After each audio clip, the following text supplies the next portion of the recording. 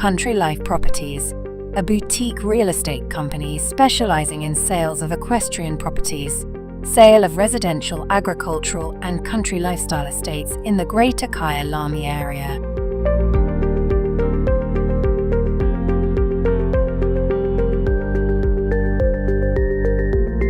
With years of experience in promoting the country lifestyle, Country Life Properties is proud to be affiliated with the Kyalami Equestrian Park. Baloo Country Estate is a secure estate offering 22 kilometers of scenic bridle trails. We provide country estates to suit all your requirements: extended family living, work from home, or just escape the hustle and bustle. A variety of equestrian properties are offered for the keen equestrian. Contact us or visit our website and let us find the right property for you.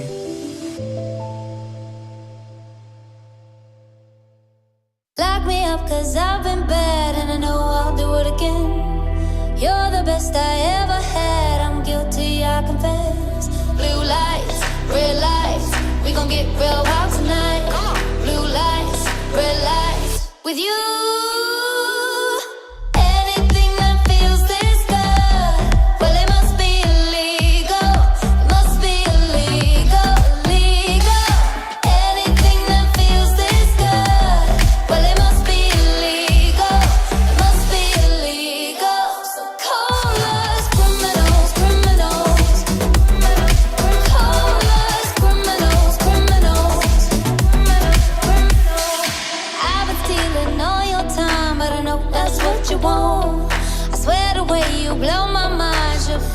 Against the law. Blue lights, red lights, we gon' get real wild tonight. Blue lights, red lights, with you. Anything that feels this good, well it must be illegal. It must be illegal, illegal. Anything that feels this good, well it must be illegal.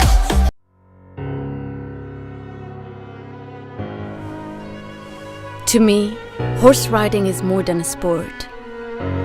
It's a lifestyle. It's the passion I feel every time I'm with my horse. It's a partnership, a shared performance, and a bond rooted in trust. It's not me, it's us. Two bodies, two souls, and a saddle that move in unison. It's an extraordinary combination, nourished by respect and sensitivity for the planet.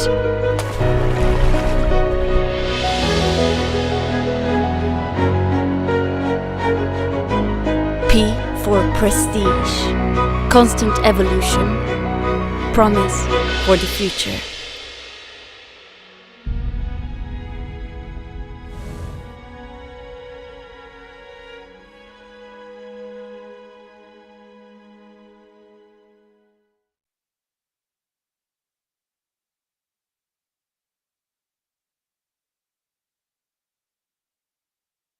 Hi, I'm Stacey from SHB Financial Services, specializing in the best payment solutions for your business.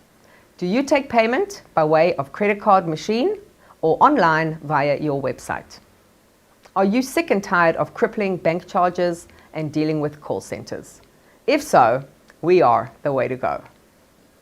We offer a guaranteed reduction of your current credit card rates, affording your business a substantial saving. The latest state-of-the-art credit card terminals and round-the-clock 24/7 in-person VIP customer support, with the added benefit of not having to change your current bank and practically zero admin. We have thousands of happy clients who have made the switch. So join the most fabulous team in payments today and become our new best client ever. Give us a call now.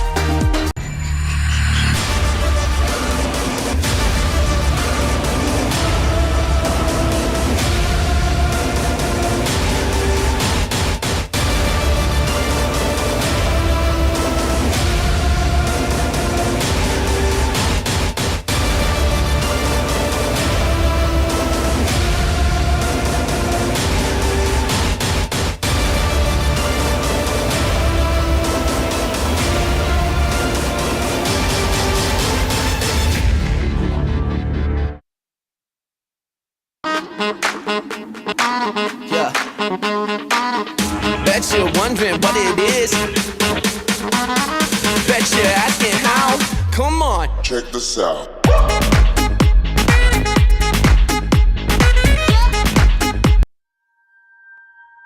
When I joined Brown Baker in 1990, we could not have foreseen the expansion of the Baker McVeigh Group, developing into an internationally renowned team. We have broadened our horizons with more than 50 vets worldwide. What makes us different? Perhaps it's our local family feel, complemented by our international footprint. Possibly it's our attention to detail. You can bring us your lame, ill and poorly performing horses and be assured of our utmost attention and individualised care. But critically and essentially, we feel our aspirational philosophy towards prevention rather than cure is at the core of our creed. Our genuine wish is to make an enduring difference in the well-being of our equine patients. For contented, happy patients make for delighted, happy owners. For life.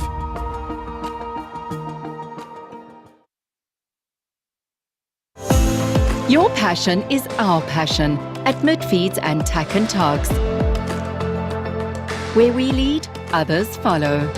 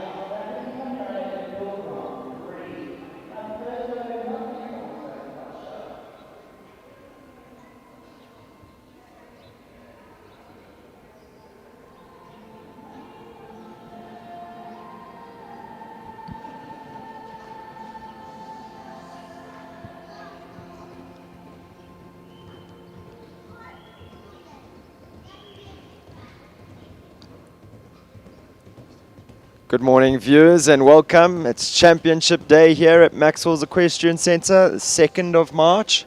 Brendan, the first class we've been waiting for all week, I think. Pony Riders title class. It's the Pony Riders 110-115 Indoor Grand Prix.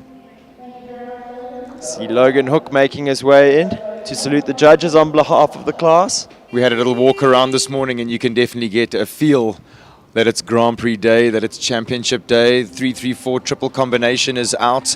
There's a few more very impressive fillers that Kevin Spratley has managed to dig out of the back there. I'm not sure I've seen such an impressive jump as the clock jump, if I'm honest. I'd like to get down there a little later and give you guys a better view of it. But first up here we have Cornerstone's hot shot. Logan Hook rides for the Cornerstone Equestrian Centre.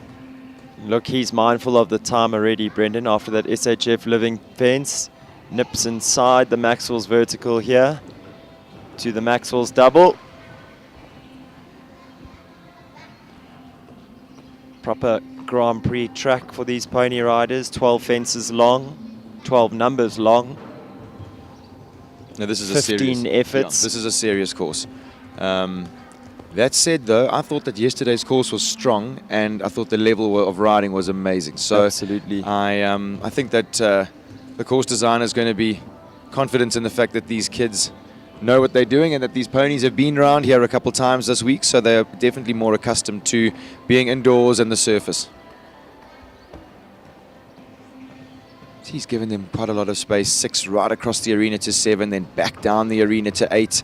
And then swinging around to the 3-3-4 triple combination. Vertical jumping in. Oxer in the middle, vertical jumping out. I think, Brendan, talking about that space that he's given the riders, it actually puts the pressure on them to be really consistent about their rhythm and know what's expected of them to get inside the time allowed. Because there's definitely spaces where the riders might be able to get a little bit slow. We're going to get a shot of the impressive clock tower there.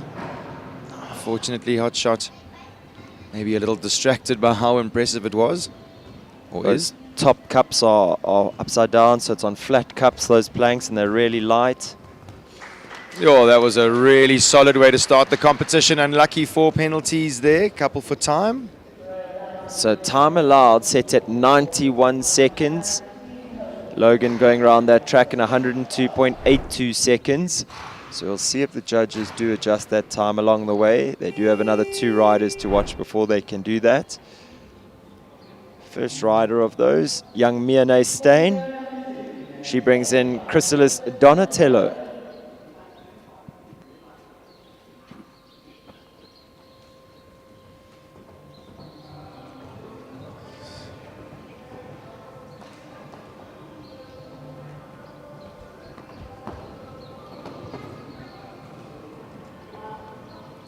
I think maybe Sten, we were talking about the space in between the jumps in this championship class, and really forcing the riders to stay rolling, stay at the gallop.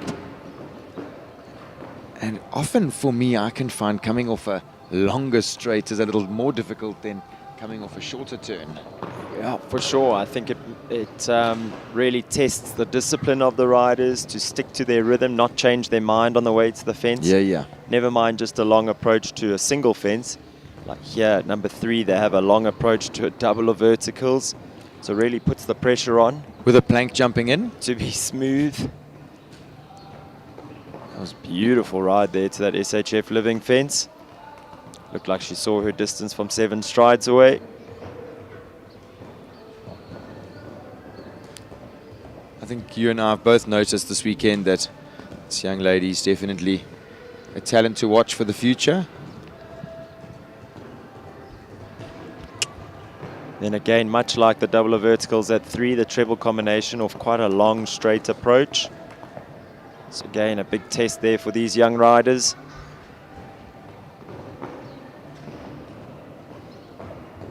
Easy as you like, up the 5 strides there to 11.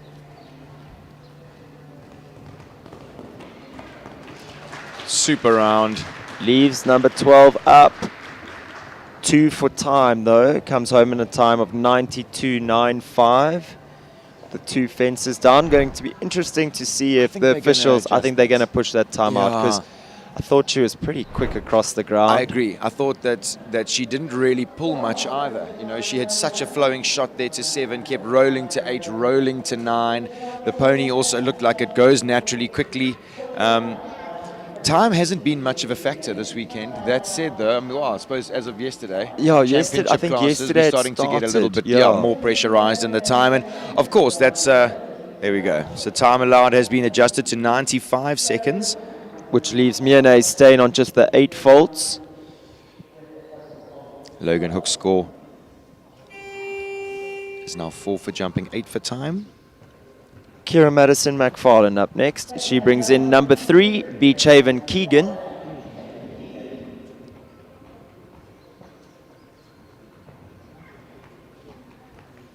Kira came and introduced herself and had a little word with us yesterday. Yeah, a very confident young lady. She wanted to know who we thought was going to win this class, and we both agreed that, well, I think I definitely alluded to the fact that I thought Voodoo was one of my picks for the class. For sure. That's but Kira said to me, no, Beachhaven Keegan is going to be faster than Voodoo. She thinks Keegan's got it today. So this is what she was saying. This is where her money's at today.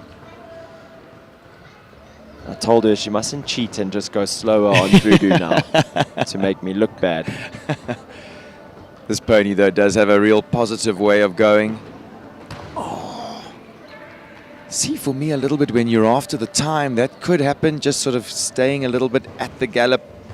And I think for the first time we've had a fence in that spot, Brendan. We've had lots of jumps going from right to left across the arena by the Yes. in-gate there this week. That's the first time we've seen a fence going the opposite way to that gate. I think it can be a bit distracting for the ponies and the horses. Yeah, as you say, right by the in-gate, almost jumping into the in-gate. In fact, right by the in-gate, because now we don't even have that extra jump, the equipment blocking the in-gate like we've had all week. Oh, shame. Unfortunately, another one at the end there. So Beachhaven Keegan and Kira, 8 faults. Look at the time though, Brendan, 84.43, well within that time allowed of, or the adjusted time allowed of 95 seconds.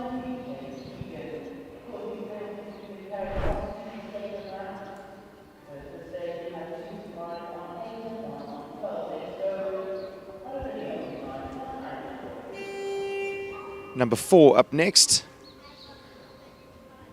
This is definitely turning out to be one of the crowd favorites. Young Oliver Neal brings in the fabulous My Irish Boy.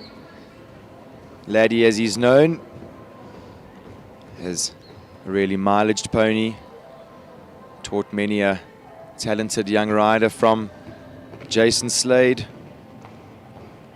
A couple more after that. But it's fantastic to see Ollie really piecing together a fantastic partnership with this magical pony.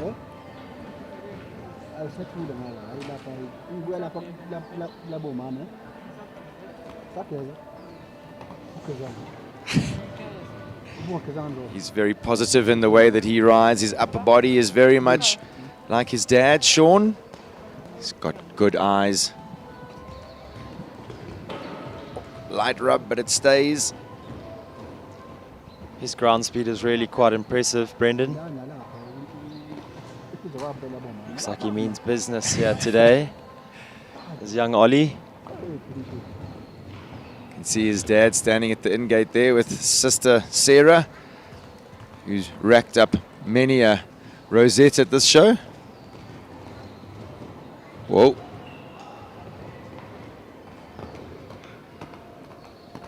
Come on, Ollie. He's 3 from home.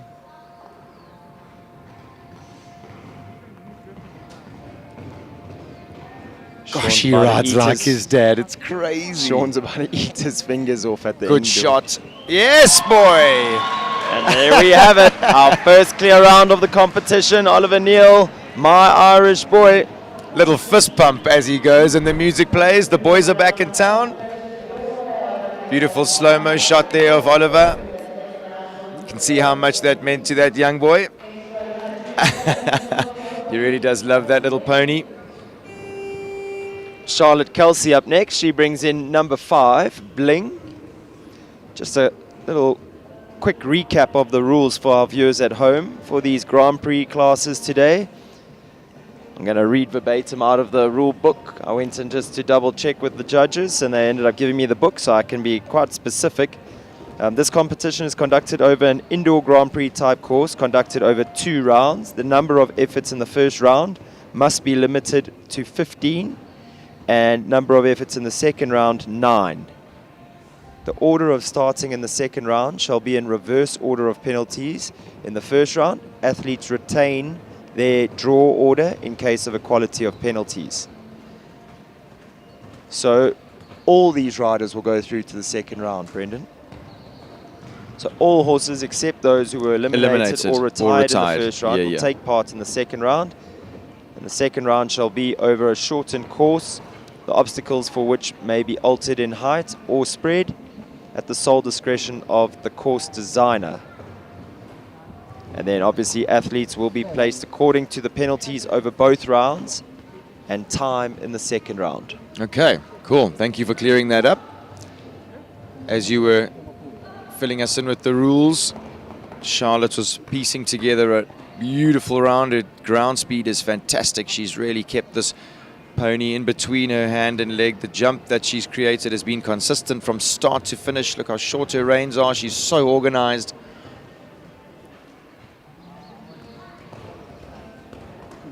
Oh, beautiful riding. That's our second clear round for the competition, and I think trainer Max Bonamy will be happy with that. Lovely riding there by Charlotte. That was a fantastic round. Really organized start to finish. Slow-mo shot of Bling coming through. The 3-3-4 triple combination.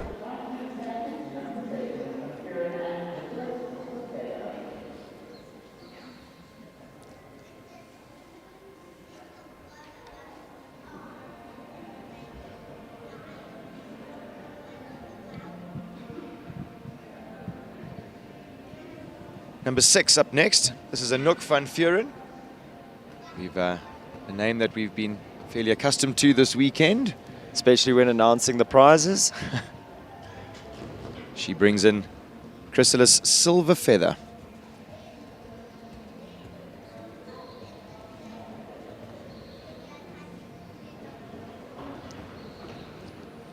Anouk's going to be enjoying her last few months on these ponies, as she's going to be making the step up into the junior ranks, or more consistently into the junior ranks. She's in the junior ranks already, but obviously stepping off her ponies. We were lucky enough to meet Anouk's father earlier this morning. He mentioned to us that she's 15 now. Yeah, and just really enjoying her last few months, like you said, on her ponies. Even there, her Plan B riding is amazing. Hey, Brendan. Very. You know, I've also have known this. I've known this pony for a while, and she's sensitive and fiery. And just the way this girl just settles her down and gets her the best out of her, it's amazing to see. Textbook through the 3-3-4 treble combination there. Remembering, though, viewers, that everybody goes through to the second round, so this competition is by no means over. And it looks like we've got young Thomas Alexander in the building, watching some show jumping here this Sunday. Welcome to Thomas. Son of South African legend in the equestrian community, Dominique Alexander and Karen Alexander. So Anouk finishing just the 4 faults there. Comes in inside that time allowed, a time of 89.88. Which at the moment means she would be 3rd last to go in that second round. Pretty good position to be sitting in, Brendan. Absolutely. You know, with a full round still to go, 1 rail easily cancelled out. Easily. Puts a lot of pressure on the other riders. I think this is it's going to make the competition today very interesting. That there is, you know, there's going to be a little bit more pressure with the second round. It's going to make consistency that much more important for me. I suppose, again, we've been talking about it all week, a little bit of fitness. I was gonna say, you and I have touched on the fact that for these young riders, I think the biggest challenge is consistency, because consistency you sort of develop over years. Yeah. So yeah, a big deal that they get to jump the 2 full rounds. Mia Steyn returns next, this time on number 7, Cornerstone's Magic.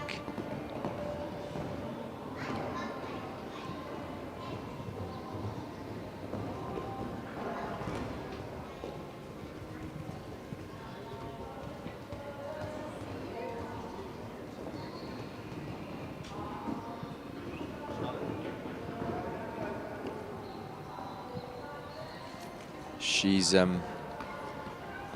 young lady that I've been watching all weekend, and I just I'm impressed each time just by, I mean, as you mentioned it earlier, Plan B riding. Just to touch on that with the viewers, you know, as trainers and as riders, we always have our Plan A, being we have our, you know, our little route that we're going to plan with the number of distances that we're going to do, or number of strides we're going to do in the distance. But sometimes that changes. You know, the horses would chip in, maybe they get distracted, they could spook at something, whatever it may be. Nips inside there with her mind on the time. Smartly done. You know, again, Plan B riding is something that takes time to develop. Oh, You know, not even Plan A there. riding. Yeah, you're right. So I must say, when these young children can almost do it naturally, it is something that's hugely impressive for me. Oh, big stretch over the Peacock Oxer. Come on. Yeah. Yes. Fantastic riding, Mia Steyn. Giving us our 3rd clear round of the competition. Mia Steyn, she'd been around this track once.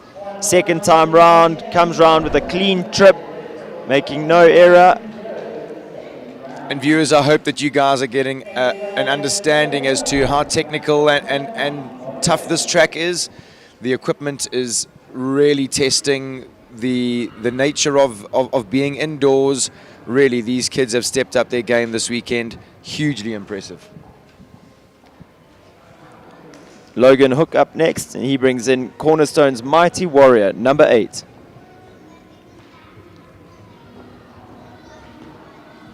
Again, another rider that's already had a trip around this Kevin Spratley designed course. So he knows what's expected to jump a clear round here.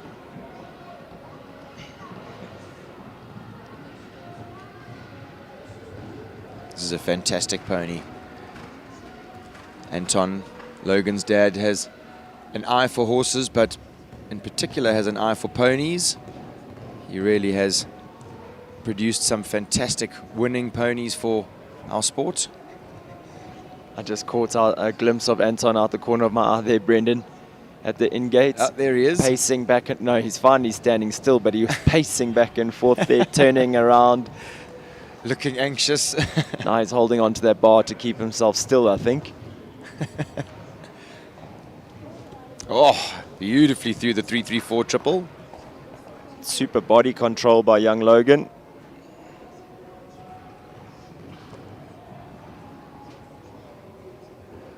Opts for the extra down to the Peacock, but does it beautifully. He's going to be inside that time allowed. Come on.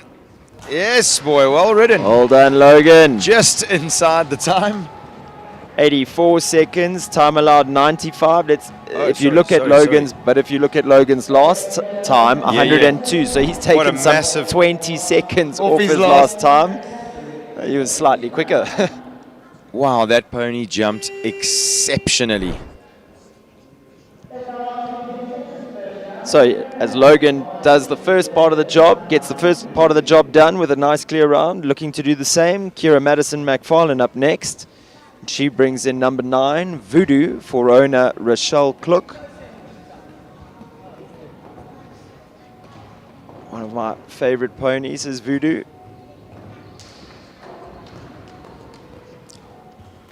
So Sten, you've actually ridden this pony you've mentioned.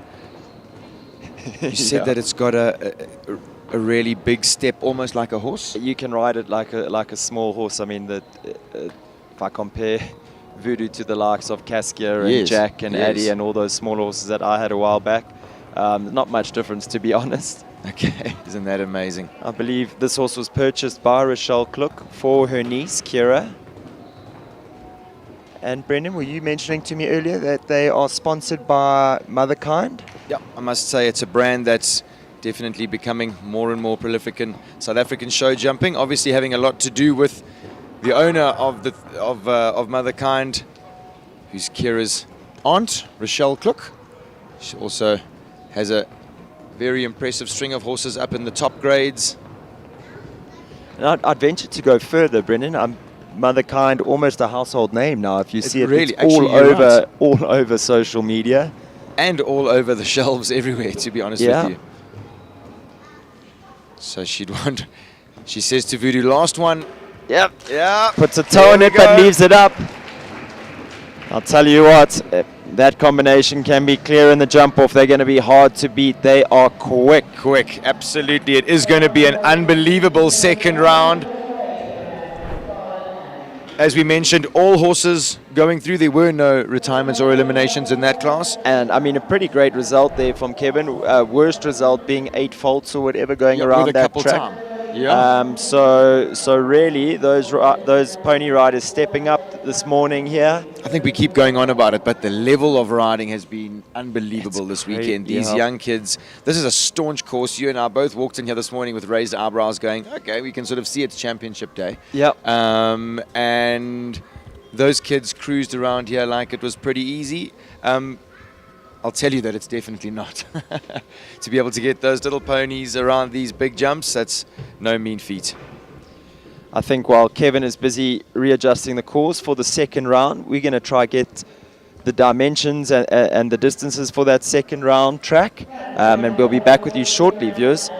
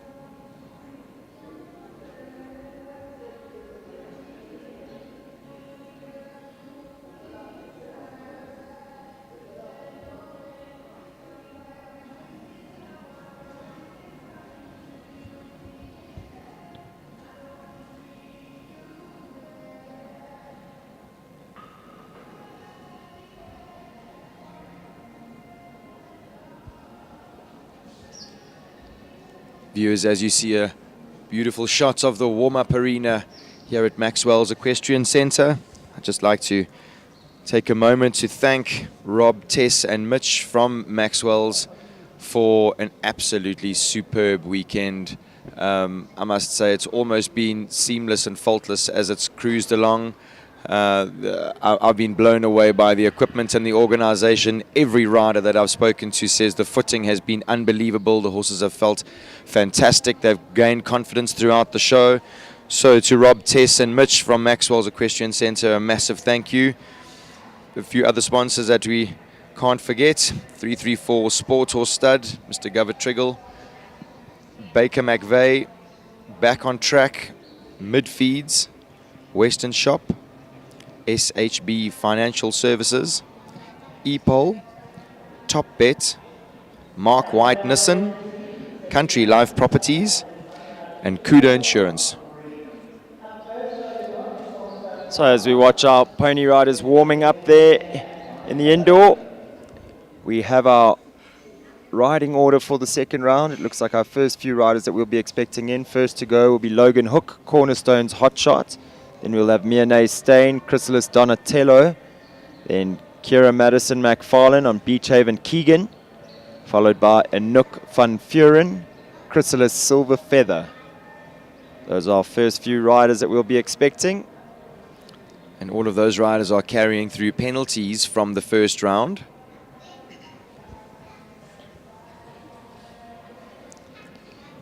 These pony riders in the second round will be jumping over the track with jumps 1, 2, 3B, 4, 9, B and C, 10, 11 and 12.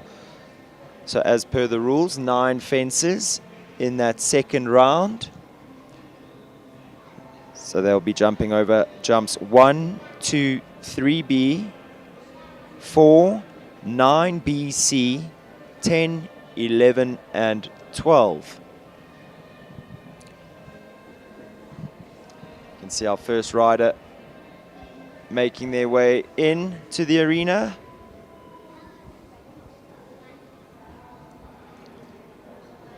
That is Logan Hook and Cornerstone's Hotshot.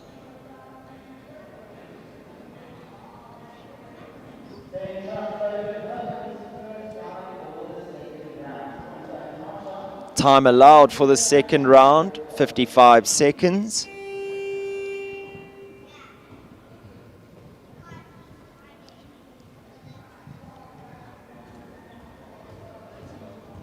This horse carrying through 12 penalties from the first round, 4 of which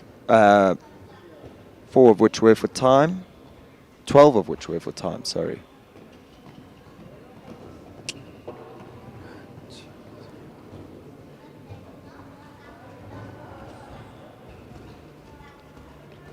So that long run up to the double at 3 becomes an even longer run up now, Brendan.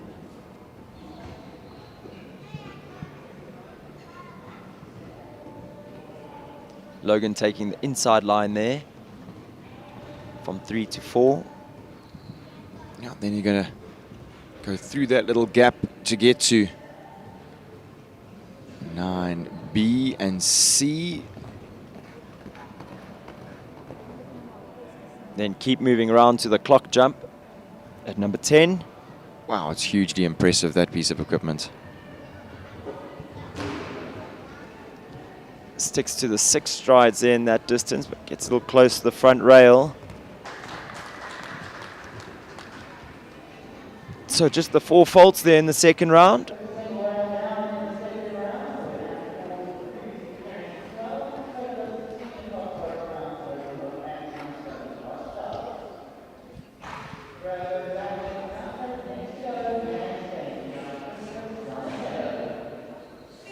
So next to go, Mianay Stain. She brings in Chrysalis Donatello, sitting on 8 faults at the moment.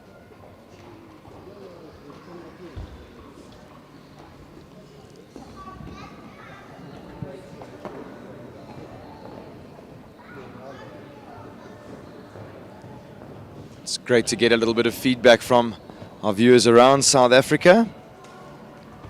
Both Mianay and Anouk are based at Country Ranch Stables out in Witbank. Trained by Gustav. Trained by Gustav, absolutely. Meticulously trained. He definitely has a way.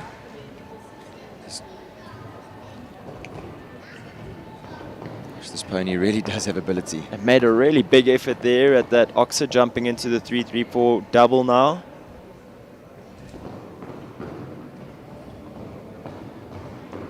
Five strides up to the peacock oxer.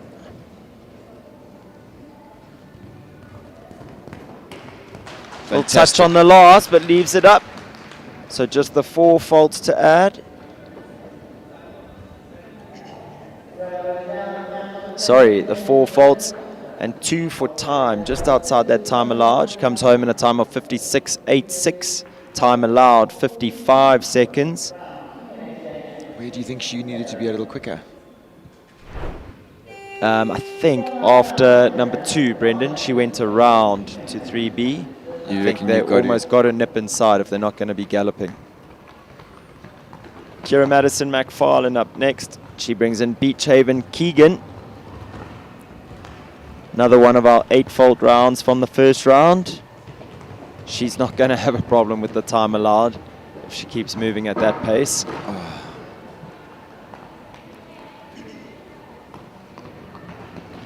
Keegan maybe getting a little bit keen down that line to number 3. See, Kira is the first one to take that line from 4 to 9. She went inside. Wow.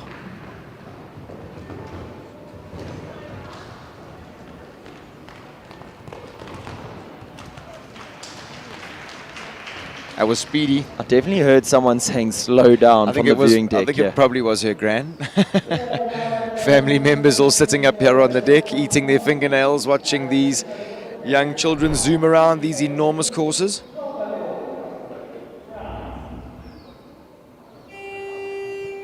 They all mean business, that's for sure.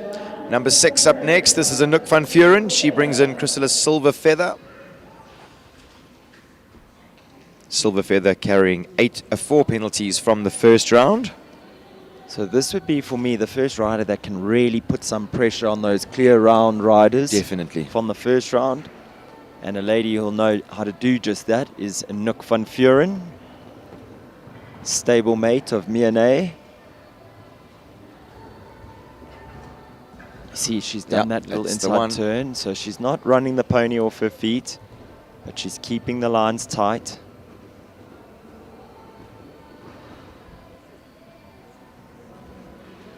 Spoke about 1 or 2 of the horses that have a certain lightness to their jump. Yeah. Brendan, Silver Feather, living up to her name. Light as a feather. She really does have fantastic feeling, this young lady.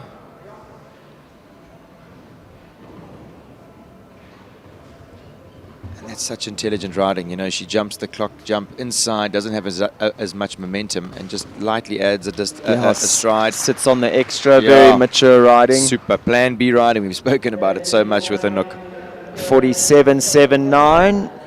Finishes 1 rail down in the first round, 1 rail down the second round, finishes on 8 faults. Sits in the lead in the early stages of this competition, but now we're getting down to the business end of this. First to go of our clear rounds, my Irish boy, Oliver Neal. Very determined looking young man as he cantered past us here, Brendan.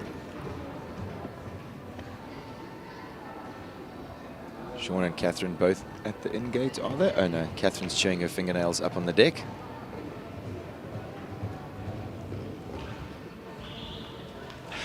Oh yeah, the whistle from Sean already at the gate. That's pretty early on in the track to be whistling.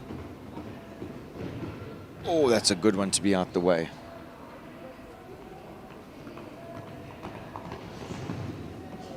Good angle there at number 4.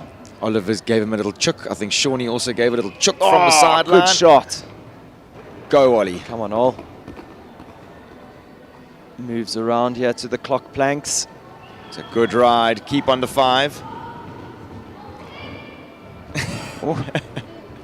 He's getting instructions from all sides of this arena. Yes, Leads boy. it up.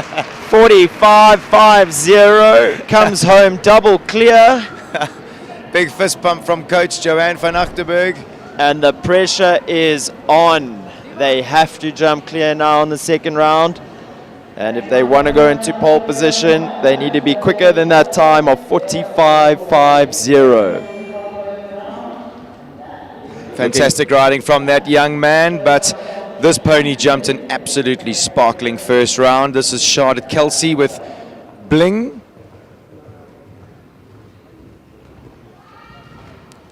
Charlotte's helmet also living up to her pony's name. Looks quite blingy from here.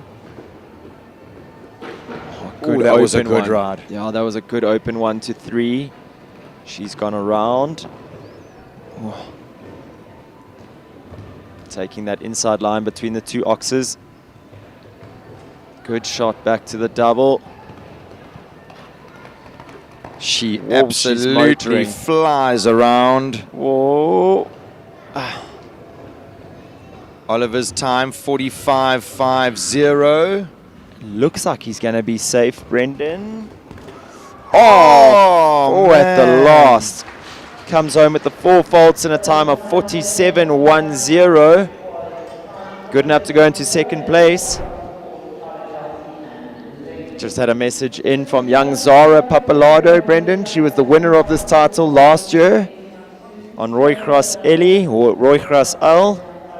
She's watching from home, supporting all her fellow riders.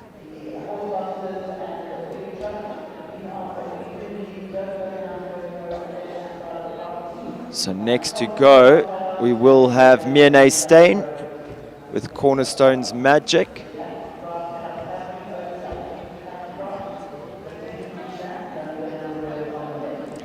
Miene just hopping off her first ride and just getting organized for her second ride in this competition.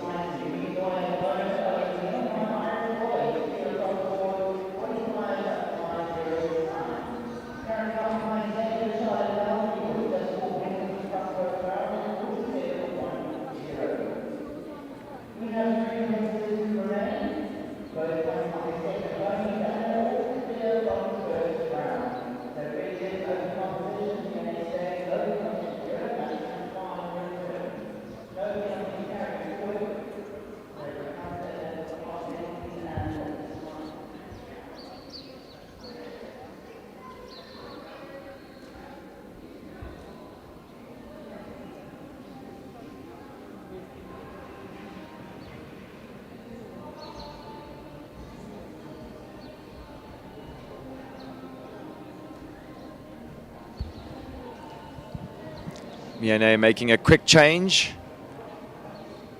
She's ready for her next round. Cornerstone's Magic, number 7.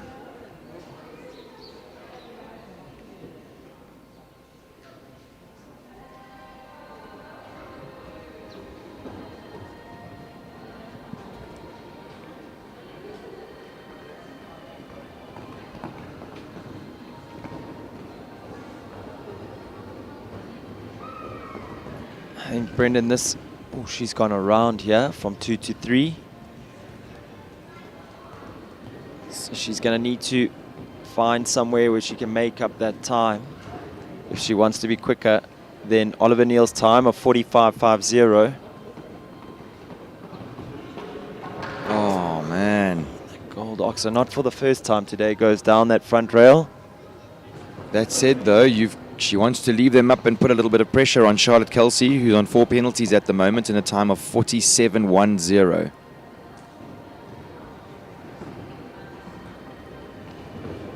You'd almost think it's sort of all or nothing now, but she's not going to hunt down that time. This will be good enough for third at this stage. 52.69 with the 4 faults. Like you just mentioned, slips into third place. Just behind Charlotte Kelsey, who is in second on Bling in a time of 47.10 with the 4 faults. And our only double clear so far, my Irish boy Oliver Neal, time 45.50. Slightly more experienced pony rider up next, Logan Hook. He brings in number 8 for the Cornerstone team, Cornerstone's Mighty Warrior. he's setting off at a good pace here to number 1.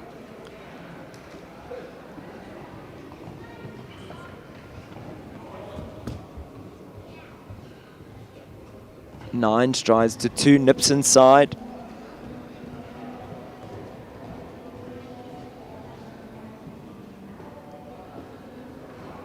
Really thinking about moving right there after number 3. Nips inside to the gold oxer. Come on. Come on.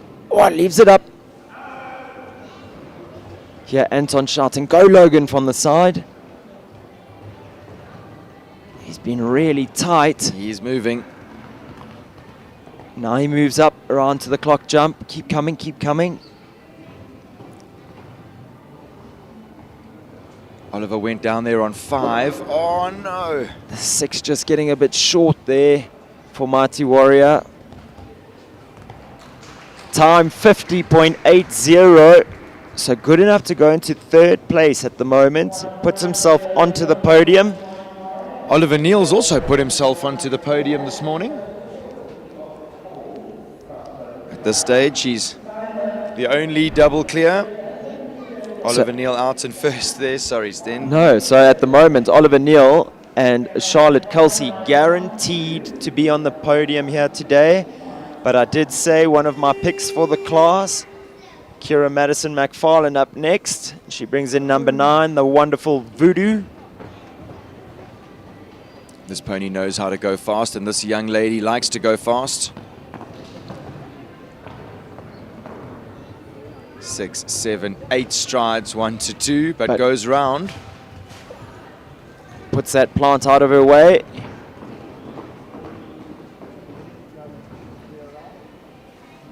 Goes inside to the gold oxer. This horse is a real acrobat.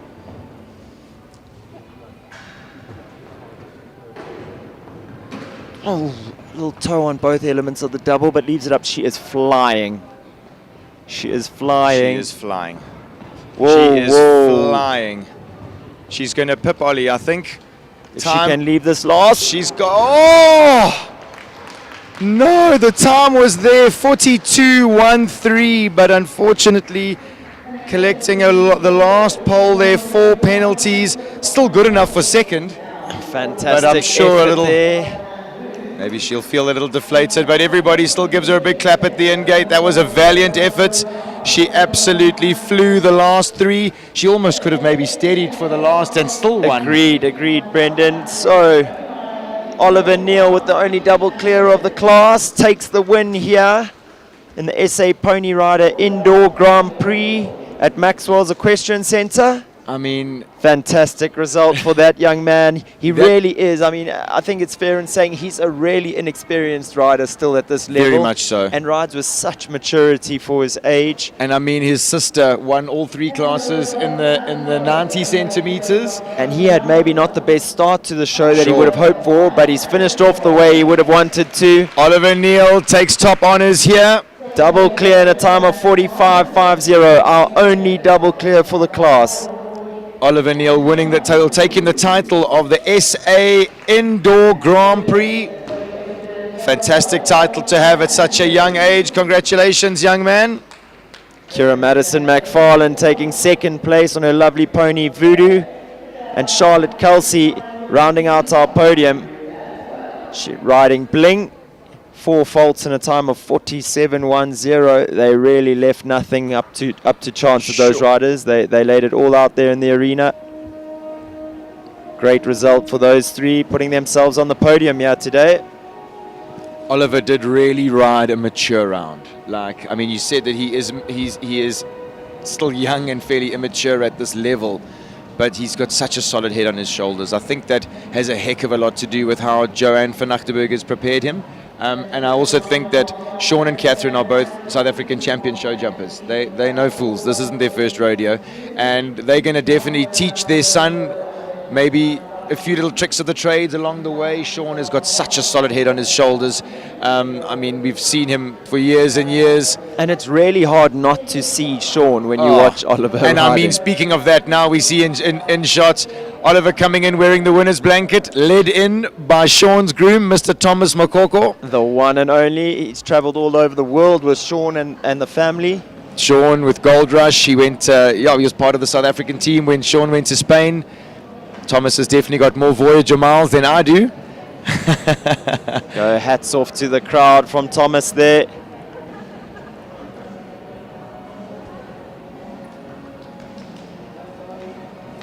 Beautiful day sheets there for first, second and third.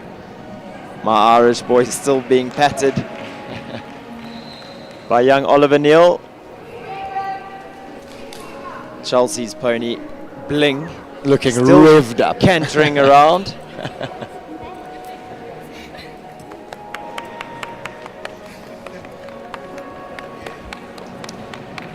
Oh, big high fives from Tom and all.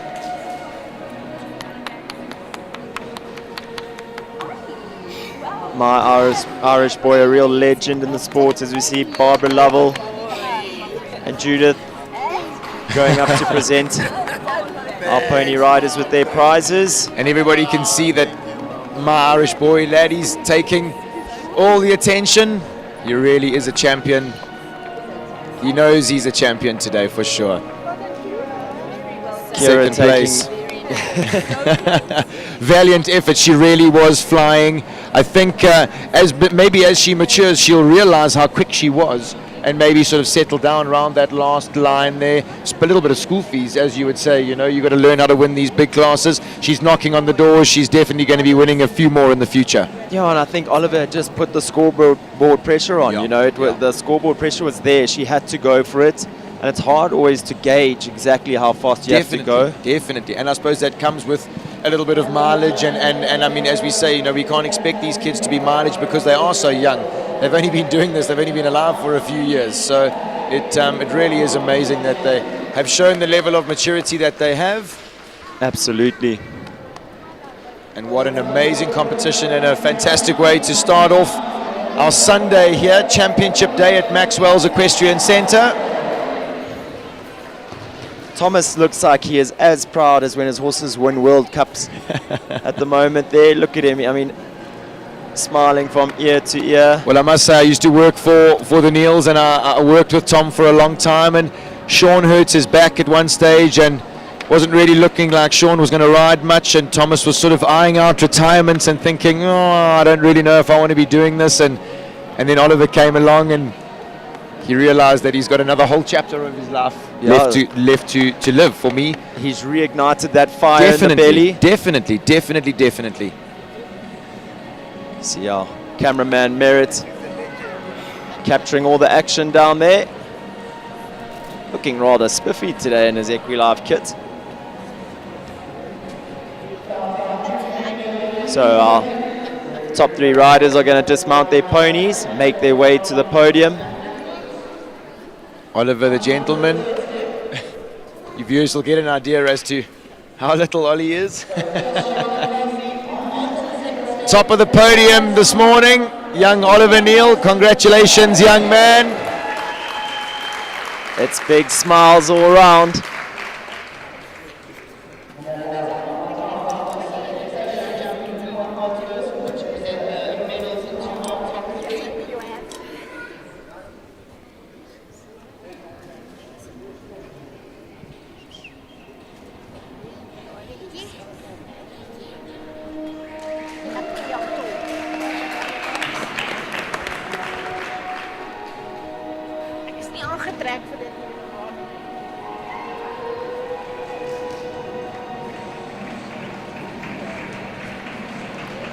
Diane Snodgrass there from PE, always giving us some valuable information. Thank you for watching, Di. We love your input. Barbara Lovell goes forward to give young Oliver Neal the South African Pony Rider Indoor Grand Prix trophy. Fantastic scenes, young man. I'm sure that's going to be one of many. And I hope our viewers can see that that's not a smile for the camera. He hasn't been able to wipe that smile off his face since he walked into the arena here this morning. Such a happy moment for that young man. Hold on, we're going to get a moment with Joe.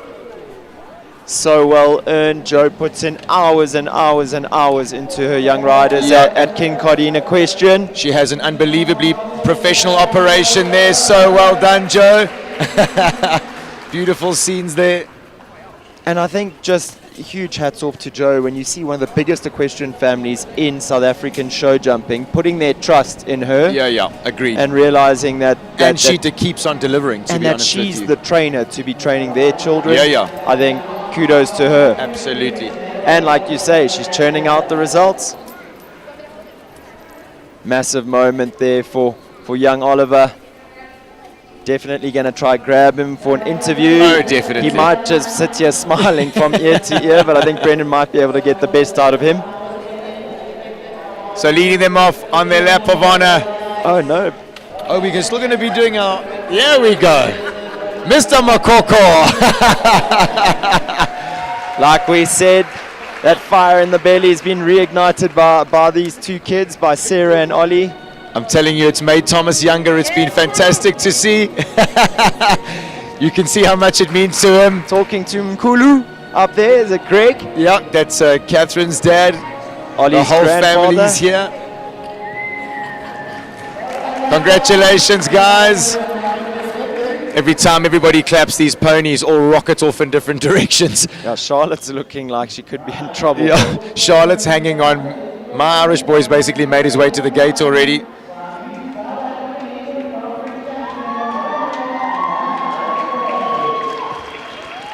Massive round of applause goes out as these pony riders make their way around on their lap of honor.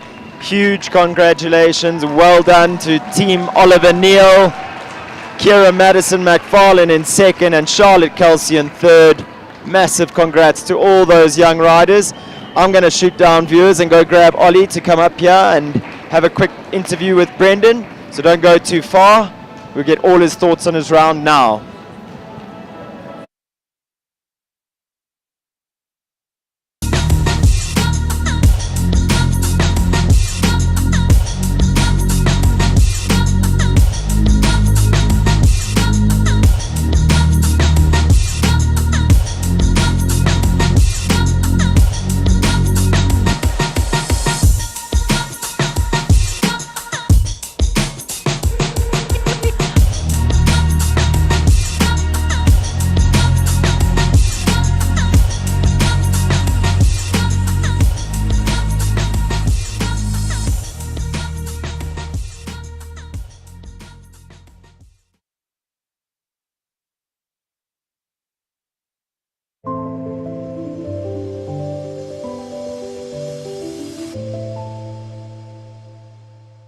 Country Life Properties, a boutique real estate company specializing in sales of equestrian properties, sale of residential, agricultural, and country lifestyle estates in the Greater Kyalami area.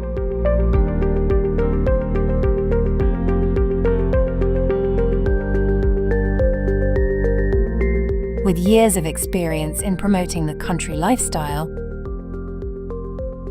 Country Life Properties is proud to be affiliated with the Kyalami Equestrian Park. Baloo Country Estate is a secure estate offering 22 kilometers of scenic bridle trails.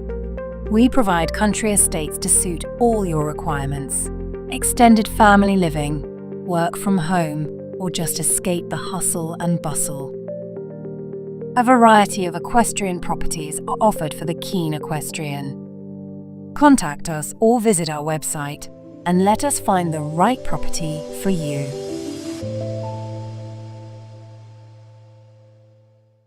Lock me up 'cause I've been bad and I know I'll do it again. You're the best I ever had, I'm guilty, I confess. Blue lights, red lights, we gon' get real wild tonight. Blue lights, red lights, with you.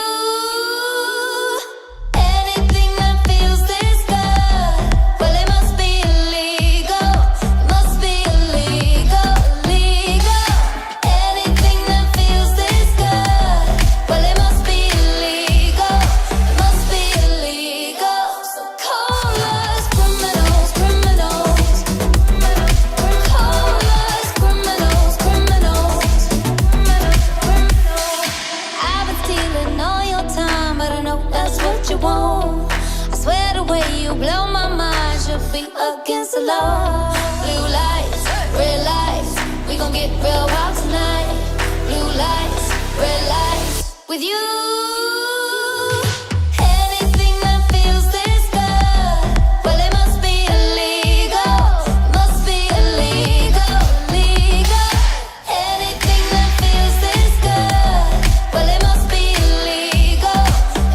Hi, I'm Stacey from SHB Financial Services, specializing in the best payment solutions for your business.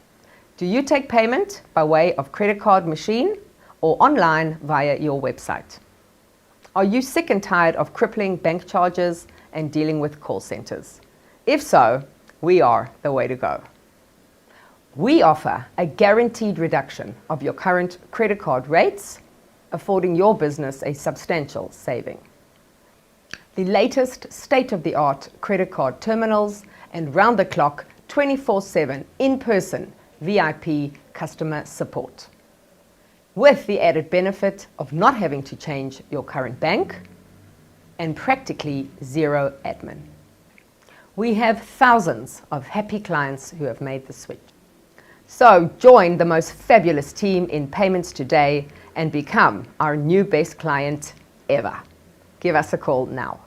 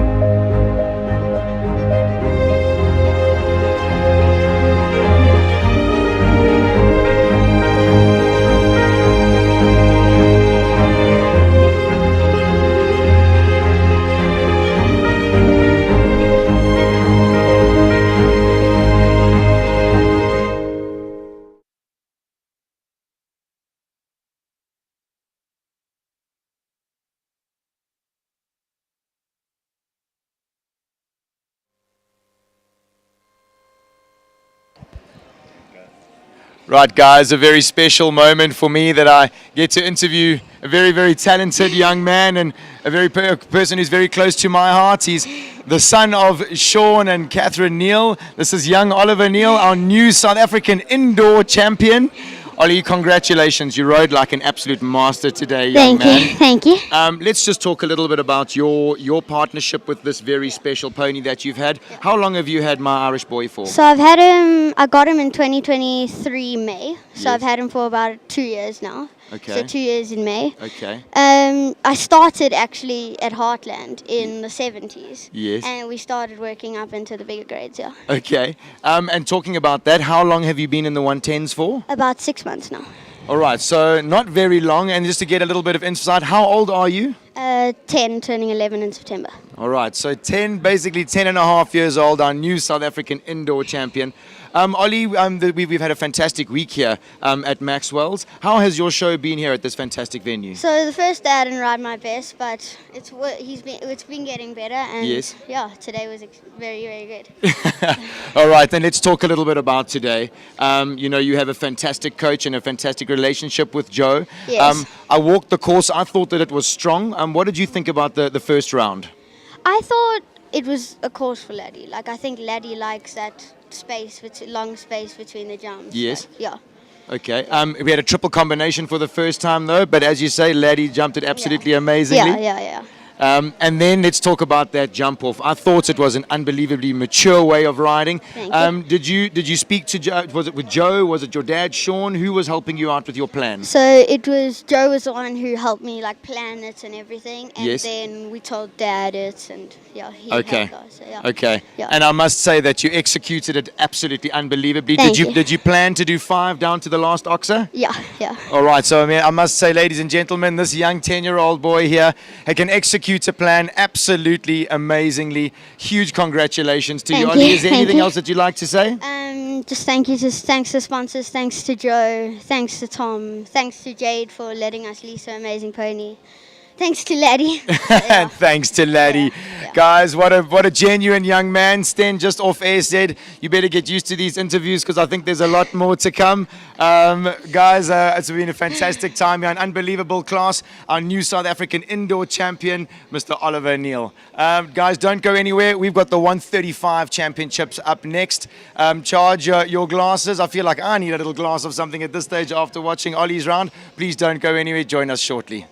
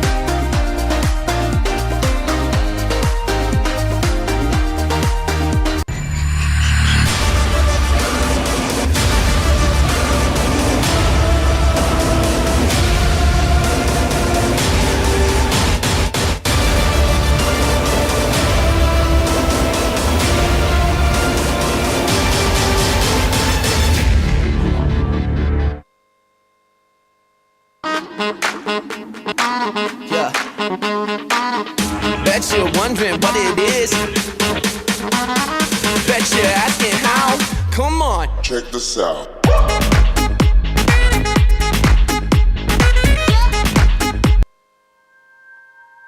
When I joined Brian Baker in 1990, we could not have foreseen the expansion of the Baker McVeigh Group, developing into an internationally renowned team.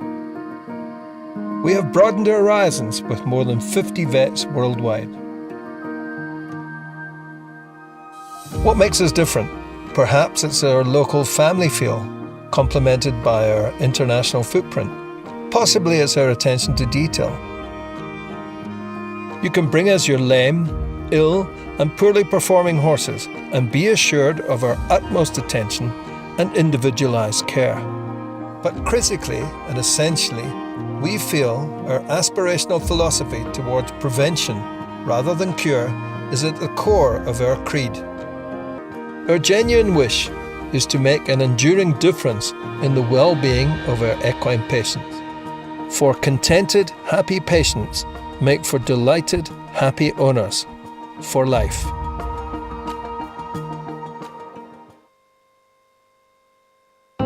Welcome to the world of mid-feeds and tack and togs.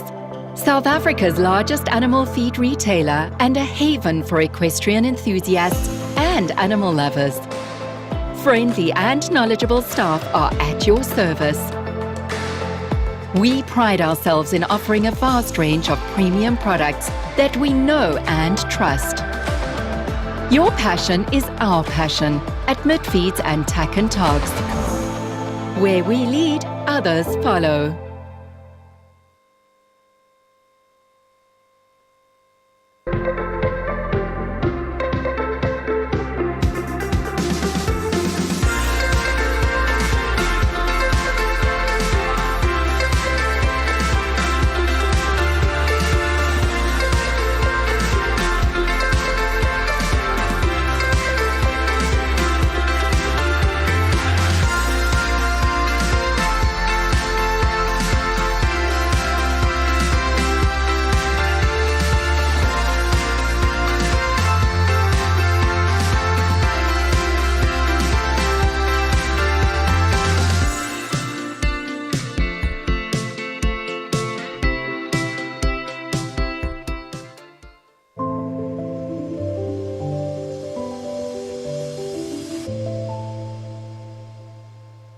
Country Life Properties, a boutique real estate company specializing in sales of equestrian properties, sale of residential, agricultural and country lifestyle estates in the Greater Kyalami area.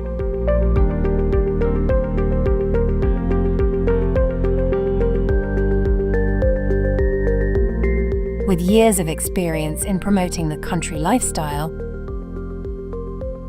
Country Life Properties is proud to be affiliated with the Kaya Lami Equestrian Park.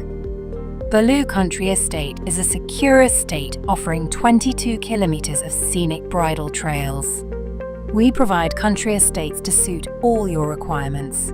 Extended family living, work from home, or just escape the hustle and bustle. A variety of equestrian properties are offered for the keen equestrian. Contact us or visit our website and let us find the right property for you.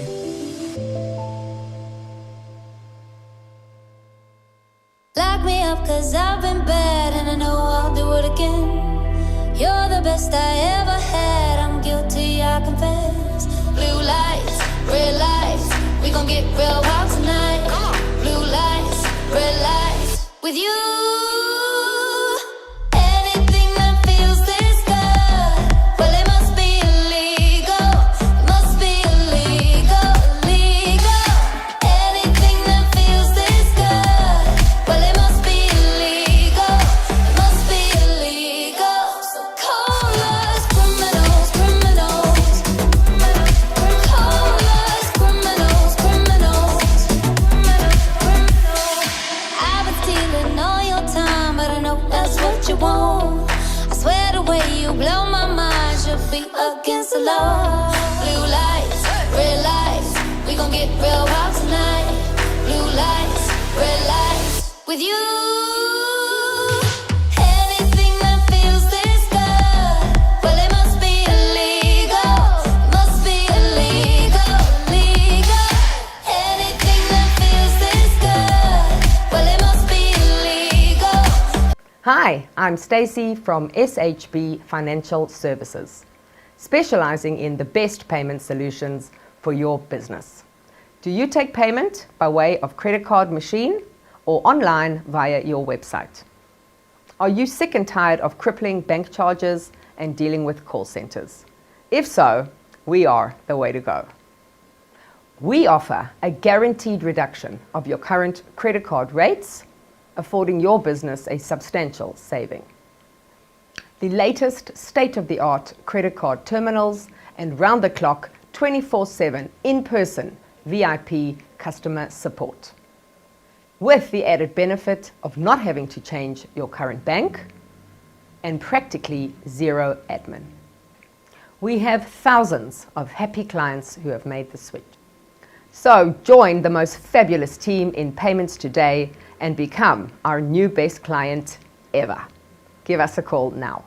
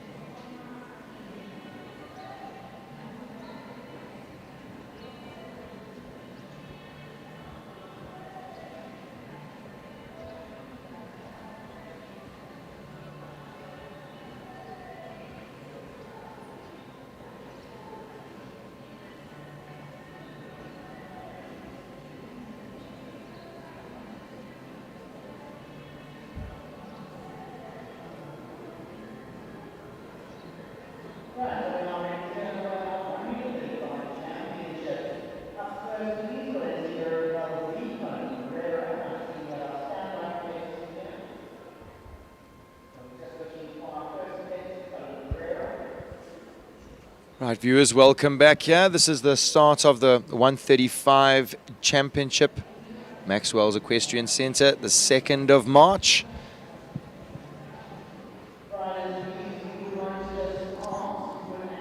See Chris van der Merwe making his way in on number 2, 334 Bacure. Just heard the judges announcing we will be waiting for Chucky Ferreira. He is number 1 on Kolensky de Revelzi.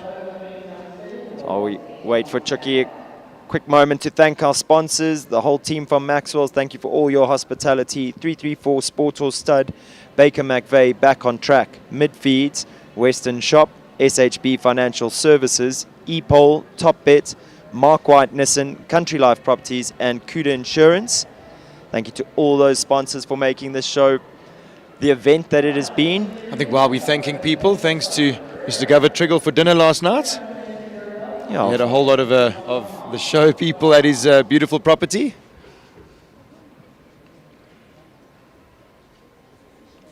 see Chucky making his way up to salute the judges on behalf of this class. Brendan, did you manage to walk the track at all?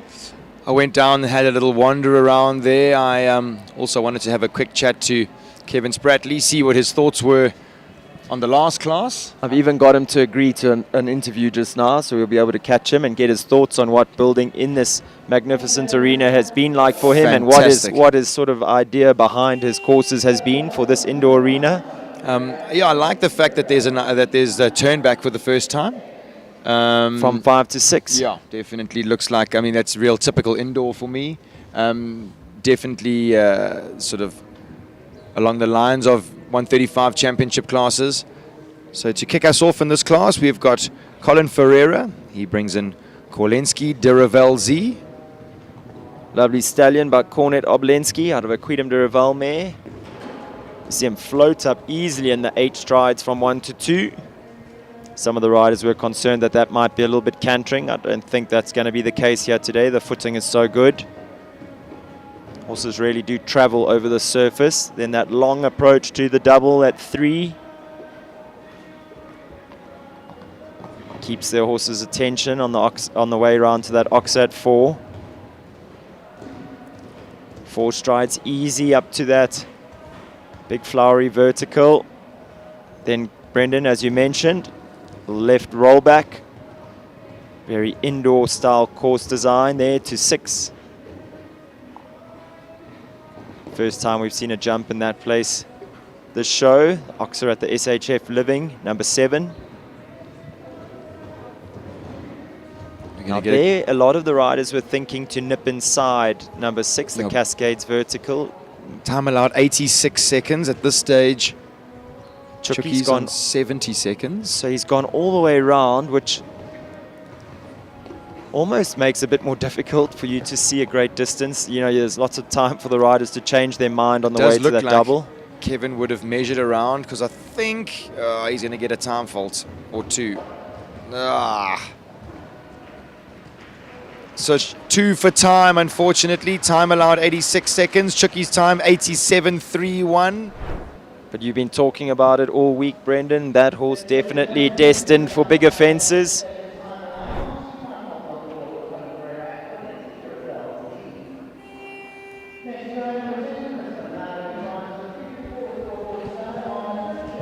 So Brendan and I just discussing off air, this is a championship class, so clear rounds going through for a jump off. Just the clear rounds will be going through to that jump off round. Next up, Chris van der Merwe brings in number 2 for the 334 Sport Horse Stud. It's 334 Bacure. 8-year-old stallion by Brunsau out of a Cassini mare.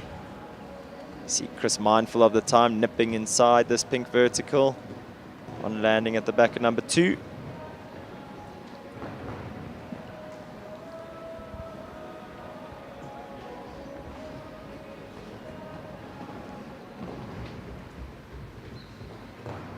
Beautifully put together horse.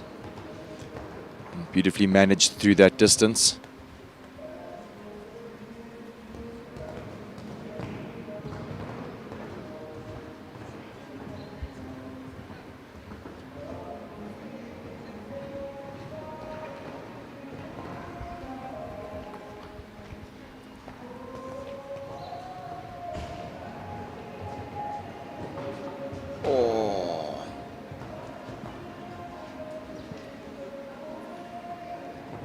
Wonder if the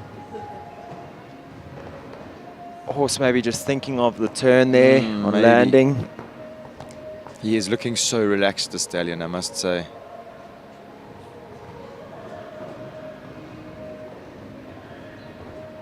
Does his job so easily. Well inside that time allowed, comes home just the 4 faults and a time of 80.27. So well inside the time allowed of 86 seconds. I would say, though, definitely number 8 is a trick.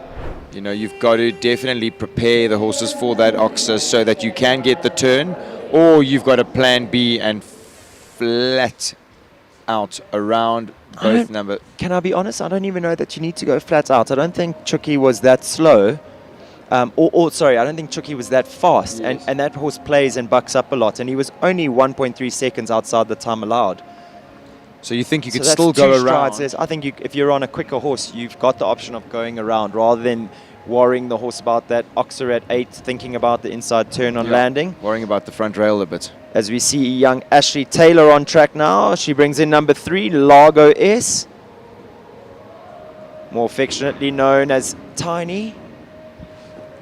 I was chatting to Ash at dinner last night about him, and she has mentioned that he is a lot of horse for her still. She's still trying to work him out and trying to get him a little bit to respect her and his body. She said it's very frustrating when her dad hops on and he just shows her exactly how he should do it and says, look, it's easy, you do it like this. Doesn't realize that that's coming from one of the absolute maestros of South African show jumping. And a pretty strong man. I don't know if the viewers at home can see the irony in Tiny's name, but it is rather ironic. He's a big horse for such a fine lady to be controlling. That was very organized, Brendan, because that line that she's taken to the double at 9, I thought looked a little bit zigzaggy if you're going to take that approach. But actually, she made it very smooth. Yeah. I thought you either have to go inside 6 or all the way around. That was uncharacteristic. Ash looks like she's going to jump a little oxer and come out, maybe. I think the vertical at number 1.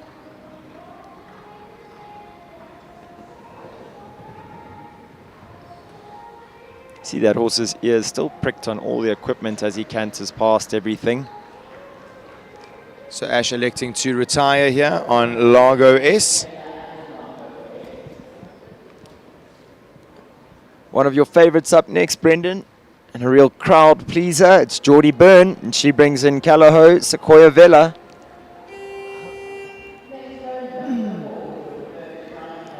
She'll be licking her lips at the opportunity to go fast in a 135 championship.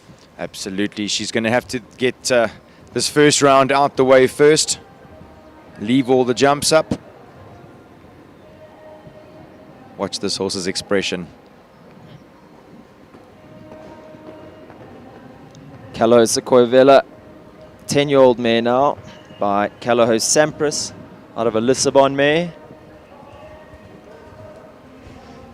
And has already in her young career been such a winner on the big stage. Maybe it's her day today. Sten, you always say that if you have a big rub quite early on in the course, that hopefully that's it for the class. Yeah, for sure. With these careful horses, I think when they do have a rail down, or if they have a little touch on a rail, yes, and it stays up, I think you've got to smile to yourself and think, okay, today's almost the day. It like sharpens them up a little, reminds them that they need to respect the fences. Yeah, because horses of this quality don't touch the fences. Not very often. Very often. We've spoken about it so often, Brendan. Geordie's ability to just keep the horses coming forward out the turn day after day. And it's organized. They're super organized. You can see this horse is in such classical tack. Does the same turn that Ashley did in the last round. No problem for Geordie jumping out the 3-3-4 double. I think She's 2 from home. I think I'd be right in saying this is like the first one of our sort of faster horses to watch go around this track, so we'll be able to see what her time is like. Yeah. Comes home clear, 82 seconds. So 4 seconds inside that time allowed, and we have our first rider through to the jump off. We said she'd be reveling at the opportunity to go fast in a jump off here today. They're going to have to catch her, that's for sure. Believe you me, she's going to be quick. Beautifully ridden there by Geordie Byrne. From one class act to another. Next up, number 5, 334 Casarati with Raina Korba riding for the 334 Sportal Stud. Casarati, 8-year-old gelding by Cassell out of a Diorado mare. We've mentioned it so many times before that Cassell pedigree pops up so often in the 334 horses breeding lines.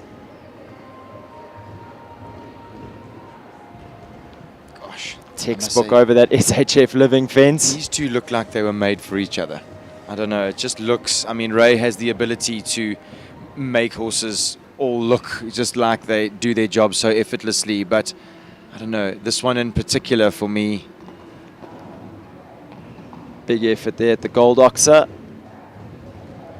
Ray's upper body just so unbelievably controlled. He just asks Casarati to step up there, so he's got momentum through the turn back, super professionally ridden, keeps moving. And you see Ray each time on landing where there is space in the arena, he lands and just tips his shoulders forward on the landing, and that's on purpose. He's not losing balance. He's just egging the horse to stay, egging the horse on landing to stay up to speed. I don't know, for me there's such a difference between making a horse canter and allowing a horse to canter. You are preaching to the choir. I say it so often to my riders, you don't need to hold their heads and kick them forward. Sometimes you can just allow the canter more. Canter, yeah. And I must say, Ray's ability to allow horses to neutrally canter and bounce along like that makes him so accurate, because when he pulls the trigger, the horses know exactly what he's talking about. Foot perfect, inside the time. And we have a jump off. As you said, someone that knows how to pull the trigger is Raina Korba. He'll be hunting down Sequoia Vela, Callo Sequoia Vela and Geordie Byrne in that jump off.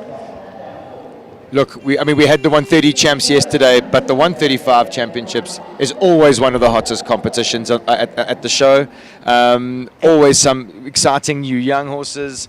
So I always like to think we've got the best seats in the house. And Brendan, can I say, we're going to have Geordie Byrne going first, because they will just go in the same order in the jump off. It's a championship class, not a Grand Prix. So she's going to set the pace. Oh, yeah. And that's going to take some catching. And then they're going to, yeah, for sure. Ray second. Barry Taylor on track now.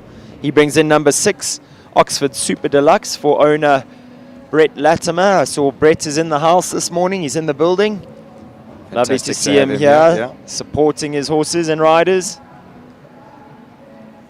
Yeah, his horses have been consistently there and thereabout this whole show. This would be his second 135 class in his career. That's a little step up there on the to that sort of light green. I don't even know what color you would call that, to be honest with you. I'm sure there's a fancy name, pastel green. Yeah, there you go. But the horses, it looks to me like the horses are maybe short jumping that Gold Oxer a little bit. I mean, it's definitely something I'm going to mention to my riders, that Gold Oxer, they might land a little bit dead at the back of that. They've got to keep moving to make sure that you can hold away on the 5 and they don't sort of land a little bit strung out. They don't stutter to a bit of space, because I think as you come past the gate there to the Gold Oxer, it's hard for the horses to keep their canter. So students, when Barry says that he wants you to scrape your leg around on the little pot plant, that's what he means. Shame, maybe a fraction green. The horse jumped in and tried so hard. Jumped a bit too high and not far out enough. No, that's one for the future. For real. In only his second 135 class. He had a full sibling who unfortunately passed away. This horse that was a year older than him, who we all sort of leant towards thinking was the better sibling. I was chatting to Barry last night, and he said to me he'd always thought the same, but maybe God was looking down on him and has blessed this horse with a bit more talent since the other horse passed away, because he said this is feeling like the business. He thinks the world of that horse. He's really stepped up his game in the last few months. So it's going to be an interesting one to follow. Great result for them here, just the 4 faults in their first 135 championship. Leona van der Merwe comes next. She brings in number 7, her own horse Hamlet. Lovely son of Hummer. Out of Ramina.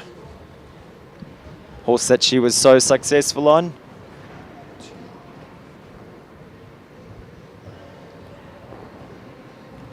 Our viewers, watch this horse's expression. He's always watching the poles. He can be a little sharp and electric, but for sure that makes him almost cat-like in his reflexes.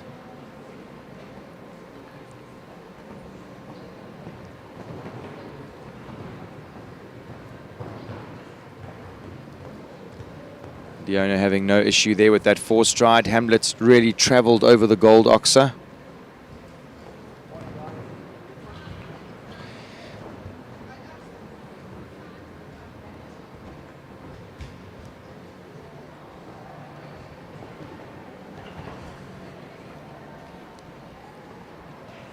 Let's see where Leona's head's at with the time.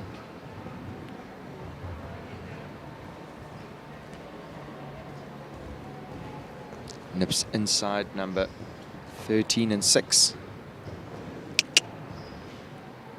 Oh, Hamlet really showing his ability, jumping out the double. 2 from home.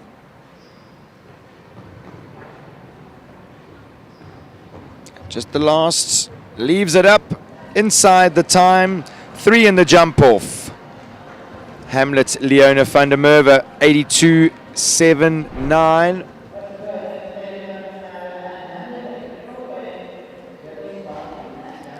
Beautiful slow-mo shot of Hamlet getting his job done.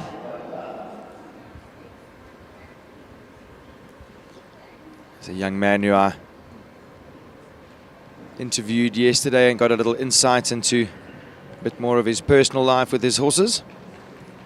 This is number 8, Jethro Bauer. He brings in his stallion, Fee Fi Fo Fum.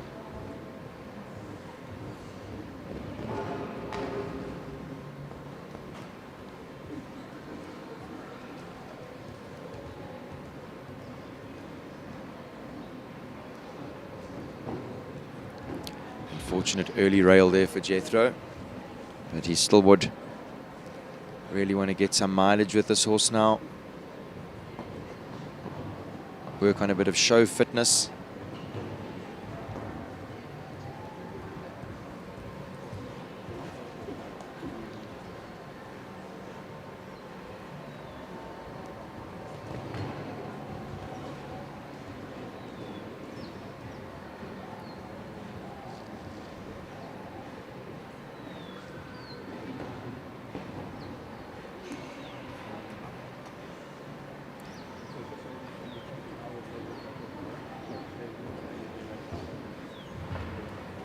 This horse really puts in a big effort at his oxes.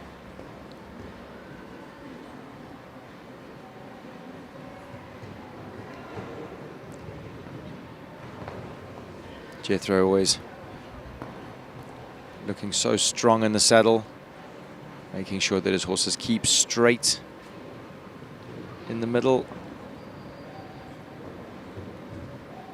Good room at the last, jumps it easy. So just the 4 penalties there for Fee Fi Fo Fum and Jethro Bauer. Maybe looks a little disappointed as he canters past me here. I know that he's unbelievably competitive. He would have loved another shot at the jump off. Unfortunately not to be.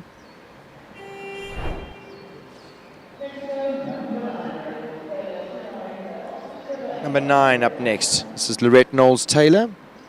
She brings in another one of Brett Latimer's horses. This time this is Oxford Cobain. Cobain, a 10-year-old stallion by Consuelo out of a Glucks Cup mare.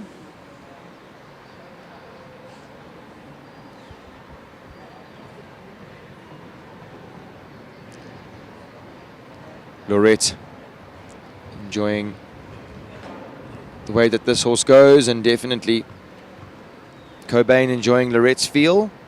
Already a winner here at Maxwell's Equestrian Centre this weekend.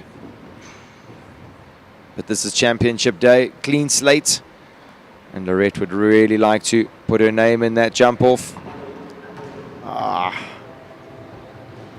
Maybe got a little slow around the turn. She gives him a little stroke on the neck.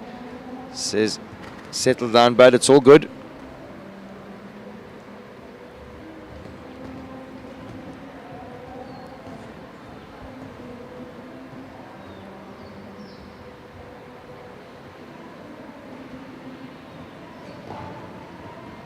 With the whole season still ahead of us, Lorette won't now have her mind on this class, but just, again, show fitness, work on a little bit of confidence together.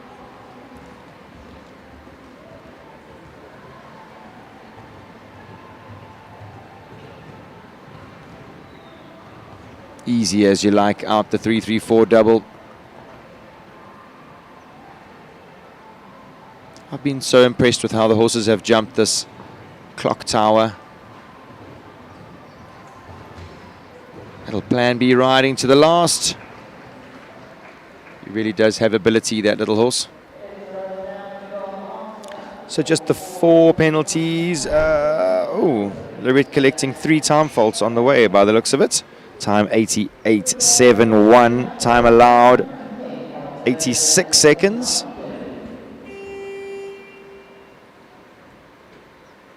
So at this stage, just the 3 clears. 9 horses have started this 135 champs. 16 horses left to come. Carol Nurden up next. She brings in number 10. This is Zonyati Jiminy.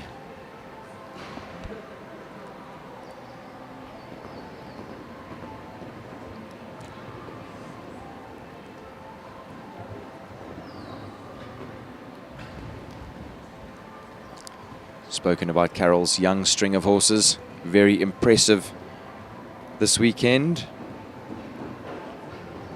Great to see her with one of her older partnered horses. Just keeping herself sharp for when her young horses will be ready to jump around these big classes.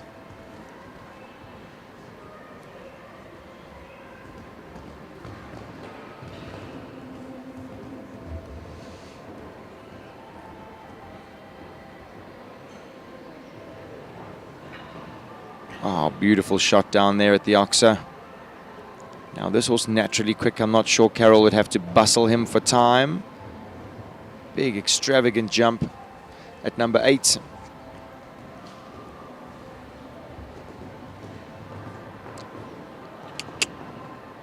Oh, come on, Carol, keep it together.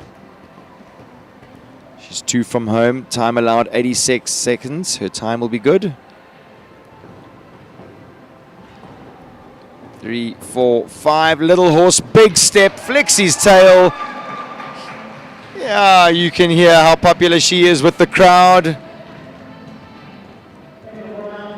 She definitely rides a bit better than she drives, Carol. But I mean, we'll chat a little bit about that later.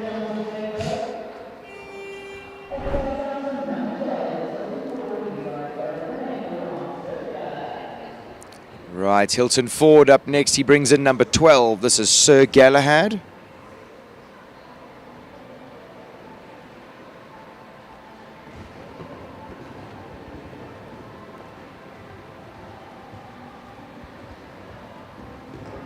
Sticks on the 9, 1 to 2.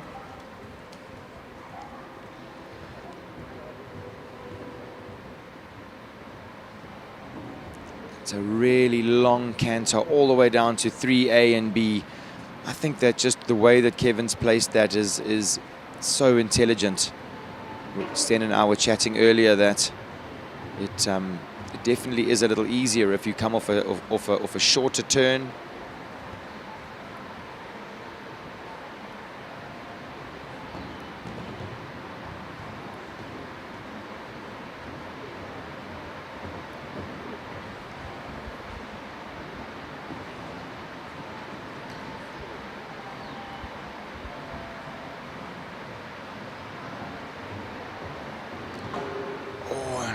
Little touch there at number 8, but it stays.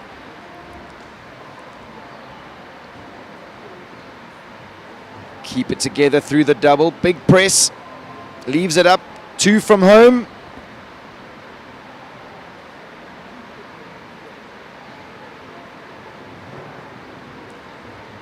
Come on, Hilton. Yes, boy. Fantastic riding there. In the time, 83.08 seconds.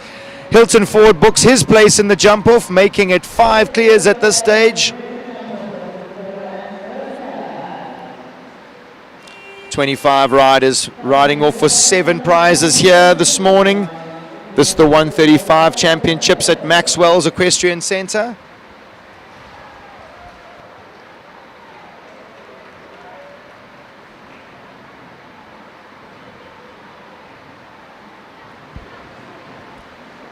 Thankfully, we're all here at Maxwell's Equestrian Centre. It sounds like the heavens have opened here. Thankfully, all of us are very dry here in this beautiful indoor. As we've seen the shots of the warm-up arena here at Maxwell's, everybody's going to be pretty dry. As Chris van der Merwe gets ready to take on this 135 championship, he brings in number 13. This is 334 Balabetto. This horse owned by the 334 Sport Horse Stud and ridden by Chris van der Merwe. Man, this horse is an acrobat. 8-year-old son of Balou Derouet out of a Diarado mare.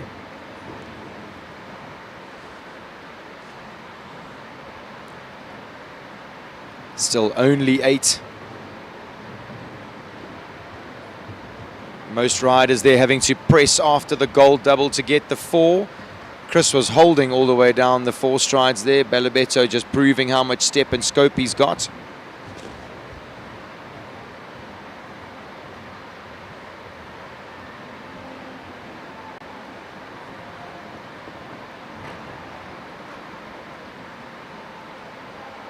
So Chris already doing 1 inside turn. Let's see the plan here.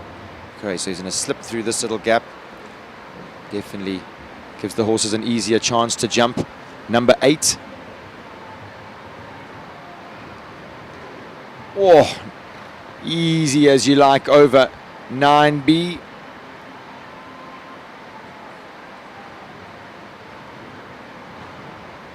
Waiting 5 for Balabetto to the last. Jumps it for fun. 82.17 inside the time. Chris van der Merwe booking his spot. Beautiful young stallion there, showing his real class around this very testing course here this morning. 50% clear round rate at this stage. This 135 championship, always such a competitive class.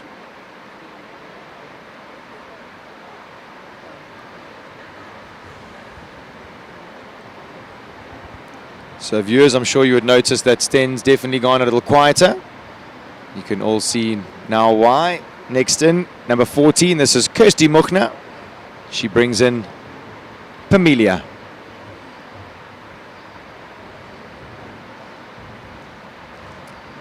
Walked the course with Kirsty, and that was definitely the plan. She wanted to take a little bit of time pressure off her round.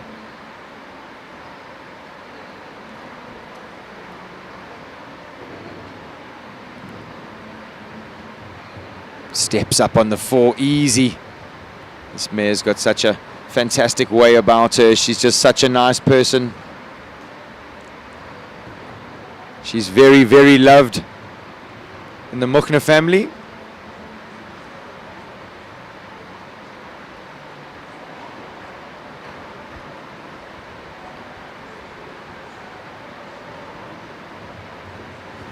Good ride.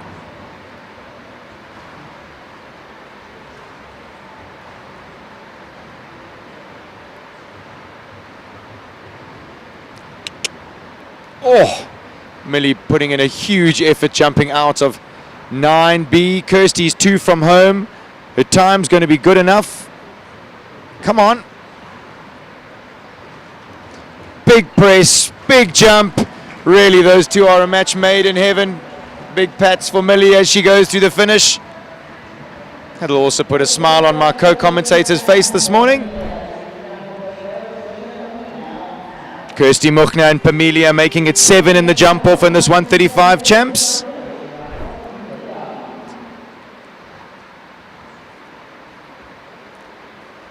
Georgie Scribanti up next. Alteam Deliapi. We were definitely chatting about Georgie's acrobats at dinner last night. Not quite sure I've seen anybody have such good balance as she did yesterday.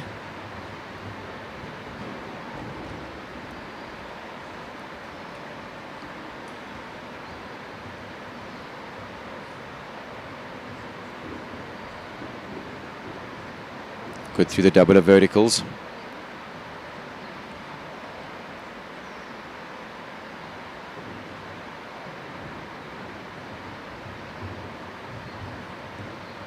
Again, this horse having huge stride, just eats up the 4 down to number 5.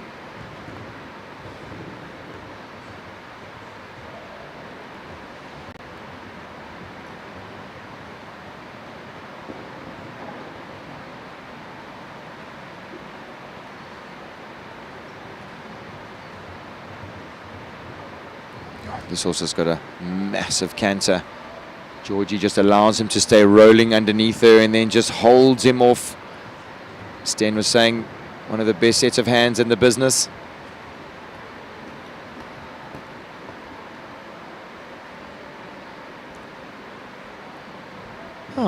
Speaking of which, absolutely exceptional riding. Time's good. Georgie Scribanti books her spot. We're talking 8 clears at this stage.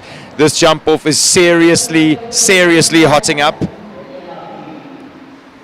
Welcome back, Sten. You must be happy with it. That was okay. I think Coach Jonathan Clark, happy with his pupil there. Did you see how Millie jumped out of 9B? I didn't get to watch her round. I just got to do the warm-up. I must say her Exceptional. last ox in the warm-up was pretty spectacular. Even got the stamp of approval from Grant Langley, who we see starting on track now. He brings in Foresight Leroy Brown. Besides being a little out of breath after climbing up the stairs, you look a little wet, bud. I don't know if our viewers at home would know, but it is absolutely chucking down outside. The beauty of being indoors, have a massive indoor warm-up arena, and in this beautiful indoor here to compete in. Because believe me, the show would not be happening if we weren't inside. You can't even see past your nose. Whoa. I actually ran out to also give Kirsty and Kim just a heads up. Brendan, a lot of the horses have jumped that gold ox a little high and landed a bit short. Then that 4 strides is really cantering down to the next vertical.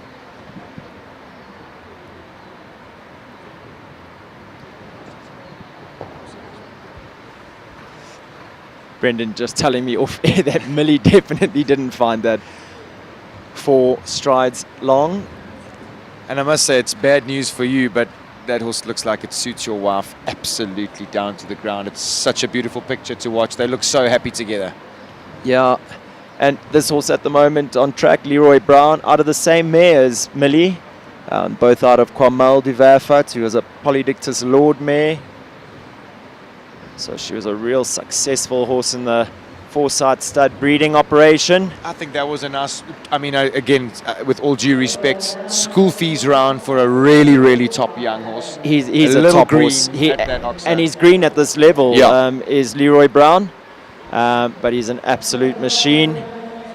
For any of our viewers at home, maybe in a difficult spot at the moment in their riding, just to go into, we always talk about the good, but Kirsty jumped that mare in a few Grand Prix last year where she was always in the prizes, and then the mare went off the boil a little bit.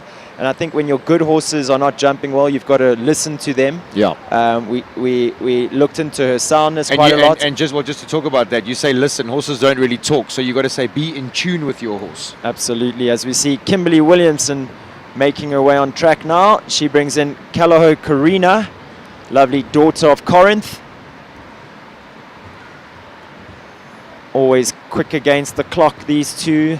I definitely said to Kim not to be too stressed about the time because this mare eats up the ground and is naturally quick. For sure, naturally quick. Yeah, Kim wooing on the fall. So her and Kirsty definitely listened to my little pep talk in the warm-up, because neither of them found that 4 strides long. Good job there. The mare got a little busy in the turn. Kim did well to just sit still, let her do her job.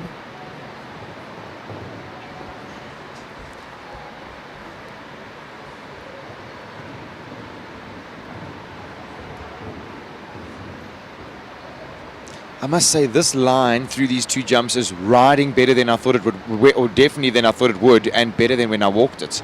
Oh! Just looking a little bit stuck on the left rein today. You've seen it twice on the left turns.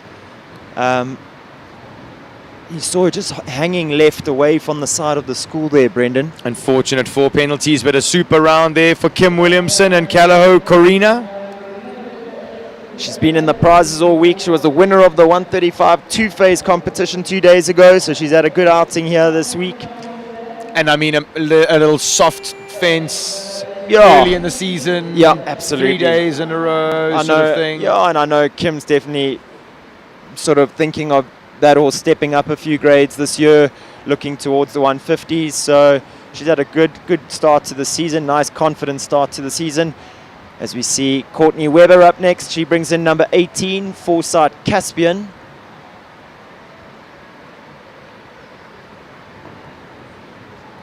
Caspian by Casper, who needs no introduction to the Natal fraternity for sure, and now a few of these Casper babies being acquired by people in Joburg.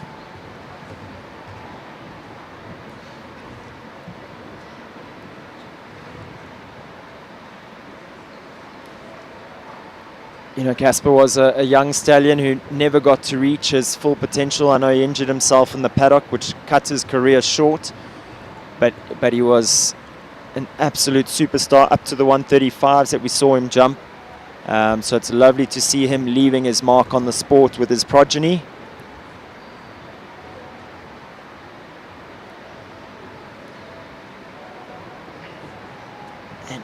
Venture to say that Caspian is maybe a sort of flagship son of Casper, like the highest jumping son of Casper at the moment. Okay. He does look like he does his job really easily. That said, he is piloted by a young lady who has the effect of making horses look like they do their job really easily. Yeah, day in and day out. Saying that, Caspian is one of the older, more established sons of Casper. Clear all the way. Leroy Brown that we saw jumping earlier, also son of Casper. Sure. So really showing his quality coming through here in the sport. And so nice for Grant and his team to be able to showcase their own breeding program like this. Absolutely. And so beautifully piloted by Courtney. That makes it 9 in the jump off. Who is going to be blisteringly quick. We'll see that. What's your comment about them? They're not going fast enough unless their ponytails are sticking out straight, horizontal to the ground. I think we're going to see a horizontal ponytail or two today. Definitely. Someone whose ponytail definitely won't be going horizontal up next. Beat me to it. Barry Taylor. And he brings in Sean Niels, number 19, Caprice DBHZ. He might not have a ponytail, but believe me, he'll be slick and quick in the jump off. Oh, yeah, he'd want to put a good round together here on this new ride for him. Superb effort there at number 2. This horse is a rock star, Brendan.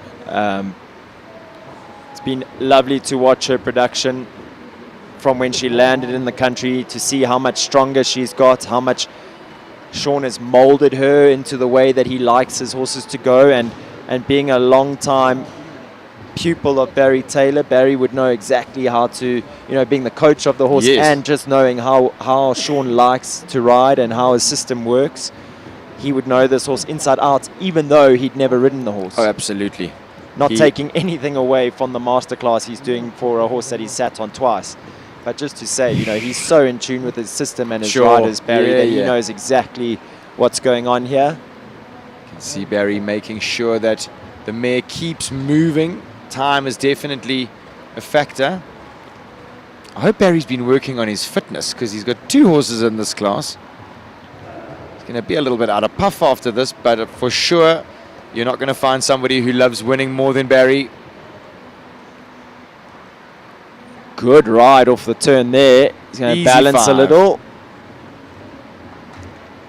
Oh, wow. Exhibition. And look at that. 84.64. Perfectly judged round into the jump off for Barry John Taylor and Caprice DBHZ. Fantastic riding. That mare gave an exhibition. I mean, if anybody wants to know how to jump the last 2 jumps, watch Barry's hands. Real soft, no pressure. Mare gives an absolute 1.5 foot front and back. Fantastic riding. I must say, walking past us here, he looked fit as a fiddle. He did look fit as a Looking fiddle. 21 again. Maybe 23. Okay. Leona van der Merwe up next. She brings in number 20 for the 334 Sport Horse stud. It's Matilda 334. Just a quick piece of useful information for our viewers at home. All the 334 horses that have been purchased by Govert Triggle all have the stud prefix in front of the horse's name. And then the horses that they have bred all have the 334 prefix after the name. So this would be, I think, sort of the leading horse of their breeding program. Absolutely. She's the horse that they've bred that's jumping the highest up the grade so far. Yeah, one of the first horses that Govert bred. And, I mean, look how she's just elegance all round. Lovely daughter of Maestro van der Bishop out of a Raphael mare. And just also looks like she was made for Leona. Leona has that ability to just gel with horses. I'm still waiting to find one that doesn't look good with Leona, and I'm sure I'll see it one day. I might be 100 by then. But yeah, she just doesn't. She just gets along with everything. And you know what's so amazing about Leona? Just when you talk to her, you can see her passion on her face. When you talk to her genuinely about her horses, and there's a real love, isn't there? Huge. I mean, it's in her eyes. You know, the eyes don't lie. And when she talks about Katori and this mare and There Finale, it is. you can really hear and see how much she loves those horses. It's another clear round, 84.03. Fantastic result for a mare that started off a little bit fresh and spunky on day one. Well, I was going to say, and horses that love her too. Yeah, absolutely. Talking about a fast jump off, Liberty Lord Cassini up next, number 21 with Jenna Odell. Brendan, you and I commentated at the Grand Prix at Kep last year when this combination in the Friday afternoon Grand Prix really went blisteringly quick. We were just talking about the Lord Zeds and the type of energy that they've got. You know, they blood in a way. I mean, they almost sort of, it's nice blood to work with. They're intelligent and energetic. Yours were incredibly competitive. This one's competitive. I think they're nice blood to work with as they mature. I think in the beginning it can be as they mature. We can't leave that out. Quite a lot. I think if we were to chat to Okay, young but George Cutlass about his Callahoo Lord Chris, he would say much the same. For me, you can't turn things on and off with horses. You know, No. if you're gonna take them being fiery and competitive in the ring, you've also got to take them, unfortunately, being fiery on a Tuesday when they've had a couple days off after a show. But I think that's when they sort of need a little professional hand to maybe get the best out of them. I feel that's why this horse has had so much success under Jenna. I mean, you want to talk about George Cutlass, even yourself with all the success you've had with your Lord Zeds. They definitely would be leaning towards professional horses. And I'd like to even touch on the fact that I think you put up with so much of their temperament because they win so often. It's easy to go to your horse on a Tuesday after they won on Sunday. They wild like a meerkat at the mounting block on a Tuesday morning. But they won the Grand Prix on Sunday, so it's fine. You don't mind. 81.25. It's another one who books her place up into that jump off. Clear round percentage rate sitting strong at 60%. 12 horses through to the jump off so far, with 4 left to go here in the first round. First of which, Ashley Taylor. She comes in for a second trip around this track on number 22 this time, Hope van Oorshoff. This is going to be an absolutely belting jump off. Just looking at the times in the first round. Kirsty. Hey, Kirsty just boasting there. 79.25. Pamelia, the fastest round we've seen go around this track so far. And I mean, Millie not maybe naturally super fast in comparison to some of the others. That was definitely a well executed plan. Hope big-eyed, cantering down here to the SHF living fence. Doesn't rattle superstar Ashley Taylor though.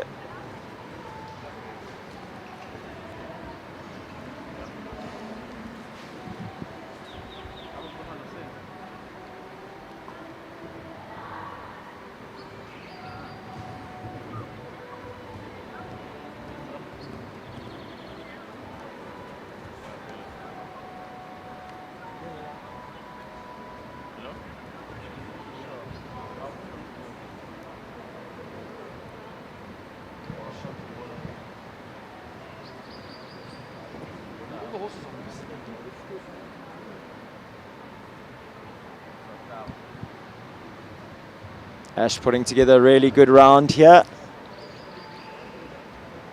On a horse that she knows so well, quirky little Hopi. A little scootle, yeah, a little scootle around number 6. Clucks out that double. It's like the Taylor growl. Yeah, I think got it down. Cluck was polite. Eh? That was more of a growl. As we still hear the rain belting down outside. Hiya! As the action heats up in here, 84.04. And it's another one through to the jump off. And I mean, if you look at who's left to come, we've got Jethro Bauer, Husqvarna Z, Chris van der Merwe, 334 Lorona, and Helen Kritikos with 4 Cabal. If you were a betting man, there's 3 left to come that could all be on the podium here today in this 135 class. I know who one of my favorites would be out of those.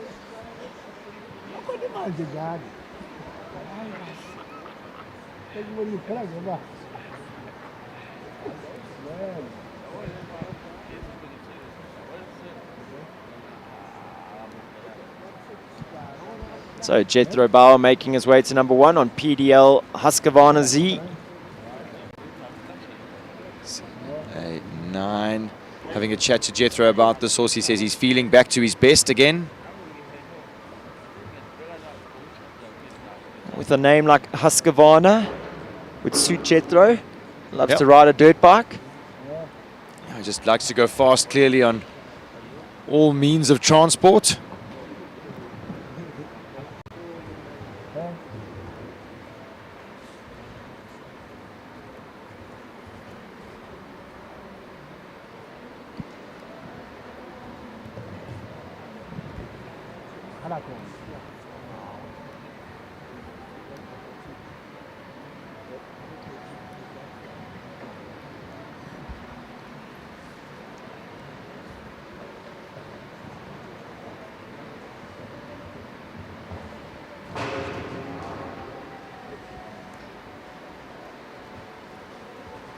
I think for a lot of these horses so early in the season, you know, 3rd class of the show, for the ones that aren't fully up and running yet or 100% fit, we've seen that start to show on like their final class of the show. No, definitely. As you say, just because it's the nature of where we are this early in the season, first week of March. Wow, big expressive jump at the last oxer there. So Jethro Bauer and PDL Husqvarna Z finishing up on a score of 11 penalties, 3 of those being for time. Time 88.65 seconds.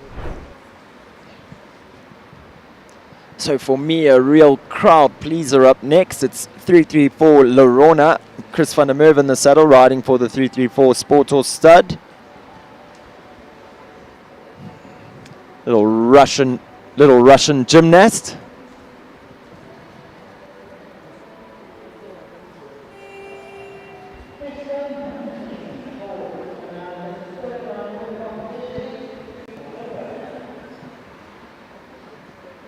They'll be looking to book their spot in this 13-horse strong jump-off so far. 334 Lorona, a 9-year-old mare by Grandorado TN. Out of a warrant mare. Did he just do 8? It is 8. Oh, was it? Okay. Yeah. A little bit cantering on the 8. Yeah. And inside. I thought a couple of them were doing 9 and then going inside there. I think it walked a step long on the 8. That sort of suits Lorona. Yo.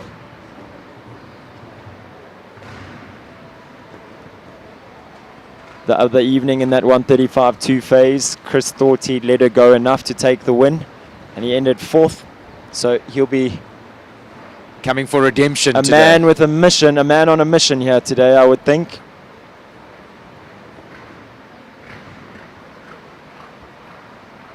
His balance with the horses is always just incredible, isn't it, Brendan? And on all types. You see him, he's slightly lighter on this mare. He doesn't move. Upper body doesn't move.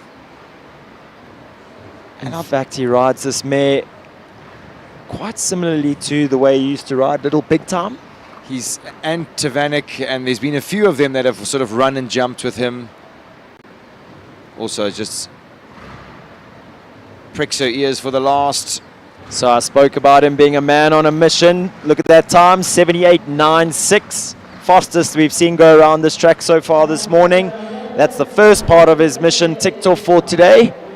Tell you what, he's going to be quick in the jump off. So we see the slow-mo action of that mare, flicking her body over that vertical. She is a real competitor, isn't she? You can just hear and almost feel her energy as she comes past you. Her eyes are so bright, her ears are pricked. She's looking for the next jump. She's definitely going to be one to watch in this 14-horse jump-off at this stage with 1 horse left to go. 25, the last horse in this class.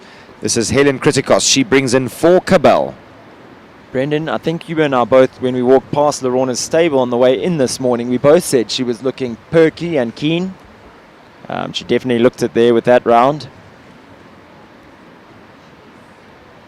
Yeah, definitely. I'm pretty sure Helen Kritikos was walking around in her sneakers 15 minutes ago when I was in the warm-up arena looking very relaxed. In fact, I pulled a piece of thread out of a jersey for her.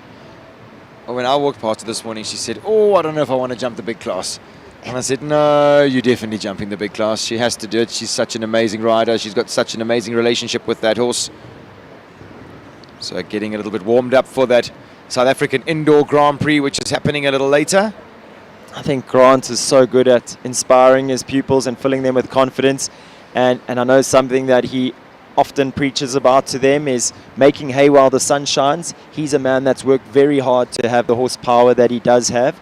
And I think he instills that appreciation for what you have in his pupils by saying to them, you know, when you've got the horses, you've got to do it. I know he was very firm about that with Courtney, with Opal, to jump the World Cups, and it's such a true thing to talk about. Is this going to be our 15th clear? It is indeed. Textbook stuff, 81.71. It's another one through to the jump off, making the clear round percentage rate 62%. And I must say, a difficult track.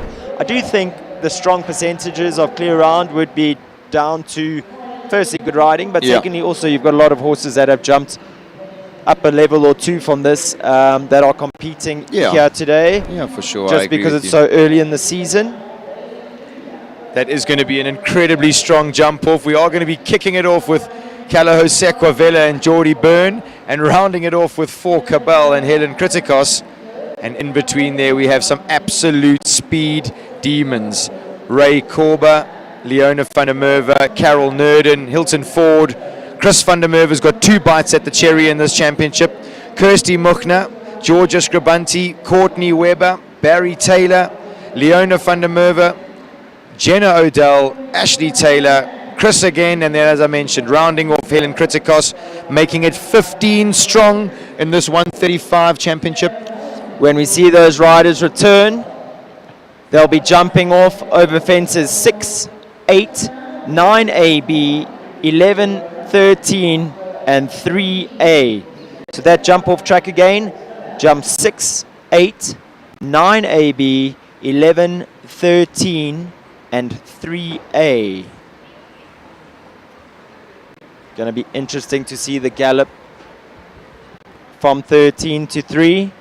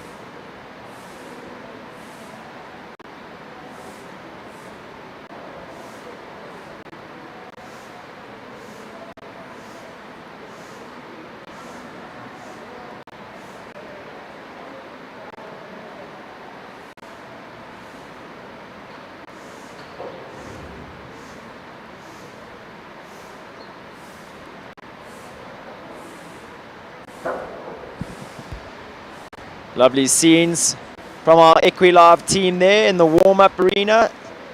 See our riders getting ready for this 135 championship jump off. Brendan and I, we're talking offline now, and I think this is going to be a hell of a rat race, Brendan. Yeah, this is absolutely. Going to be quick. Kevin's set a really nifty jump off here. I think that you're going to be able to turn inside potentially at certain places, and it looks like he's daring the riders. The last two jumps, 13 and 3A, he's looking for them to drop a stride, vertical to vertical on the curve.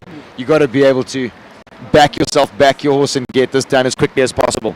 Looking to do just that, Geordie Byrne and Calaho Sequoia Villa.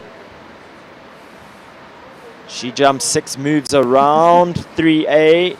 Good shot at the Oxa. Now it's that tight turn back to the double at 9AB. The horses are really going to have to push out of this double. That was quick. She almost left a stride out there. Then they roll back on the left rein to this blue Oxa. This horse wastes absolutely no time in the air. She gets down on the ground so quick. Let's count. 1, 2, 3, 4, 5, 6, 7, 8 to the last. Almost got there too quick on the 8. 7. The last went down. So look at the time, 35.63. Unfortunately, 4 faults at the last. She was almost too good at 13A and then too good down to the last. Either that or potentially to leave one out. The problem with going first is you don't get the luxury of being able to watch anybody else go. You don't know the distance, yeah. Absolutely. You kind of just got to go out there and feed it. Valiant effort there, Geordie Burns, Calaho Sequoia Villa. Brendan, like we've seen all week, course designer Kevin Spratley, his jump-offs have had it all. Tight turns, long gallops. Very exciting show jumping as we watch our next jockey, Rainer Korber. He brings in for the 334 Sport Tour stud, 334 Casarati. Sten, you were saying yesterday how when you put together your jump-offs, you like to start almost faster than you finish. I thought Ray did just that. He's left out another one to the double.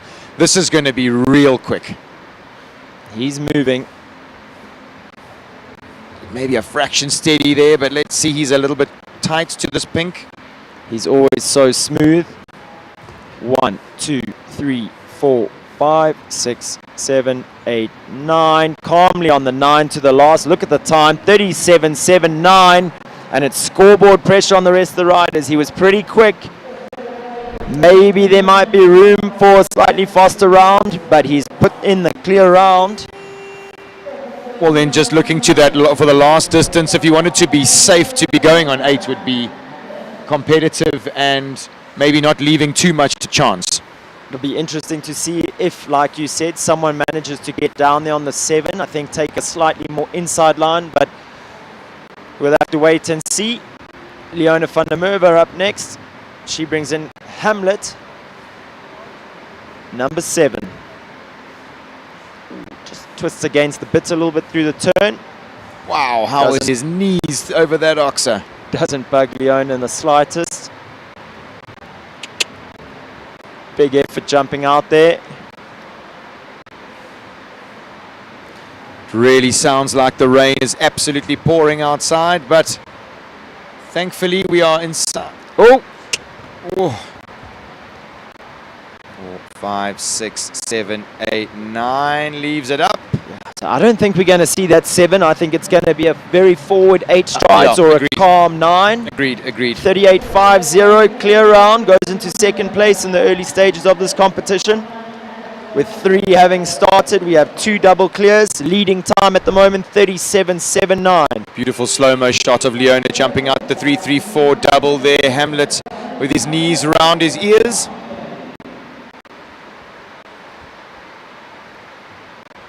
Carol Nurden up next. She brings in Zonjati Jiminy.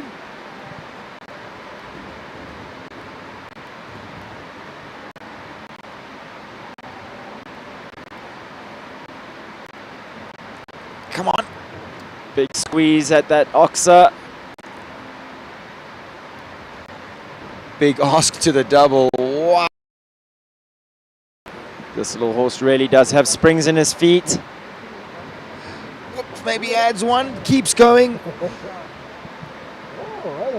That's a good shot. Let's count. 1, 2, 3, 4, 5, 6, 7, 8, 9. I think the 8's there. 8. I think it's an 8. I think the 8's there.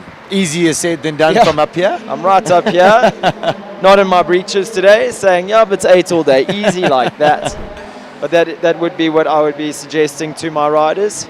So, I mean, Sten, just touching a little bit about scoreboard pressure. We said it, you know, you've got to go real quick to be on the podium or in the prizes here.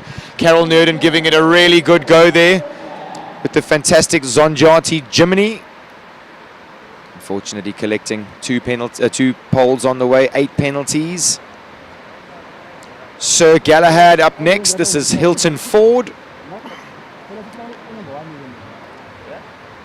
Let's see what his plan's going to be. I'm sure he would have gone over it with Coach Grant Langley. Takes the shorter route round. Little check. Gets across the oxer.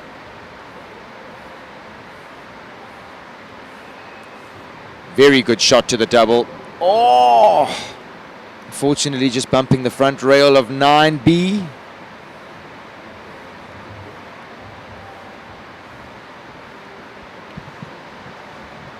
Oh.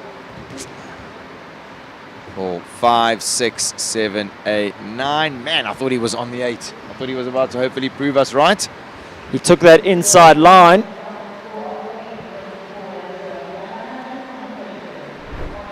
Right, someone who is going to be doing 8 to the last, I can almost guarantee you.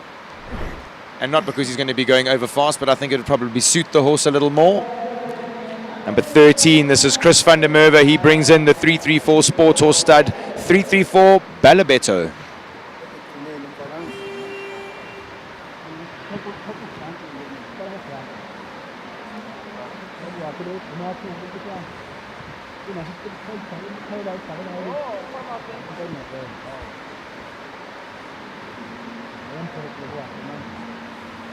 Lovely son of Baloo Durouet. Like you said, this horse has massive step, Brendan. So Chris will just let him use that step rather than bustle him and make him go too fast. Rather try and take out a few strides here and there. How well did he jump that oxer? And look at this, just to float down to 9A and B. Whoa. Horse explodes jumping out that double. He won a nice open shot to this oxer.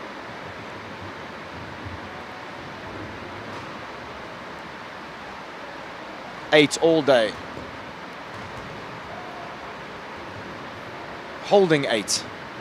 You saw him bounce the last 2 strides on the 8. 37.84, good enough for second place at this stage for Chris van der Merwe. Just 0.05 of a second behind teammate Rainer Korber. Fantastic effort there, well ridden, Chris. Sterling performance by that partnership. Big things to come for those two this year. Right, speaking about partnerships, this is the lady who puts up with all of Sten's nonsense. I thought you were going to say the lady who I put up with. Also, the mother of your 2 beautiful children. This is Kirsty Muchner, and she brings in Pamelia.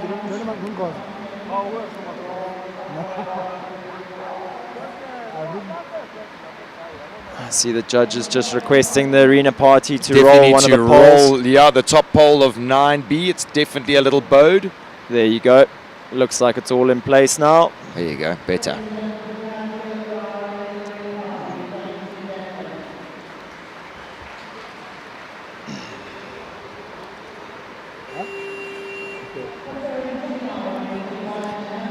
Right. A little bit of anxiety up here in the commentary box. Little nervous time. 14, Kirsty Muchner. We've had 3 so far in this jump off. Looking to hunt down that winning time of 37.79.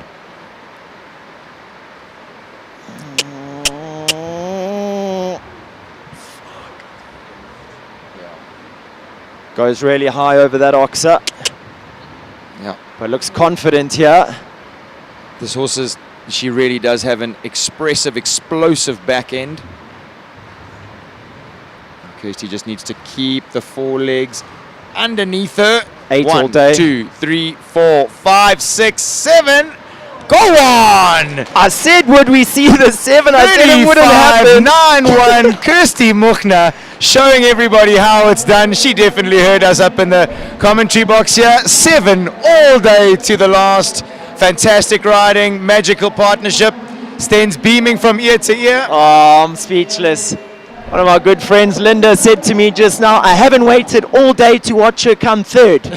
Well, let's hope she's quick enough to be on the podium here, but Linda's waited, and I think the wait was worth it. Absolutely, but look, this class is by no means done. Woo. There is a heck of a lot of show jumping left to come, but Kirsty putting some daylight in between herself and Ray Korber.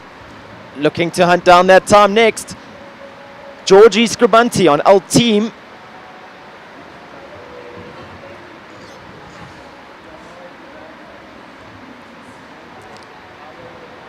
Big ask at the double. Georgie's quick.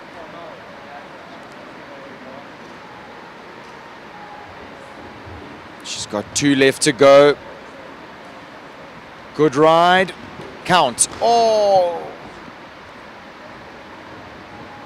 She elects for the 8. Unfortunately, just lays Look at the toe. time, Look though. at the time. So Oh, showing man. that at that time of 35.91, if the riders can put together a good jump off, that time's going to be under pressure. 33.72. Incredibly quick from Georgie Scribanti. Unfortunately, though, 4 penalties along the way at the second to last. Georgie's stablemate up next, Courtney Webber. She brings in Foresight Caspian. Yeah, and Courtney looks like she means business. Sten, you mentioned she was going to be a speedy one in the jump off. She's already started off real quick. Gets a good distance to the oxer and keeps moving to the double. We see the ponytail going horizontal here. There it is. She's moving. This horse naturally quick, and Courtney naturally quick herself. Oh, she is quick.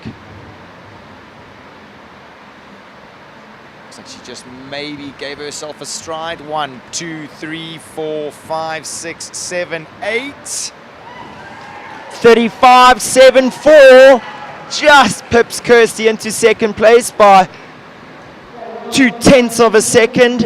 Oof, this is heating up to be very fast, this jump off. When I saw Ray go in that time of 37.79, I thought, wow, that's going to take some beating. He was maybe a little calm to the last, but I did not foresee riders taking 2 seconds off his time, to be honest. The level of riding here this afternoon is absolutely, this morning is absolutely amazing. We see Barry Taylor rehearsing his inside turn there from 6 to 8. Next up, we've got number 19, Caprice DBHZ. Barry Taylor rides for Sean Neal. Our first rider to come off the left to number 1.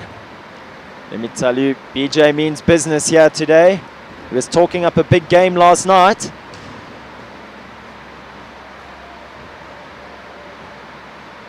The good thing about Barry is he often delivers on his promises. Look at that ride.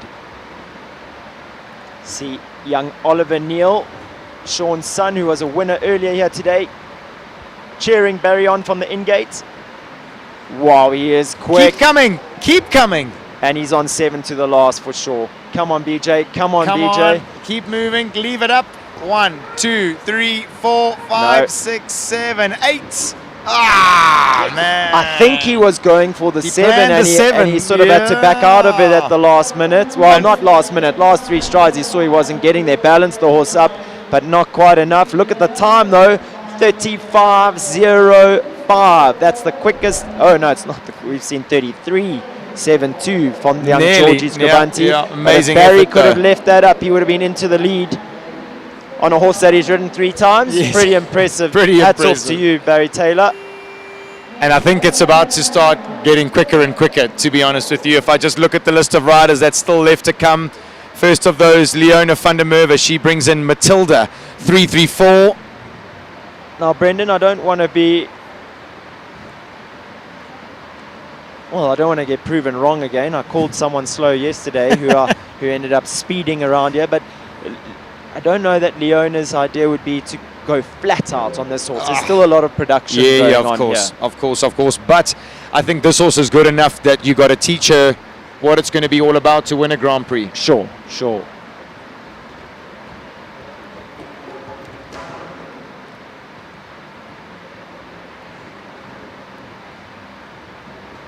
Time was good, 36.09.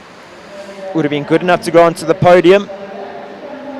So as it stands, with just 4 left to go, our top 5 at the moment: Courtney Webber in first, Kirsty Muchner in second, Raina Korber in third, Chris van der Merwe in fourth, Leona van der Merwe sitting in 5th place at the moment on Hamlet. And those are our 5 double clears.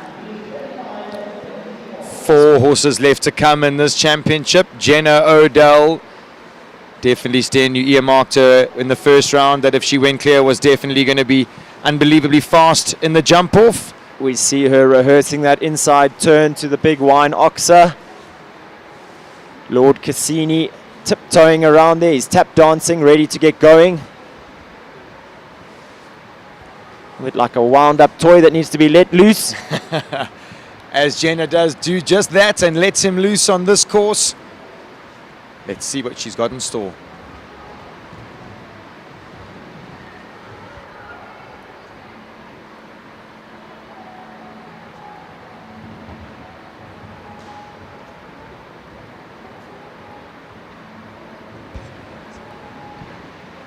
Jenna is flying here. She definitely means business.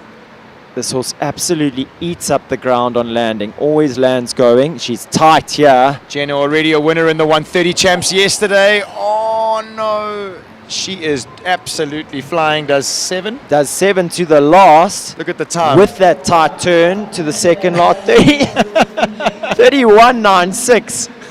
These riders are unbelievable. So basically Jenna was 4 seconds quicker than Courtney Webber, who low flew around this course. With her ponytail horizontal to the ground. Oh my word, that was a really unlucky fence there, and a really valiant effort from Jenna Odell and Liberty Lord Cassini. 3 horses left. First of which, Ashley Taylor up next. She brings in Hope van Orshoff.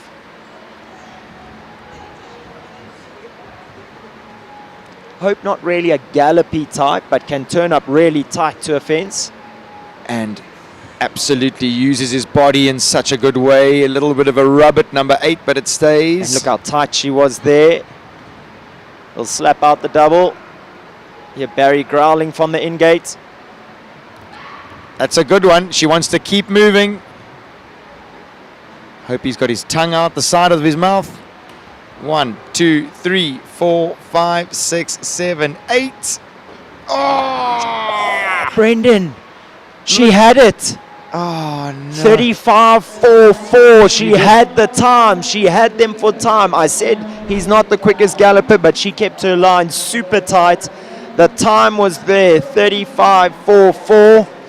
Fortunately, with that last rail going down, she goes into 9th place at the moment. For me, in my very humble opinion, and it's very easy to say that sitting up here, I think this jump off, you've got to jump 1, 2, and then get the double done, and then you got to put your cap on backwards and absolutely floor it. You got to try and low fly over the blue peacock oxer and then keep galloping so that you can get the 7 down to the last. I think everybody who's galloped in and try to do 8 ends up getting there a little deep. So looking to do just that, Brendan. Chris van der Merwe up next. He brings in 334 Lorona, and if you want to see some galloping, this is going to be the one to watch, I think. So he's going to want to get this tight turn out the way. Look how she's always moving forward. Quick on the landing. Yeah, he's quick here. Now she's got to clear this and fly. Move. You want to leave out 1, maybe even 2 strides. This is good. And now he's got to stick on the 7 for me. Inside curve. 7 all day. 8. Stays on the 8. On the little outside curve, and he toes it. And it goes down, 34.78. The time was there.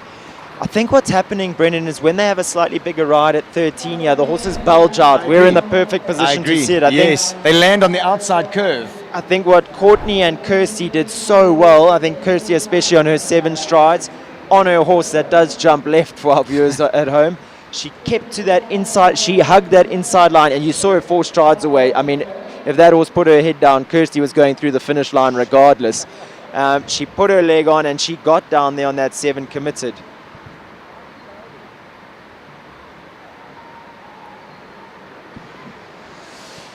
So the lady who is going to have the last say up next, Helen Kritikos.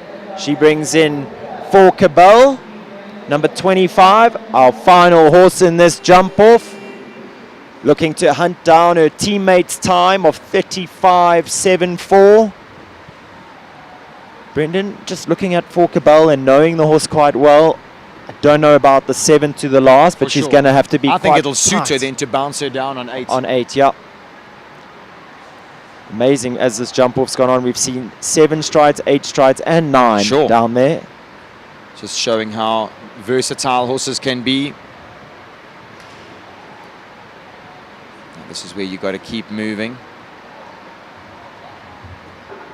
I'm not sure she's going to be quicker than Courtney. Let's see. Uses her voice to set the horse up a little. 4, 5, 6, 7, 8. Clears it. Time 36.02, puts herself onto the podium. So, our winner of the class, Foresight Caspian, Courtney Webber, taking the win here in this 135 championship class. Second place, Kirsty Muchner and Permelia. Third place, Helen Kritikos, our rider that we've just seen, and for Cabell. Brendan, Wow, what a interesting little class. thing. Those 3 all were teammates on the Langley Legends team in the team event that we had a few years ago. So they know each other well. Just off the podium today, Raina Korber for Team 334 with 334 Kazarati. 5th place, Chris van der Merwe, 334 Bellabetto. 6th place, his wife, Leona van der Merwe, Hamlet. And in 7th place, Jenna Odell, our fastest 4-faulter of the class, Liberty Lord Cassini. Wow, that was some exciting jump-off riding there. Over a very good jump-off track set by course designer Kevin Spratley. Oh, just chatting a little bit about your results. Speaking of wives, you got your wife is on the podium today in 2nd. You had your pupil on the podium yesterday, 2nd. You've had a good show. Yeah, riders have been great this show. I think all of our horses have been good. Been a great outing, I must say. This venue is a spectacular venue to ride at. As we hear the rain belting down outside and we sit here warmly inside, all snug as a bug, with some good show jumping, good going. It's been a great class. There's a lot more to come today. Our 140 championship class is set to start at 11 a.m. And then it's the big one today, the big title class, the 334 Sport Tour Stud sponsored SA Indoor Grand Prix title class. Course walk scheduled for 11:45. First horse in at 12 p.m. Just while we wait for those riders to make their way in, I think good opportunity to thank all of our sponsors here at Maxwell's Equestrian Centre, to the team, Rob, Tess and Mitch. Thank you so much for your hospitality and for having us here. To 334 Sport Tour Stud, your sponsorship and all that you put into our sports is really appreciated by everyone involved. To the Baker McVeigh team, Back on Track, Midfeeds, Western Shop, SHB Financial Services, EPOL, Top Bet, Mark White Nissan, Country Life Properties and Cuda Insurance. Thank you to all those sponsors for making this a world-class event this week. The best is still to come. Our 150 SA Indoor Grand Prix due to kick off at 12 p.m. this Sunday, 2nd of March. It looks like we're going to have the winner of this class, Courtney Webber,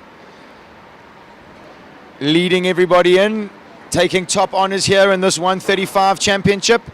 It's definitely always, for me, one of the hottest contested divisions in our sport. It's always galloping jump off. I think it's always brings out the best in horses and in riders.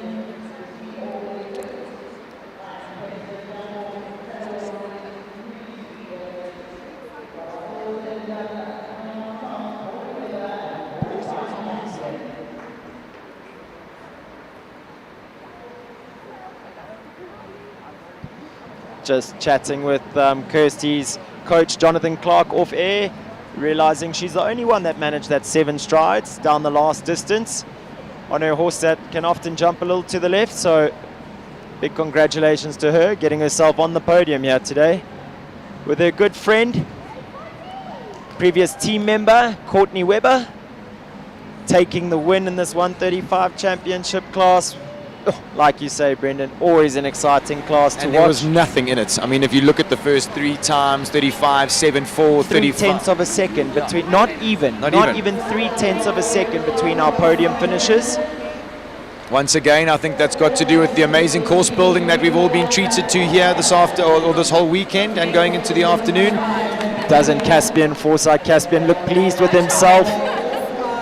There's Kirsty Muchner and the fabulous Millie receiving her 2nd place, getting herself on the podium here in the 135 championships. I touched on it earlier for a few of I was saying to any of our viewers that have maybe been in a bit of a lull with their riding. Kirsty 3 weeks ago, we were laughing about it this morning, Brendan. Kirsty was ready to give up. And she was packing it in, she said. Yeah, we had to force her to come to this show, and look at her now.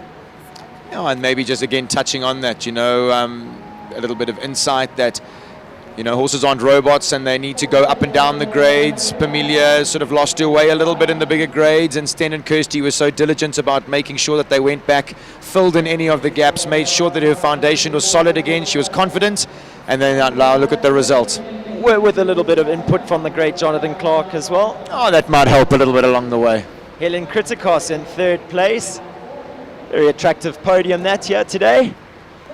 Raina Korba comes home in 4th place.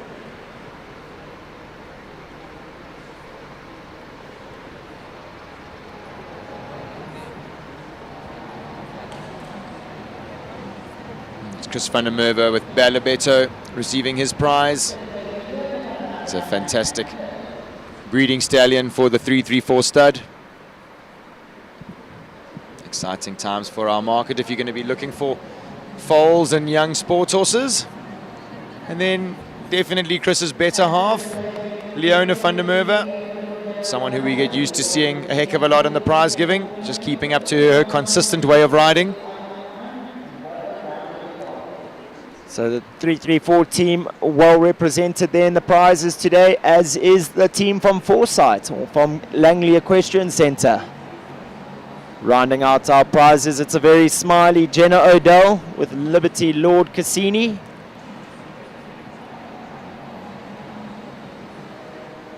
Knows what these prize givings are all about, does Lord Cassini.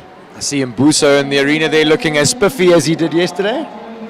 Looking a little wet, he's been running back and forth in the rain. I'll tell you what, he loves this mare. It's just absolutely wonderful to see the care that he puts into her. As is there with Caspian, you can see how much it means to these men, their horses achieving top results here today. I must say, if you look at how For Cabell has been platted, immaculately platted there.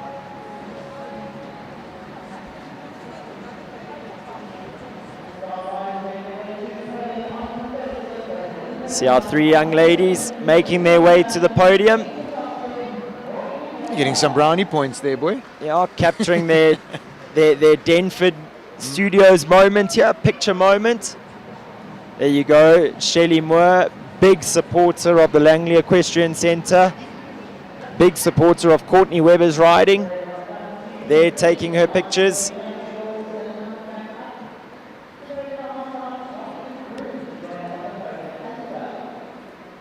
Three very effective young blonde riders. Yeah, absolutely. What are you worried about the young comment that I keep throwing in there? Kirsty's 2 years younger than me. Yeah, but the bad news is you're not young anymore. No. Check and there you go. The other guy's walking away, and Booster says, "Hey guys, we still got to get to the podium. He Come knows here, what I'll this show is you." all about. Yeah. He's done this already once this weekend when he was on the podium yesterday with Alice. I'll tell you what, he'll be a little. I mean, he's smiling from ear to ear, but he'll be a little disappointed that it's on 2nd place. Second yesterday as well, and Eamon, he'll be thinking, "Cheapers, could one of these girls not have gone a little faster? I would have liked to be on top pole position." Congratulations, gentlemen. Fantastic scenes here, Maxwell Equestrian Centre. That brings to a close this 135 championships, and wow, what an absolute treat it's been. I must say, I was on the edge of my seat 3/4 of the way through that jump off, and it just kept getting better and better and better. My wife doing what she does best, proving me wrong and doing the 7 strides down to the last as Courtney Webber leads us off on a lap of honor. Massive result here for her team today. Kirsty Muchner in second, Helen Kritikos in third, Raina Korber fourth, Chris van der Merwe in fifth, Leona van der Merwe 6th place, and Liberty Lord Cassini with Jenna Odell rounding out our prizes in 7th. Viewers, I think we're going to try grab Courtney for an interview, so don't go too far. We'll have that interview for you shortly.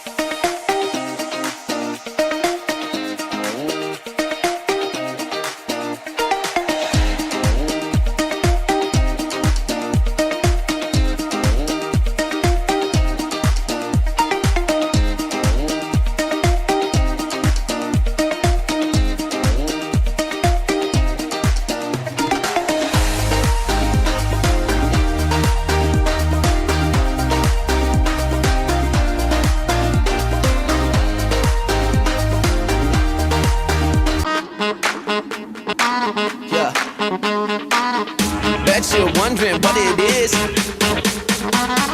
Bet you're asking how. Come on. Check this out.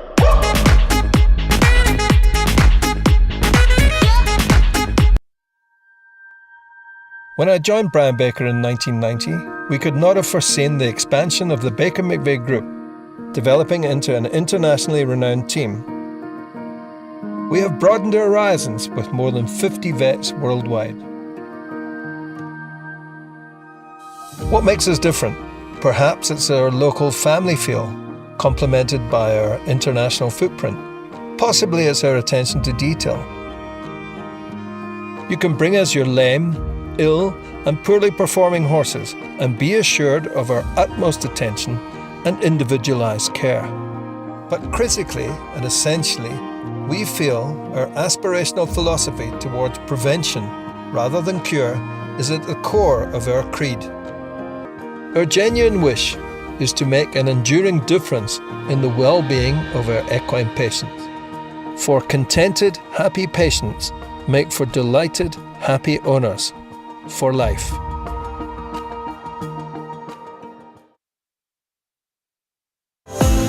Your passion is our passion at Midfeeds and Tack and Togs. Where we lead, others follow.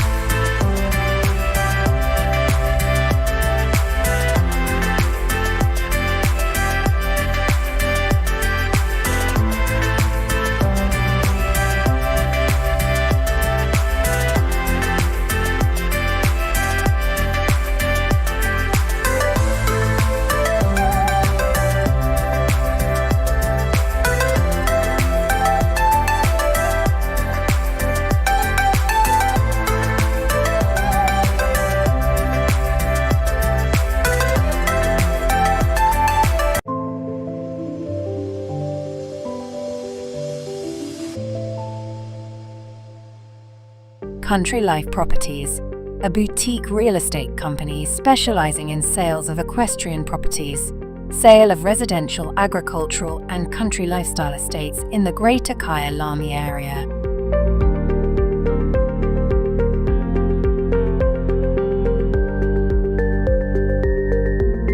With years of experience in promoting the country lifestyle, Country Life Properties is proud to be affiliated with the Kaya Lami Equestrian Park. Baloo Country Estate is a secure estate offering 22 kilometers of scenic bridle trails. We provide country estates to suit all your requirements. Extended family living, work from home, or just escape the hustle and bustle. A variety of equestrian properties are offered for the keen equestrian. Contact us or visit our website and let us find the right property for you.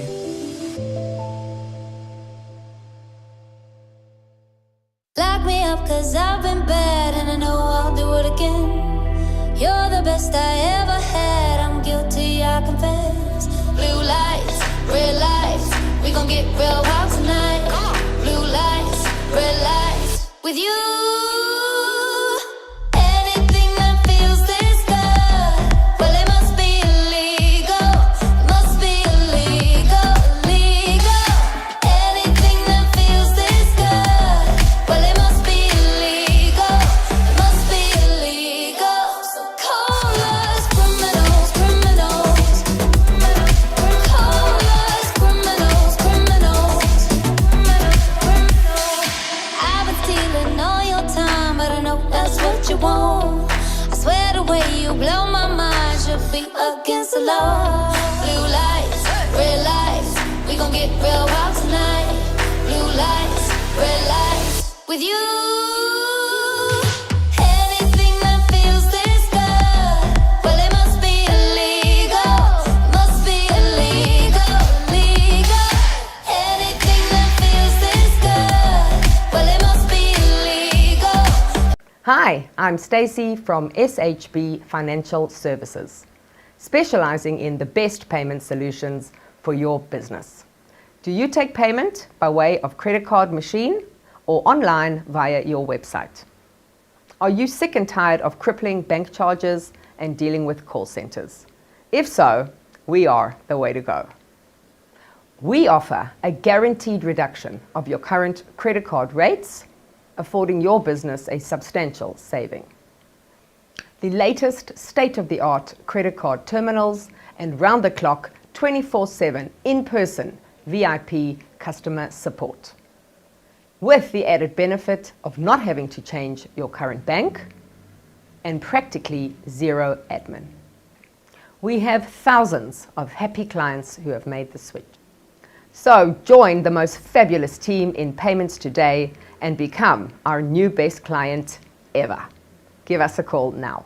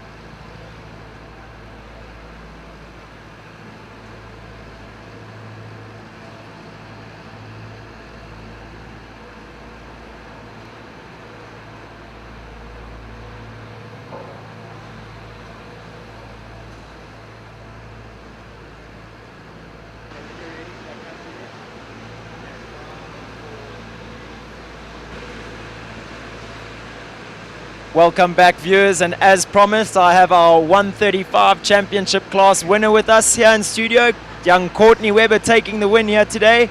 Courts, massive congrats. I mean, Thank you. I sort of wish you came second, but that was a really good ride. You're an amazing rider, and you just get better and better with age. You're like Thank a good you, red wine. Tell us a little bit about your plan around that jump off track. So my first round was not great. I was a little bit tight to You the are race. so hypercritical. So I thought, oh my God, I've got to get him a good ride in this jump off. And my plan was to go around the Maxwell's vertical to the number 2, that Oxer. But then everyone went in and actually spoke to Kirsty and George before we went in, and we all said, we've got to try, give it a go. So we all went inside to that Oxer. And then from there, oh, that horse, he's just so careful. I can gallop and go and tight and far, and he just goes. And I think just for a minute, let's also be a little bit real about his production. He has had the odd moment where he's battled in the ring. And I Yes. think the trust that the horse has got in you these days, I think that's what's getting the results. Yeah, so he gets a little bit tense, as you can see. Before I start, he's all over the place. Got to work on falling in and all of that around the turns. But that horse, I love him. And he's just, when he trusts you, he'll do anything for you. And you were in good company on the podium there today, your good friend and stablemate Helen Kritikos. Yes. You guys ride together every day, so nice for you to share that moment. And then Yeah. Kirsty Muchner with Pamelia. So Pamelia and Caspian, both bred by the team at Foresight. Yes. Huge hats off to Grant Langley and Carla Langley. Their breeding program really seems to be coming to life now, to fruition. I mean, we've seen so many of the horses that you guys ride and compete, all bred. So it's quite cool to have your own breeding program, your own backing program, and now taking the horses to the very top of the sport. No, it's amazing. And also we see them from as they're born and their whole production phase and all of that. And it's just so nice. And Pamelia jumped out of her socks today. And I think Grant couldn't be happier with 2 Foresight horses. And obviously Helen on 3rd. All of us teammates. And I just want to say a huge thank you to Grant for giving me the ride on Caspian. Appreciate everything he's done for me and my riding. You know, your loyalty to Grant, I mean, since, am I right in saying about 4 or 5 when you first started riding with him? So I started riding at about 5, and I played around at like some local yards, and then my sister and my mom were at Grant's, and then since then I've been there. And like you said, he's my only instructor I've ever had. So it's amazing. And the two of you are both reaping the rewards. I think he's earned himself a fantastic competitive jockey to ride for his stable yard, and I think you've ended up with some superstar horses to ride yourself. So amazing, the partnership looks like it just really works with you guys. Huge congratulations. Have you got Opal in the big class here today? I do, and I'm number 1. Okay, so we've got the 140s up next. You're not in too big a rush. No, I can relax a little bit, and then it's the big one. He's looking good, so Thank you. wishing you all the best for that 150 class. Our viewers, huge congrats again to Courtney Webber. Massive win here in the 135s. Always a speedy class. Well done, Speed Queen. We saw your ponytail go horizontal. So all the best for the indoor Grand Prix that's coming up shortly at 12 o'clock. Thank you. Yeah. Bet you're wondering what it is. Bet you're asking how. Come on. Check this out.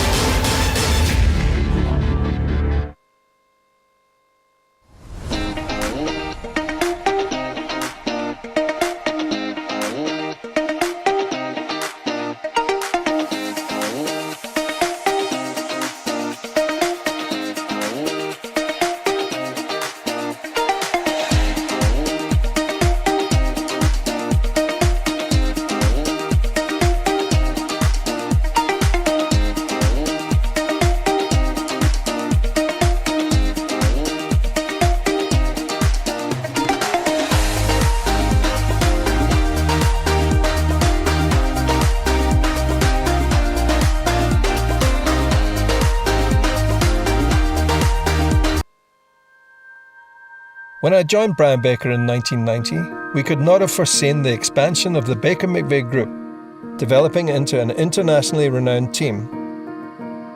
We have broadened our horizons with more than 50 vets worldwide. What makes us different? Perhaps it's our local family feel, complemented by our international footprint. Possibly it's our attention to detail. You can bring us your lame, ill and poorly performing horses and be assured of our utmost attention and individualised care. But critically and essentially, we feel our aspirational philosophy towards prevention rather than cure is at the core of our creed. Our genuine wish is to make an enduring difference in the well-being of our equine patients. For contented, happy patients make for delighted, happy owners for life.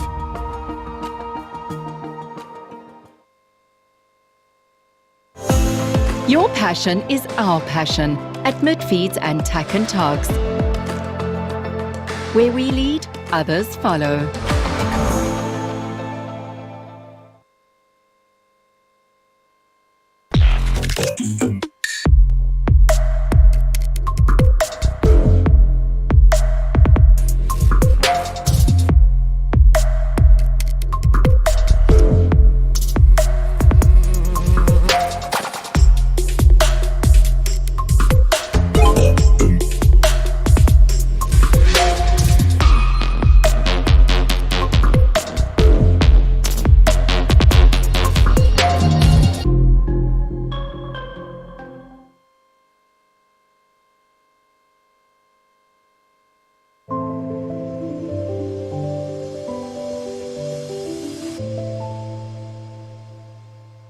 Country Life Properties, a boutique real estate company specializing in sales of equestrian properties, sale of residential, agricultural and country lifestyle estates in the Greater Kyalami area.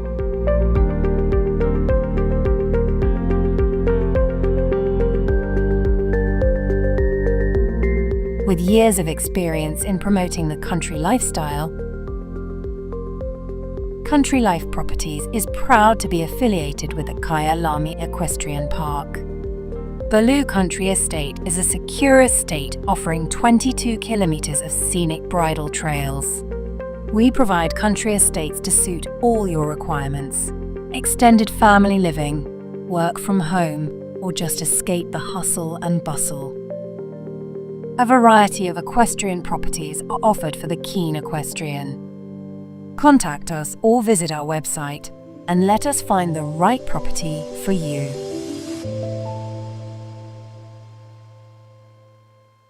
Lock me up 'cause I've been bad and I know I'll do it again.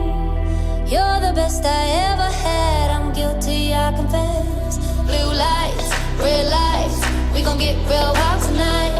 Blue lights, red lights, with you.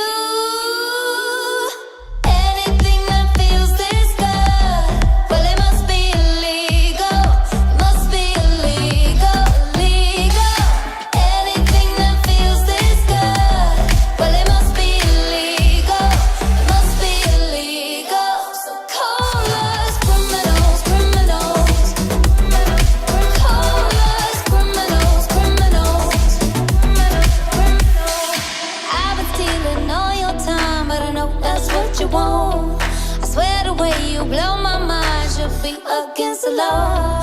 Blue lights, red lights, we gon' get real wild tonight. Blue lights, red lights, with you. Anything that feels this good, well it must be illegal. Must be illegal, illegal. Anything that feels this good, well it must be illegal. Hi, I'm Stacey from SHB Financial Services, specializing in the best payment solutions for your business. Do you take payment by way of credit card machine or online via your website? Are you sick and tired of crippling bank charges and dealing with call centers? If so, we are the way to go. We offer a guaranteed reduction of your current credit card rates, affording your business a substantial saving. the latest state-of-the-art credit card terminals, and round-the-clock 24/7 in-person VIP customer support. With the added benefit of not having to change your current bank and practically zero admin. We have thousands of happy clients who have made the switch. So join the most fabulous team in payments today and become our new best client ever. Give us a call now.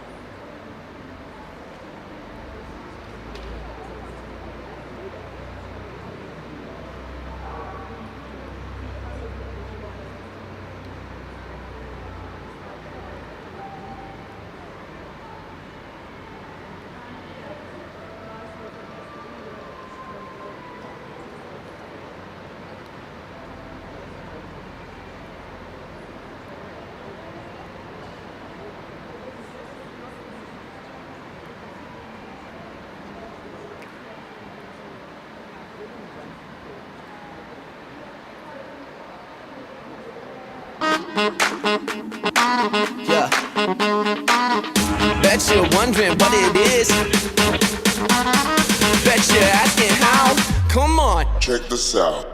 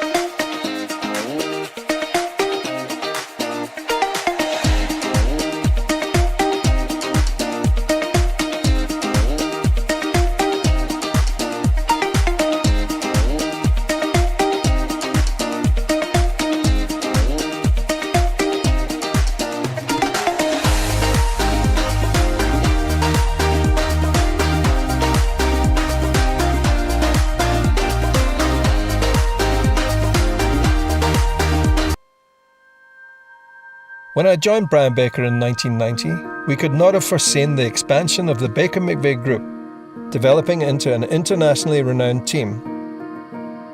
We have broadened our horizons with more than 50 vets worldwide. What makes us different? Perhaps it's our local family feel, complemented by our international footprint. Possibly it's our attention to detail. You can bring us your lame, ill and poorly performing horses and be assured of our utmost attention and individualised care.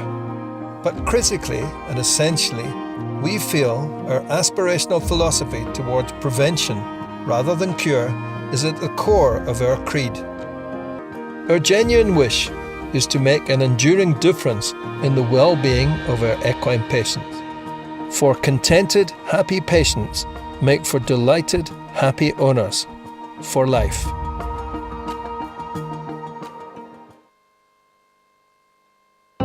Welcome to the world of mid-feeds and tack and togs. South Africa's largest animal feed retailer and a haven for equestrian enthusiasts and animal lovers. Friendly and knowledgeable staff are at your service.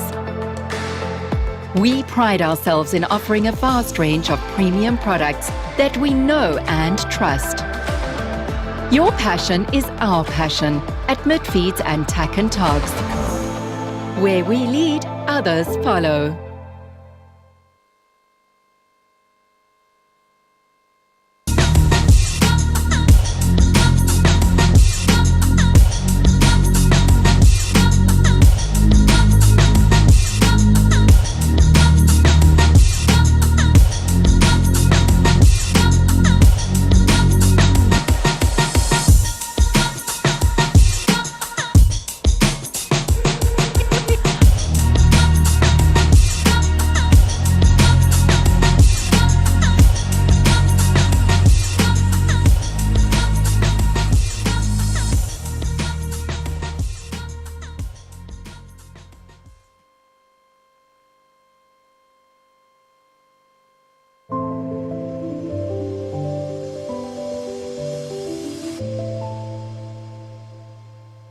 Country Life Properties, a boutique real estate company specializing in sales of equestrian properties, sale of residential, agricultural and country lifestyle estates in the Greater Kyalami area.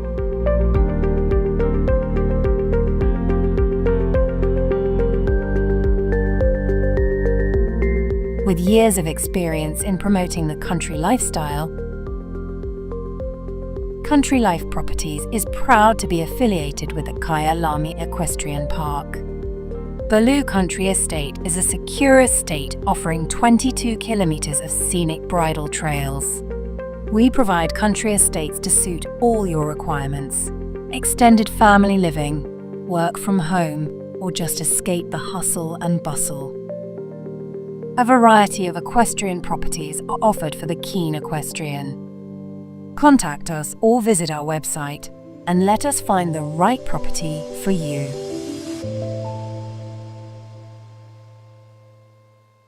Lock me up 'cause I've been bad and I know I'll do it again.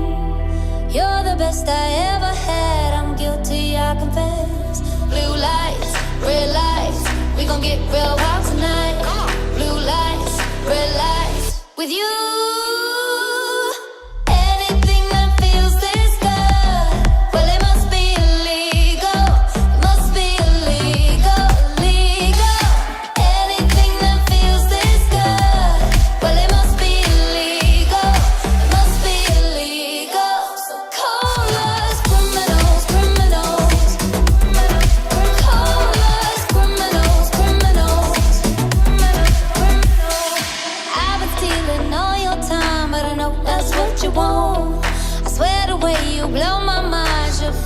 Against the law. Blue lights, red lights, we gon' get real wild tonight. Blue lights, red lights, with you. Anything that feels this good, well it must be illegal. Must be illegal, illegal. Anything that feels this good, well it must be illegal. Hi, I'm Stacey from SHB Financial Services. specializing in the best payment solutions for your business. Do you take payment by way of credit card machine or online via your website? Are you sick and tired of crippling bank charges?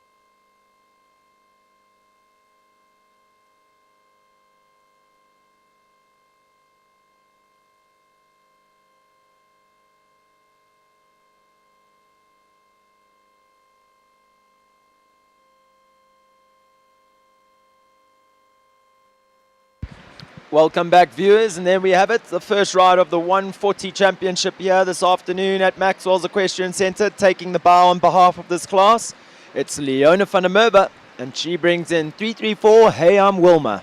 I hope you viewers at home can see how sparkly Leona's hat is under the indoor lighting. Definitely all blinged out here this morning. I think the rain might have added to the sparkle on top of that, Brendan. Oh, as we see the plank underneath going down. But like you mentioned yesterday, that does not affect the score for the riders. If you have a pole down, you have to make an adjustment to the height of the jump. So that won't count as faults. That really doesn't happen often, and we've had it twice in one show. It just speaks to the quality of the equipment here. It is so light, so light. So the lightest touch on these jumps, and the poles do go down.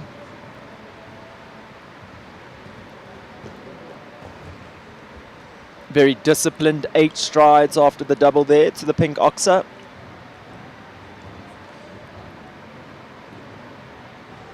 See Leona using her body well to balance the horse there on the way to number 8. That big clock tower jump with the light planks on top. Those are really tiny, those planks. Yeah, so flimsy. Good through the 334 double at number 9.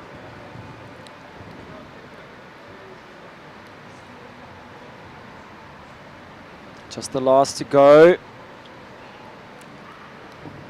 Yeah. Time allowed 84 seconds. Leona comes home in a time of 74.68. Schooling around the 140s here this morning at Maxwell's Equestrian Centre. Schooling. You are 100% right. It looked like she was having a little tinkle around. She is a very talented mare, that, and backed up with a very talented jockey. From one class act to another, it's Hannah Gerber up next. She brings in number 2, CDE Lawlock Picasso.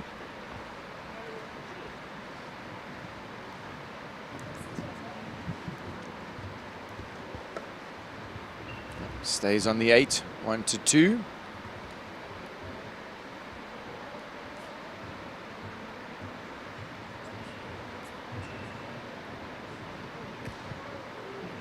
Definitely got to keep rolling on that 4. We saw it in the last class. You definitely had to mention it to Kirsty and Kim that you got to keep moving. 4 strides.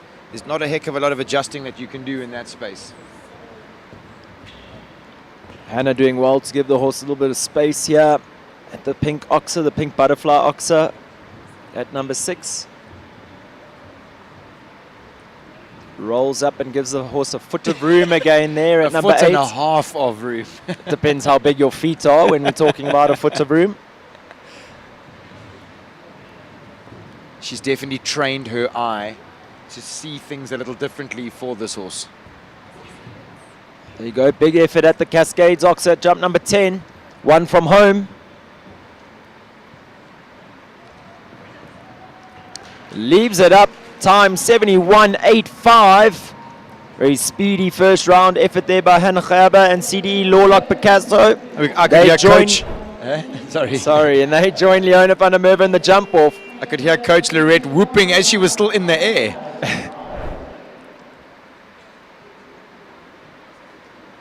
Right, number 3 up next, iFarmer Callagho Conrado, Stuart Barker for Team iFarmer.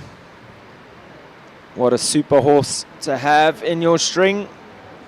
Conrado, lovely 13-year-old gelding by Callagho Concoriano out of a Cassini mare. This horse stood in my stable for a short period of time, just a little over a year. I got to work with him and his previous owner, Samantha Hardcastle, quite a bit. Really is a rock star.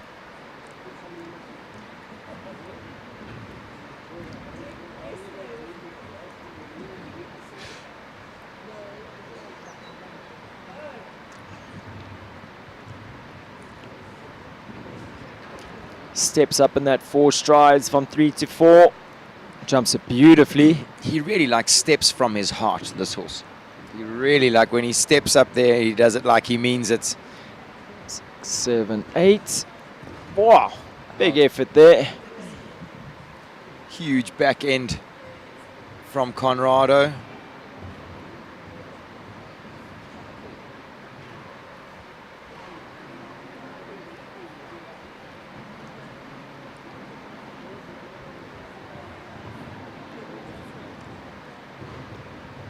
It's another son of Concoriano that's just showing the value that Concoriano put into our sport here in South Africa. Really has bred some superstars, and it's lovely to see his legacy living on here. He is a superstar, this horse. My word, I hope we get a slow-mo shot of the 334 double, because he tried his absolute guts out. He didn't actually lower any fences in this 140 champs, just unfortunately miscommunication 1 to 2. Stuart gives him a pat here. We get to see a slow-mo. Watch this horse's front legs. Watch his knees. But Brendan, would I be right in saying, I think that combination, their first time in a 140 championship class, I think that Stuart told me that last night. Did he not win a good one at the ranch in the 140s? Enstein City in the 140s? Oh, okay. I don't know. No, look, Stuart, I mean... I'll maybe need to tune into Equilive a little more often and watch a little look, closer. We also watch so many rounds, whether it's 135 or 140. Sometimes it all gets mixed up. What we do know is that Stuart is highly competitive and will definitely be back to fight another day on that fantastic partner of his. As we see Lorette Knowles-Taylor in the ring now on number 4, Oriopo de Emma. I saw a video of Lorette spending some quiet time with Ori in his stable. She really does try and stay in tune with her horses. There's the Taylor growl. It definitely has gone from mother to father to daughter.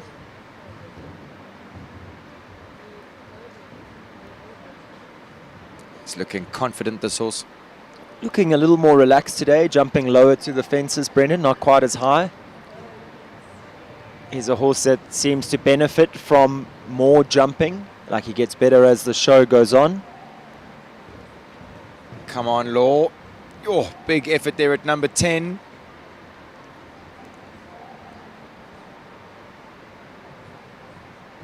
Clears the last. There we have it. It's another clear round.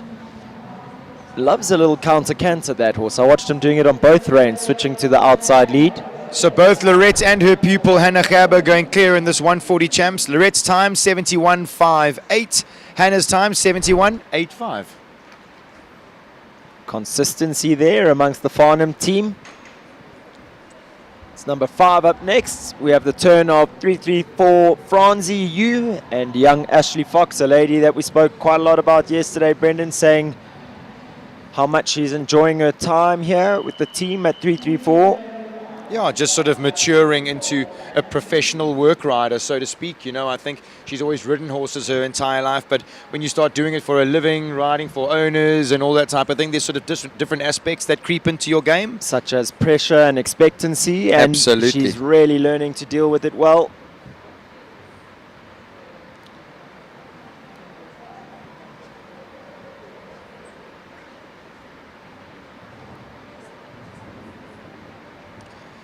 I really thought at the end of last year, Ashley and this horse were just gelling so beautifully. And I mean, they've kicked off right where they left off last year. Oh, what a good distance.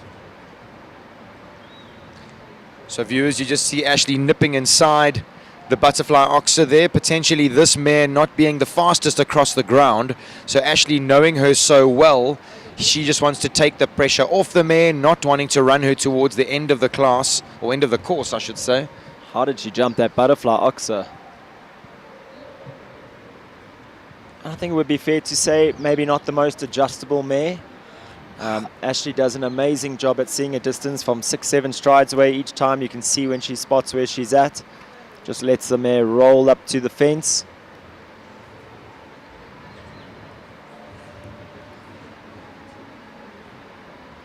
Cross canters a little bit round the turn here. 2 from home, leaves it up.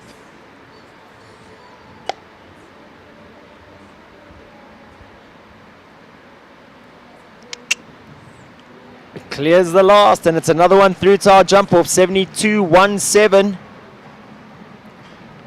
That was a very, very, very well thought out round at a really respectable height for both horse and rider. I thought she did a really mature job from 2 to 3, just nipping inside. She had such an elegant shot at number 3, and then it just teed her up for such a beautiful round. I really do think that we're going to still see the best of Ashley. I do think that she's going to be a force to be reckoned with in the future. So we've seen our first 5 riders go. That time allowed of 84 seconds has not been a threat at all. It seems pretty gentle. A lot of our riders coming home in the lower 70-second range. So time will not be a factor here in this class. The riders will be able to take the pressure off a little bit. Concentrate on keeping their horses relaxed. Brendan, one of your favorites up next. Number 6, it's 334, Finale U. Leona van der Merwe in the saddle for Team 334. I was at Chris's house last night, and there's definitely a photo of this mare up on the wall, and so there should be. A very large canvas. A very large canvas. Yeah, and I must say, I think that... I'm pretty surprised you don't have a large canvas of this mare in your house yet, Brendan. I also think that, she was one of the first horses that I really saw Leona show her class. She produced this horse from a young horse and just did it so effortlessly, in such a lovely manner. I think that if I owned this horse and somebody had produced her like that, for me, I would be thrilled. So I'm sure that everybody at 334, Govert and the team are really chuffed with the way that this horse has just been so beautifully nurtured through the grades. Yeah, and you speak about it sort of being effortless because of the amount of talent that Leona has, but I think the other word to go with that would be meticulous. Absolutely. I mean, there you 2 go. for 2. She churns out clear rounds, does Leona van der Merwe. 334, Finale U. They're in the jump off.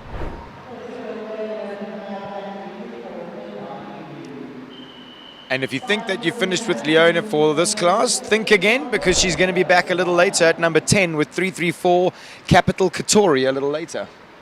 One of our favorites. Next up, we have Jean Corber in the saddle. She brings in number 7, Kalaho Talana, lovely daughter of Tulano van Riethoff.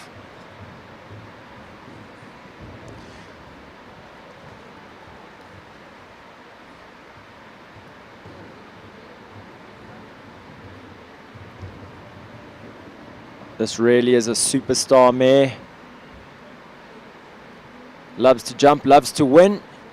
Well matched by Jean's ability to get the best out of her horses. And to be pretty fiery in the jump-offs.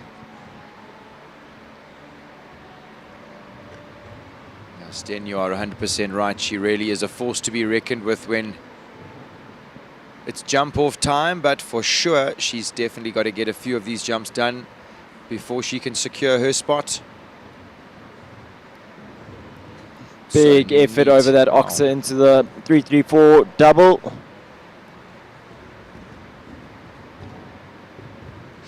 She had a little look there, just working out exactly what was going on with that sort of strange shape plank underneath number 10. Big shot at the last. Leaves it up, and it's another clear round, 74.33. So with 7 having started, we have 6 clear rounds. Clear round percentage sitting strong at 85%. Round a track that I thought was pretty stiff. Just again, proving the level of the riding that's been on display here this entire weekend at Maxwell's Equestrian Centre. Capital Hope up next, number 8, with Kayla Nordia. This horse gave an exhibition on Friday in the early evening class.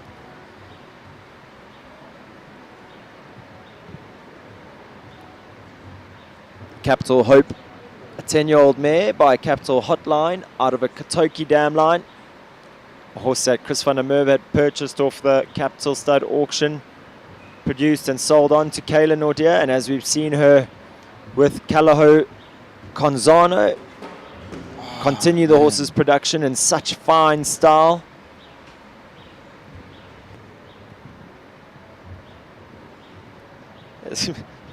As we've seen the local show coordinator here, the cat, just digging into some of what was Brendan's lunch. It's really a family atmosphere here at Maxwell's. One or two stable cats. Actually, I don't think they're stable cats. They're indoor arena cats. Indoor arena cats. They're part very of the clean. family here. Yes. They are part of the family here. So just the one blemish on the record. Possibly Hope getting down that distance a little quick to that big pink butterfly Oxa. But that horse has come on in leaps and bounds in recent times. Interesting to see what the rest of the season is going to hold for that combination. Next up, riding out of the Langley Equestrian setup, it's young Hilton Ford, and he brings in number 9, Rivervale's Shades Apart. We've been lucky enough to drive past the Rivervale stud daily during our stay down here, Brendan.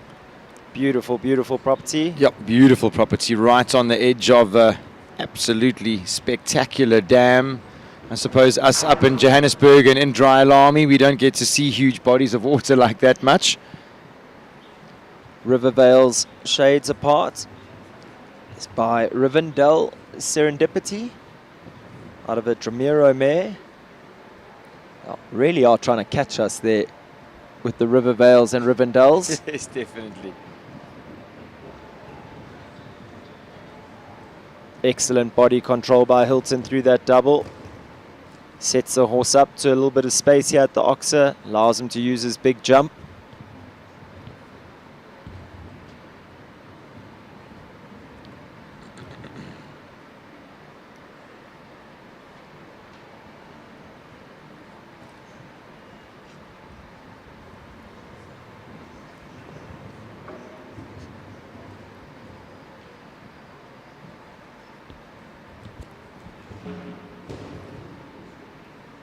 See the horse just sort of coming a bit above the bridle on the way to number 10.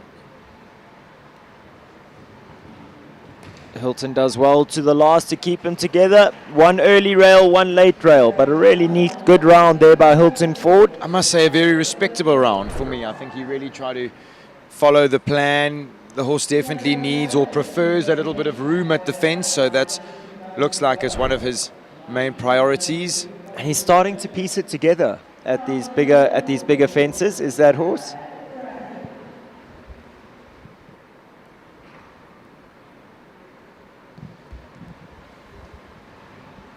Our resident cat here decided he's not going to stay in to eat. He'd like his food to go. Taking a takeaway. So we've got 2 horses left in this class, 334 Capital Katori, Leona van der Merwe, and then Chris van der Merwe brings in 334 Brandon. After that, they're both just going to be swapping horses. I think we'll give them a few moments. No, I think Chris was just having a lie-in, Brendan, because this is his first horse of the class, if I'm not mistaken. Definitely. 334 Brandon. So I think they're just going to try stick to program order. Give Leona van der Merwe a chance to swap horses. While we're waiting for Leona to get organized with 334 Capital Katori, just like to give a huge shout out to the sponsors of this world-class event that's been taking place all weekend. To Maxwell's, the entire team, to Rob, Tess and Mitch, to the entire ground staff team. It's pretty much a whole army of people. Massive thank you and congratulations to you guys for holding such an amazing event. 334 Sport Horse Stud, Baker McVeigh, Back on Track, Midfeeds, Western Shop, SHB Financial Services, EPOL, Top Bet, Mark White Nissan, Country Life Properties, and Cuda Insurance. I must say it's been a almost seamless few days of show jumping. It doesn't really matter whether the sun goes down or whether it rains. We sort of not really affected by the elements, which is definitely something new for us, and sort of takes the pressure off. You don't really have to worry too much about anything rather than just concentrating on your horses. Brendan, and the efficiency with which they corrected the issue the other day with the lights and the way they kept the riders informed at all times was, I thought, really professional for a venue that's still sort of new to the show scene or the big show scene. So yeah, like you say, huge hats off or huge congratulations to the team from Maxwell's. There we have it. Leona van der Merwe has made the change. She returns this time on the 334 entry, 334 Capital Katori, number 10. Now, Leona won't mind me saying this because I had a little chat to her about it last night. This horse isn't a little horse. She is a tiny little horse. I mean, Leona's so versatile that she can ride pretty much all sorts, whether they're big or small and hot or cold. But this one in particular, I even went to go and see her in the stable the other day because I wasn't convinced that she was as little as she is. She could barely look over the stable door, to be totally honest with you. I mean, Leona's not a tall girl. If you look where her feet are, I mean, almost like halfway down the horse's leg. My favorite part of that conversation was Chris walked right into it, saying that the other day they were jumping horses and Katori gave the other two horses in the arena a jolly good schooling. She was just finding everything so easy, and I did mention to Chris, but so Katori was the only one that Leona was riding in that lesson. He wasn't so smiley after that. No, he wouldn't have been so smiley after that, but just fantastic to see this partnership fight their way around these bigger classes. And you can see the way Leona uses a good forward natural ground speed to this horse's advantage. Yeah, for sure. I think just she's so careful. You can dare her at the jumps. She wants to get to the back rail. Easy as you like. Time 70.57, the fastest round we've seen around this first track. I think the music says it all. This is how legends are made. I think this partnership is something that could be something really exciting in the future. Leona at the top of her game. Katori looking like she's finding this 140 level indoors easy enough. Absolutely. So with just one left to go, we have 7 in the jump off. Clear round percentages sitting healthy at 70%. Last to go, and what a way to round out the class. It's going to be 334 Brandon and Chris van der Merwe in the saddle for the 334 Sport Horse Stud.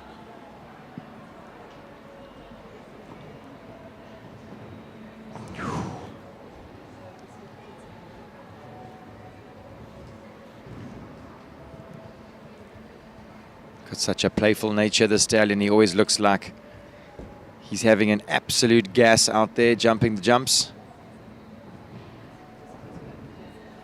Unbelievable shape over that gold oxer at number 4.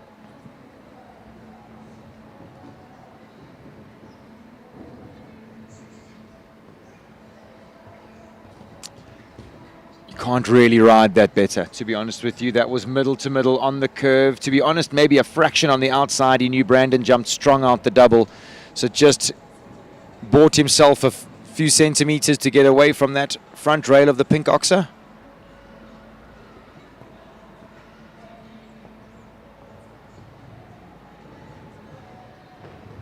Really am running out of descriptions or adjectives for the way this horse jumps. Oh my word, Brandon really showing his scope there. Chris just giving him a foot of room at the gallop, and he balloons it. Like I say, running out of adjectives, running out of descriptions for that horse. Clear round, 73.15 puts Chris van der Merwe and 334 Brandon into that jump off. That pair can be lightning quick, going to be interesting to see. It's going to be an absolutely blistering jump off. Something that we very much come to expect at this 140 level. When our riders return, we're going to see them jumping off over jumps 7, 8, 1, 4, 5 AB and 6. So jump off track, jumps 7, 8, 1, 4, 5 AB and 6. That's a really interesting jump off that Kevin set out. I think this gallop from the pink double, the pink Maxwell's double, Brendan, down to this big pink butterfly oxer here at number 6. I wonder if they've all been cantering down in 8. What else is cool is you're going to go 7, 8, all right, so that's the vertical to the clock towers. Swing right to the peacock. Keep swinging right to number 4. And then swing left and come down this last line. I think from that peacock, swinging back to that gold oxer, going left, I'm not sure if they're going to be able to get inside that SHF. I mean, I'm so tired of being proven wrong at this stage. I'm just going to keep my mouth shut and see what happens. I love it when they prove us wrong because it makes for good entertainment. I wonder if we'll see some Richard Vogel United touch sort of turn back there to that big gold oxer at number 4. We've seen that horse turn up super tight to some fences. I wonder if we're going to see much of the same here in the 140 jump off. And you then, said like Maxwell's to the pink. What do you think? They've been doing 8. I wonder if the 7 is possible. I don't know. It's going to be interesting to see. So viewers, we're going to give course designer extraordinaire Kevin Spratley a few moments just to set this track for the jump off. We're going to have all that action for you when we come back.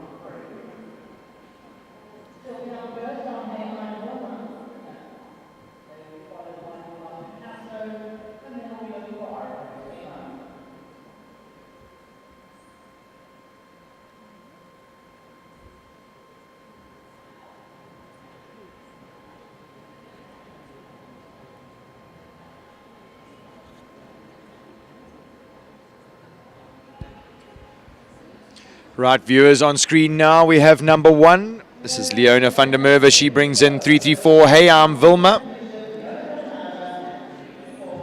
She's going to show us around this 140 championship jump off.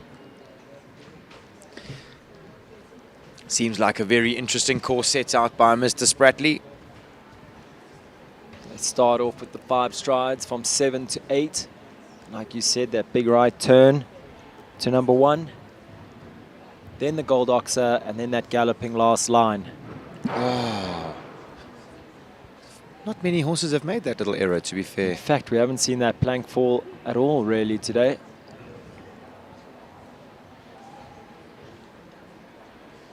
Anybody? How good was she there? Oh, she's been practicing her rollbacks. That's for sure.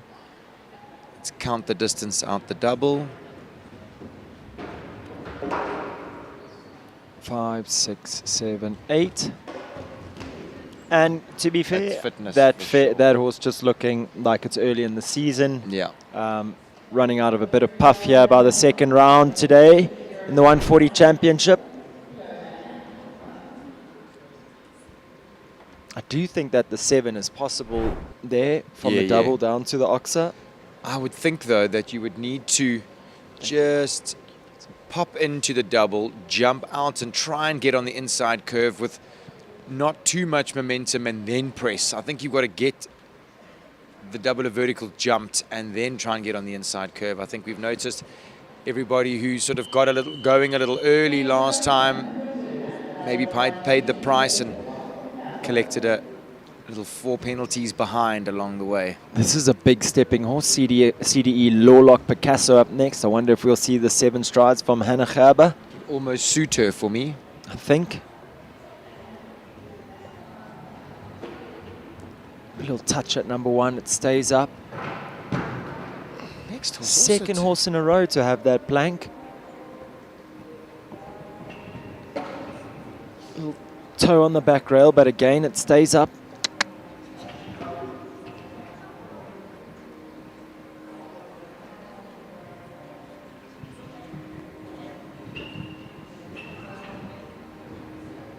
There you 3, go. 4, 5, 6, 7. Inside curve all day. Easy as you like. So just that one early rail. Look at the time, though. 32.95. Some 4 seconds, 3 seconds faster than Leona van der Merwe and 334 Hey, I'm Wilma. That's a really quick time set by Hannah Gerber. Unfortunately, 4 penalties along the way, but I would say that the winning time's going to be in and around that. Hunting down that time up next. It's Hannah's coach and trainer, Lorette Knowles-Taylor, and she brings in number 4, Oriopo da Emma. Starts off well. First one in the jump off to clear those planks.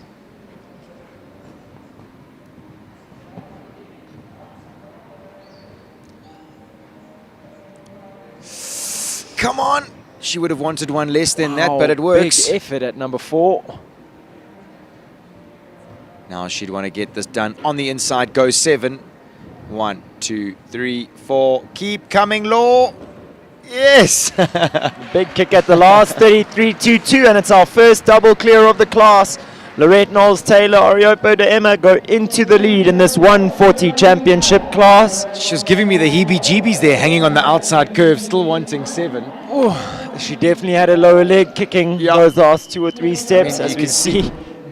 Oh, I would have loved to have seen the effort over that last one there, but Lorette will be absolutely beaming with that. She's definitely put a little scoreboard pressure on the rest of the class.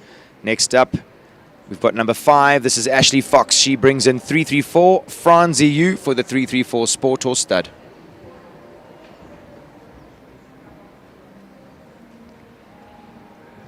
This is a partnership that has really flourished in the last 6 months. That's so strange how it's jumping like that. I don't think we saw that plank fall once in the first round. No. And Maybe yet because now, it was further on in the course. And yet now, 3 out of 4 riders have had that down, so she needs to keep her foot on the gas here. I really believe in this partnership. I really think that this young lady and this horse are going to definitely jump a 150 or 2 and definitely have a World Cup in them. 5, 6, 7, 8. Leaves it up, 35.10. Good enough to go into 3rd place in the early stages of this jump off, with just 4 left to go. These riders fighting out for the top 3. I asked you if Leona had 2 horses in this class, and you agreed with me, and she definitely has 3. You're 100% right. Who could forget 334 Finale U? And then we skip one and we go 334 Capital Katori. So Leona's a very busy lady here in this 140 championship. Fit young lady. Looks like Jean Corber is saying that she is ready and happy to go out of order early. So next up we're going to have Kalaho Talana with Jean Corber.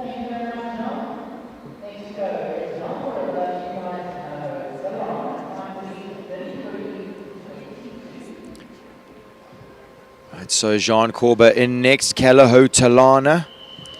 Time to beat 33.22, set by Lorette Knowles-Taylor and Oripuda Emma.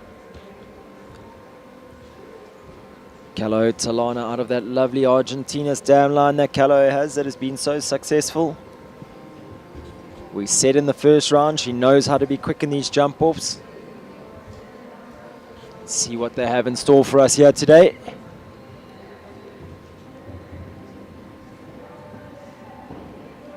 Oh, no problem over that flimsy plank, gives it a foot of air. She really has got an amazing shape over the jumps, this horse. Big press up to the Peacock Oxer. Oh, the first one to go inside there. Is she going to leave them up? If she does, she's going to be blistering. Flies the last 31.73, absolutely flies into the lead. Jean Corber, Kalaho Talana. Good 1.5 seconds into the lead there. She stuck to the 8. She knew her horse's strength. She turned inside to that double of verticals, made sure of the last, and she goes well into the lead. Jean Corber, Kalaho Talana take a bow. So that was a very quick change by Leona van der Merwe. Next up, she brings in 334 Finale U for the 334 Sport Horse Stud. You really almost have to go low flying to see if you can beat Jean. First person to nip inside there. I didn't want to say too much. Come on. Now she's going to be slightly up on the clock. She wants to have a good shot at this Gold Oxer. Swing left inside, which she gets.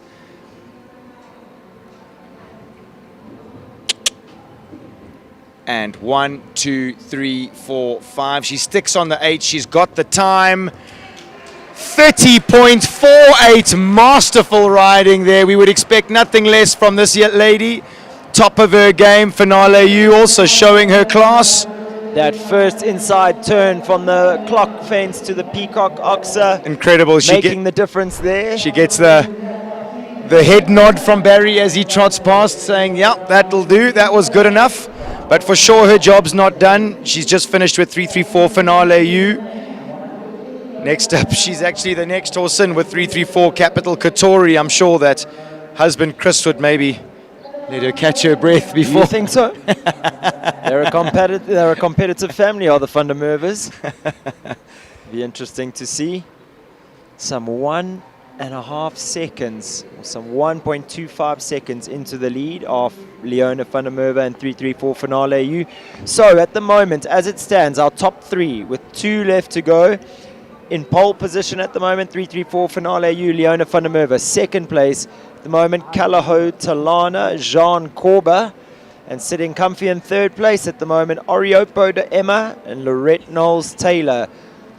Time 33.22. So if our riders want to get onto that podium, they have to be clear and quicker than 33.22. I venture to say that both of those last horses will 100% be able to hunt down that time. It's going to be a question of whether they can leave the fences up as well while they do it. Both of them are quick enough. I mean, Katori we've seen blistering. Brandon is absolutely lightning across the ground. It would just be to see whoever fortune favors the brave, whoever's going to leave them up. But I mean, at this stage, Leona basically trying to beat herself. She's sitting in top honors at this stage with Finale U. She's got Katori next. So I think that her jump-off plan would change slightly with Katori. I don't know, I might be wrong. We're going to have to wait and see, but Katori possibly more of a running, jumping horse. So those inside turns early on in the track, I don't know how much that'll suit her, especially that both inside turns are 2 big oxes. Sure. 2 in a row. Look, I think you've got the luxury of maybe just giving her around. I mean, obviously not. She's not going to go slow, but I'm not sure she's going to put as much pressure potentially as she did on Finale U. That said, we get proven wrong all the time, all day long, especially from these speed merchants. They definitely don't hear our comments up here. Definitely doesn't slow them down or detract from the fact that they back themselves and back their horses.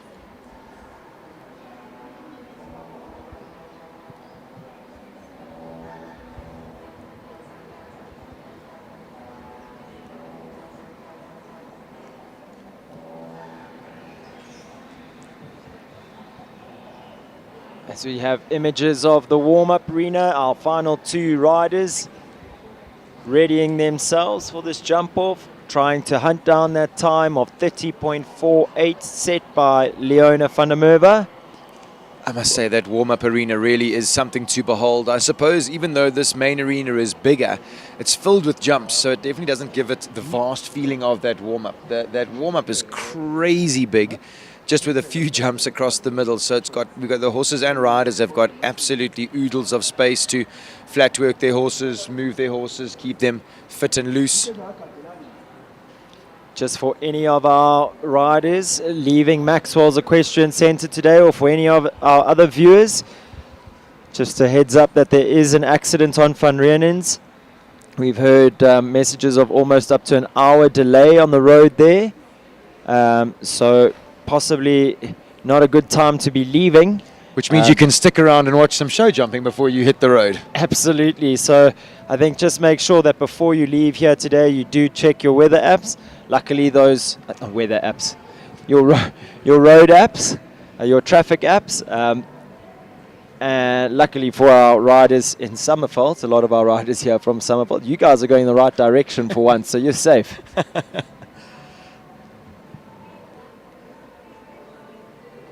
It's always a stress getting our horses to and from the shows. We always risk a huge amount putting them out there on the trucks.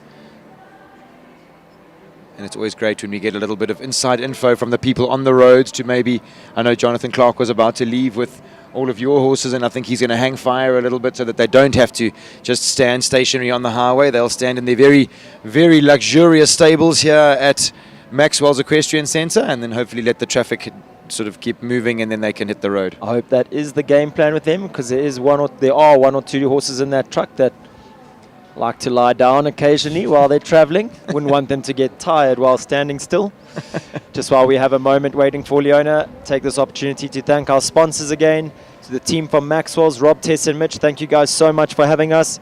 3344 Sports Horse Stud, Baker McVeigh, Back on Track, Midfeeds, Western Shop, SHB Financial Services, EPOL, Top Bet, Mark White, Nissan, Country Life Properties and Kudu Insurance. Thank you guys so much for making this event the spectacle that it has been, as we see Leona van der Merwe and 334 Capital Katori making their way into the ring, getting some final words of advice. Does look like, is that Henning Pretoria standing next to Barry? But I think that the advice was coming from Barry Taylor. Just a note in from Alison Koch. The traffic is moving again on Van Riemen's, but very slowly. Something that's not going to be moving very slowly. Capital Katori on track. Right, there we go. We weren't sure if Leona was going to go inside or not, but she is backing this little firecracker mare. No one's told her that she's almost under 16 hands. She does her job so effortlessly. I mean, Leona just making this look like it's a 120 track. Are we going to see a 1-2 finish? 4, 5, 6, 7, 8. 30.42. She beats herself by 600ths of a second. Leona van der Merwe, take a bow. Oh my word. Capital Katori going into the lead. She was gritting her teeth down to that last pink oxer. She knew she was quick. She backs this mare. She thinks the absolute world of her, and she really is a speed demon. You and I eating our words, both saying, oh, we're not sure if Leona's going to give it a go. Well, I'll be honest, she didn't gallop the legs off that mare. She And just sort of Breeder- kept turning her. Breeder Henning Pretorius in the house. Big smiles from him on the long side of the arena there. I'm sure he would have been chuffed to see that. Yeah. World-class riding at its very best by Leona van der Merwe. So, the only one left to upset the apple cart here in this 140 championship class, Chris van der Merwe. He brings in 334 Brandon for the 334 Sports Horse stud. Can we make this an all Van der Merwe podium? It'll be a smiley farm there this afternoon at Sheerdown. It's a beautiful start.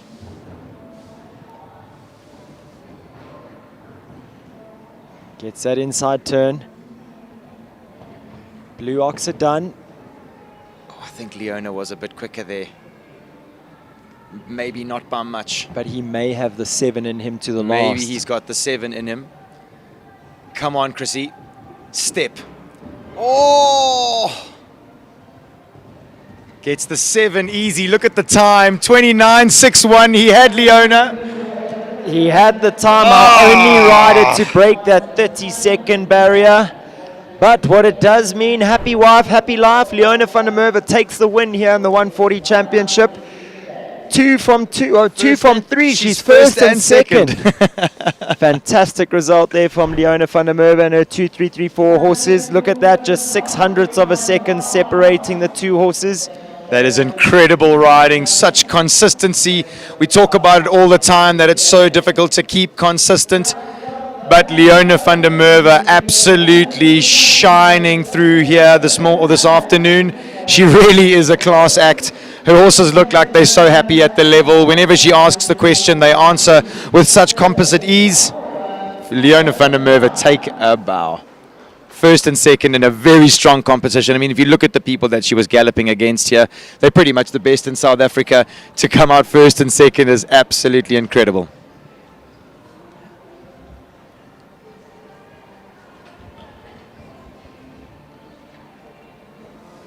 So it's another all-female podium here at Maxwell's Equestrian Centre with Jean Corba and Kalaho Talana rounding out our top 3. Another Super valiant result. effort. Her 31.73. 1.25 seconds off Leona's time. Shows you just how quick Leona was, and then to go and beat her time. Outstanding. Husband Chris van der Merwe, he said to me he was going to be quick. He had the time, 29.61. Fortunately, that second last fence not staying up. I will tell you something that I've realized and learnt by sitting up here in the best seats in the house. As my friend Ronnie Healy comes to mind, that for a couple months he was knocking on the door, but he couldn't get it, and he couldn't get it, and he couldn't get things right, and all of a sudden everything started working. I think Chris van der Merwe has got to stick to his guns. His horses are looking exceptional. Brandon's definitely got a big win in him this year, 100%. I think the system looks like it's working at 334. The horses look like they're happy. They've got to keep on doing what they're doing.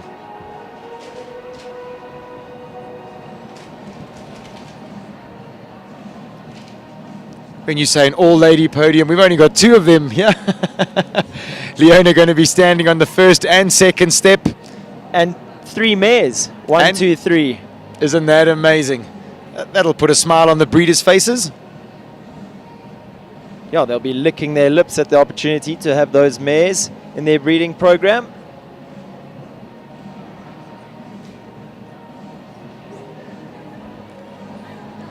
Isn't that amazing? Whoa, the mares don't look like they like each other as much as the riders do. Katorian, true small horse, small man syndrome there. Just giving Talana gears from the side, saying, haha, I'll beat you. So there we go. Leona van der Merwe, the winner of the 140 championships here at Maxwell's Equestrian Centre. Unbelievable riding from her. And then second place, Leona van der Merwe, 334 Finale. Not many times that you see a rider taking first and second in such a strong competition, and take nothing away from Jean Corba. She left nothing out there. She gave it the best she could. Kalaho Talana in third place with Jean Corba. Talana's not going to put her ears forward for Ray at all. She says that she's done enough for today.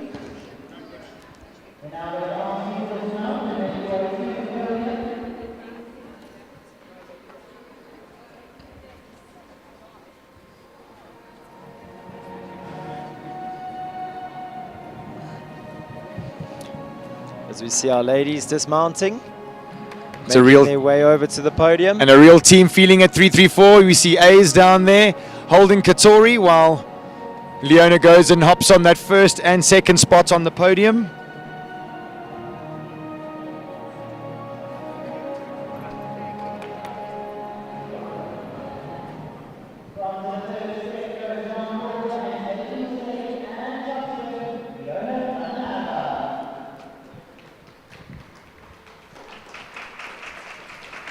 So here we have Leona van der Merwe, first and second in this 140 competition. Jean Corber rounding out the podium in third. Very well deserved, ladies. World-class riding in this world-class event. Just looking at the running order for the next class, Brendan, I'm not sure that we're going to be able to get Leona up here for an interview. She does have a horse in the big one here today. So I think we're going to let her concentrate on that. Maybe catch up with her a bit later.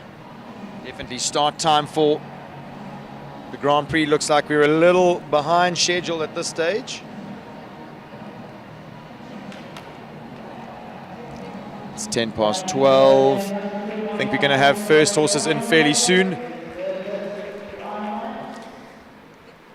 As we see Leona and Jean's grooms taking their place on the podium.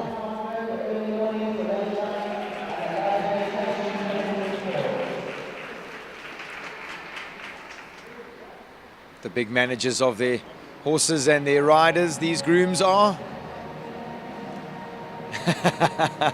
Making sure that everyone knows that he was first and second in this class.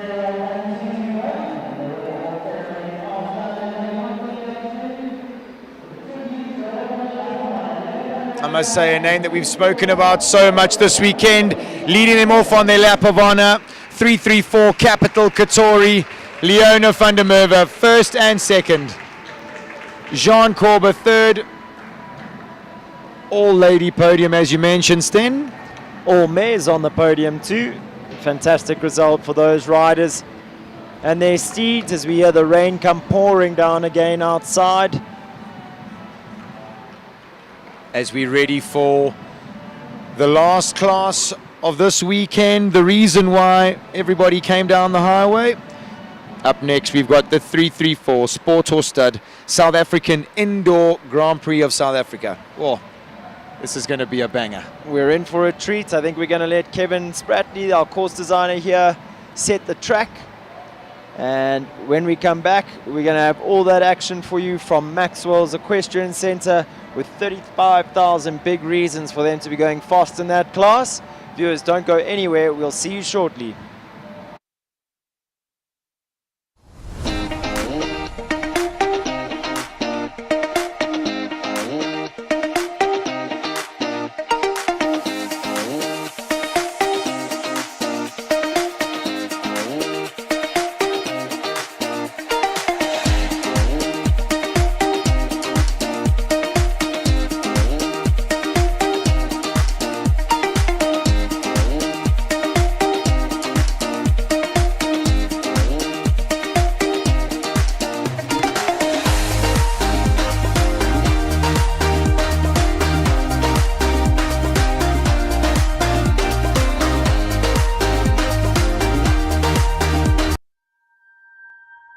When I joined Brian Baker in 1990, we could not have foreseen the expansion of the Baker McVeigh Group, developing into an internationally renowned team. We have broadened our horizons with more than 50 vets worldwide. What makes us different? Perhaps it's our local family feel, complemented by our international footprint. Possibly it's our attention to detail. You can bring us your lame, ill and poorly performing horses and be assured of our utmost attention and individualised care. But critically and essentially, we feel our aspirational philosophy towards prevention rather than cure is at the core of our creed. Our genuine wish is to make an enduring difference in the well-being of our equine patients. For contented, happy patients make for delighted, happy owners. For life.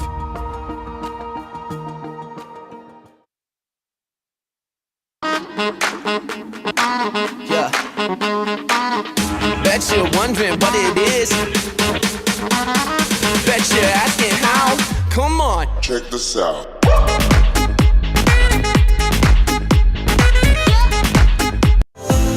Your passion is our passion at Midfeeds and Tack and Togs. Where we lead, others follow.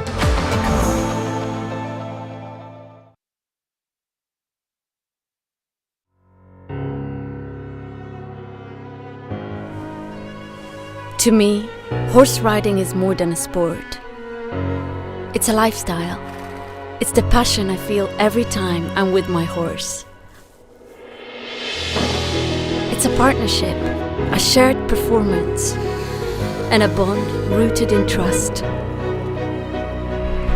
It's not me, it's us. Two bodies, two souls, and a saddle that move in unison. It's an extraordinary combination, nourished by respect and sensitivity for the planet.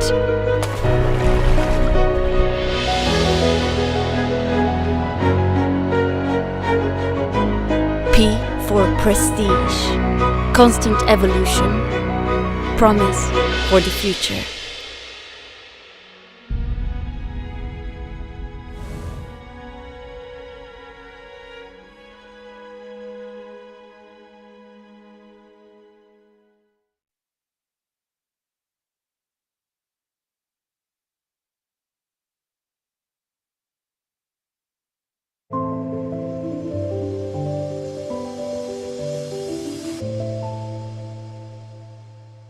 Country Life Properties, a boutique real estate company specializing in sales of equestrian properties, sale of residential, agricultural, and country lifestyle estates in the Greater Kyalami area.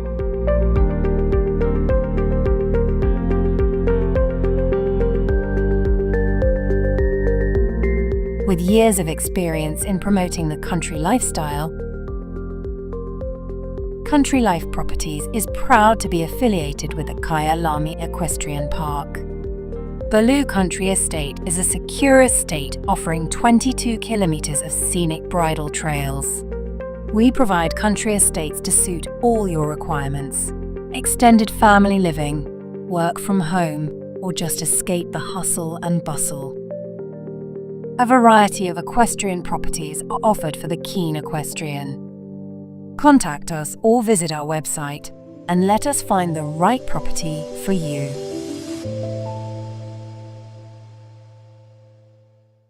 Lock me up 'cause I've been bad and I know I'll do it again. You're the best I ever had, I'm guilty, I confess. Blue lights, red lights, we gon' get real wild tonight. Blue lights, red lights, with you.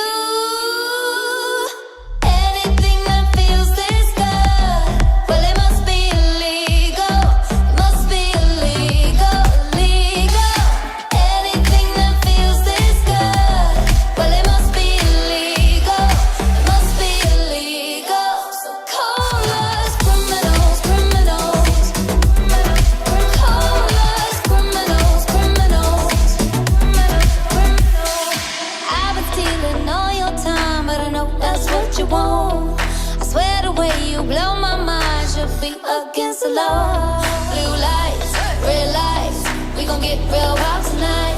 Blue lights, red lights, with you. Anything that feels this good, well it must be illegal. Must be illegal, illegal. Anything that feels this good, well it must be illegal. Hi, I'm Stacey from SHB Financial Services, specializing in the best payment solutions for your business. Do you take payment by way of credit card machine or online via your website? Are you sick and tired of crippling bank charges and dealing with call centers? If so, we are the way to go. We offer a guaranteed reduction of your current credit card rates, affording your business a substantial saving. The latest state-of-the-art credit card terminals and round-the-clock 24/7 in-person VIP customer support, with the added benefit of not having to change your current bank and practically zero admin. We have thousands of happy clients who have made the switch. So join the most fabulous team in payments today and become our new best client ever. Give us a call now.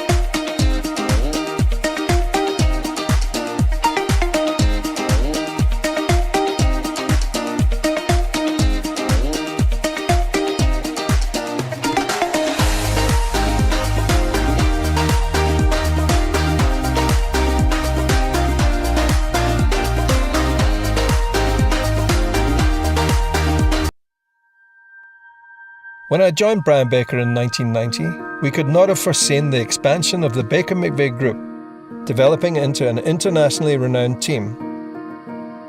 We have broadened our horizons with more than 50 vets worldwide.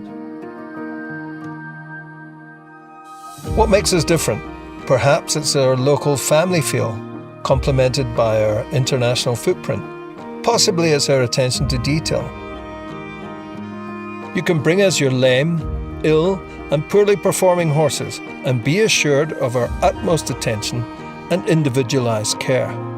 But critically and essentially, we feel our aspirational philosophy towards prevention rather than cure is at the core of our creed. Our genuine wish is to make an enduring difference in the well-being of our equine patients. For contented, happy patients make for delighted, happy owners. For life.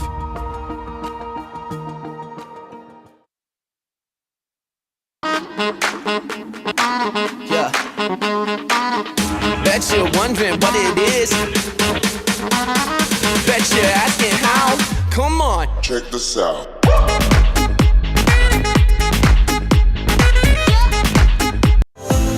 Your passion is our passion at Midfeeds and Tack and Togs. Where we lead, others follow.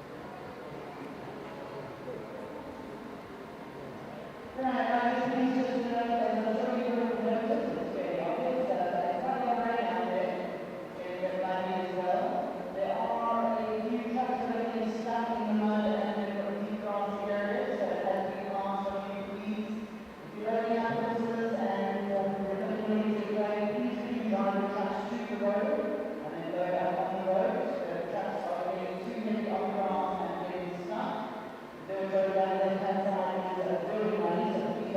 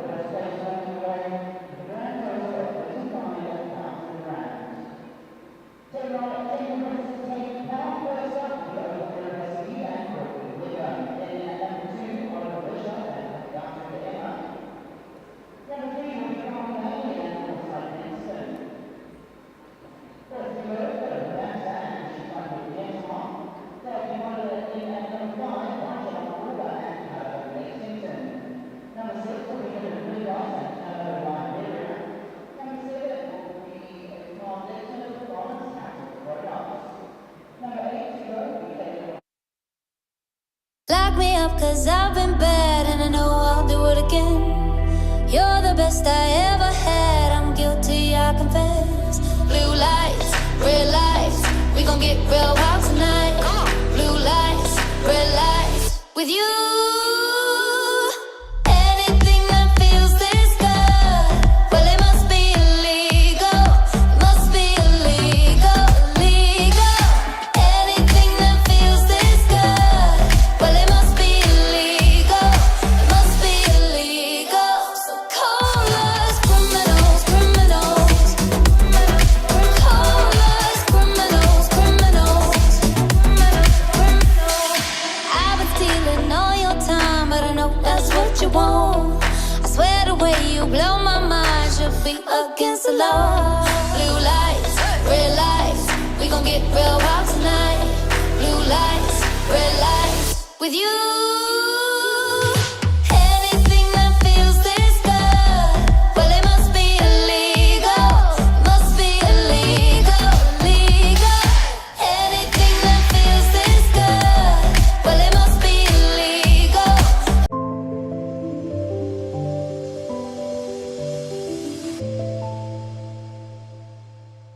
Country Life Properties, a boutique real estate company specializing in sales of equestrian properties, sale of residential, agricultural, and country lifestyle estates in the Greater Kyalami area.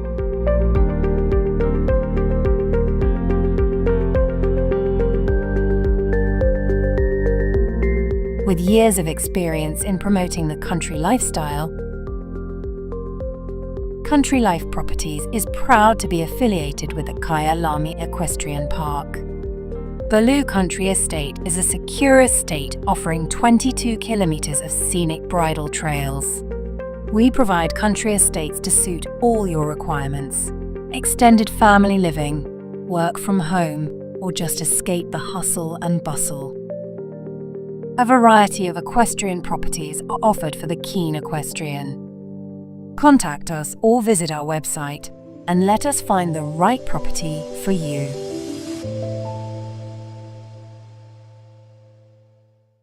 Hi, I'm Stacey from SHB Financial Services, specializing in the best payment solutions for your business. Do you take payment by way of credit card machine or online via your website?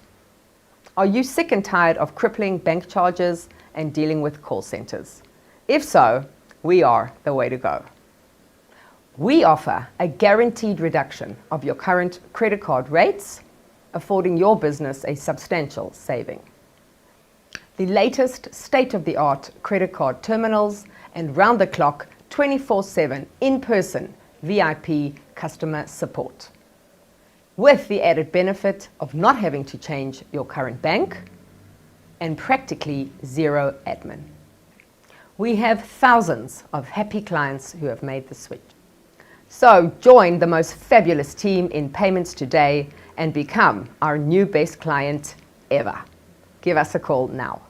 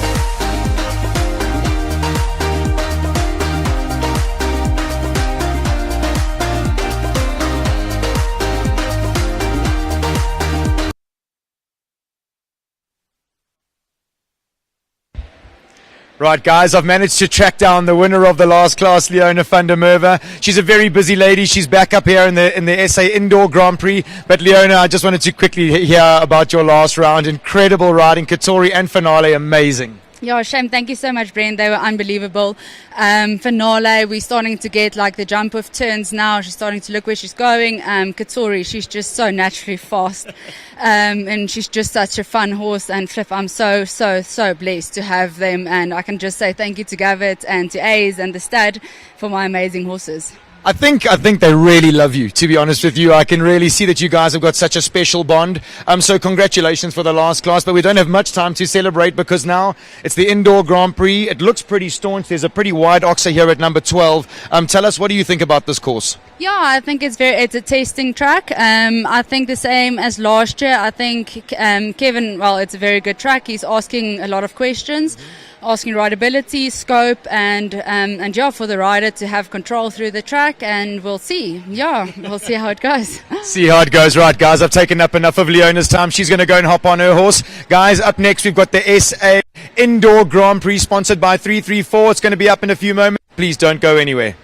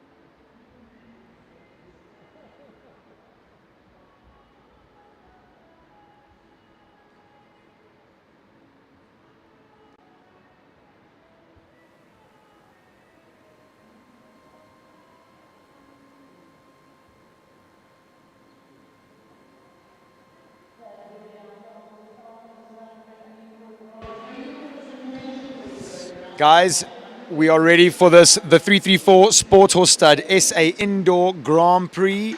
I was lucky enough to catch Leona van der Merwe, the winner of the first and second in the 140 competition, to get her opinion on this pretty testing track. But Sten, I saw you had a wander around and I was giving Leona an interview. Tell me what you guys thought.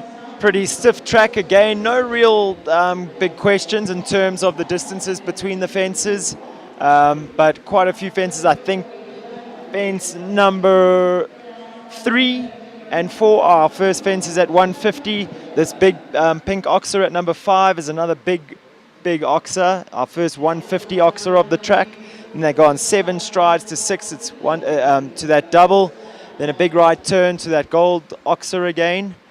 At 7, 4 strides to 8, like we've seen all day. That oxer can ride quite big. That oxer looks like it's staunch from sitting up here. Coming away from the gate. Then there's that big left roll back to the Cascades vertical at number 9. They sweep around that double at 6 again.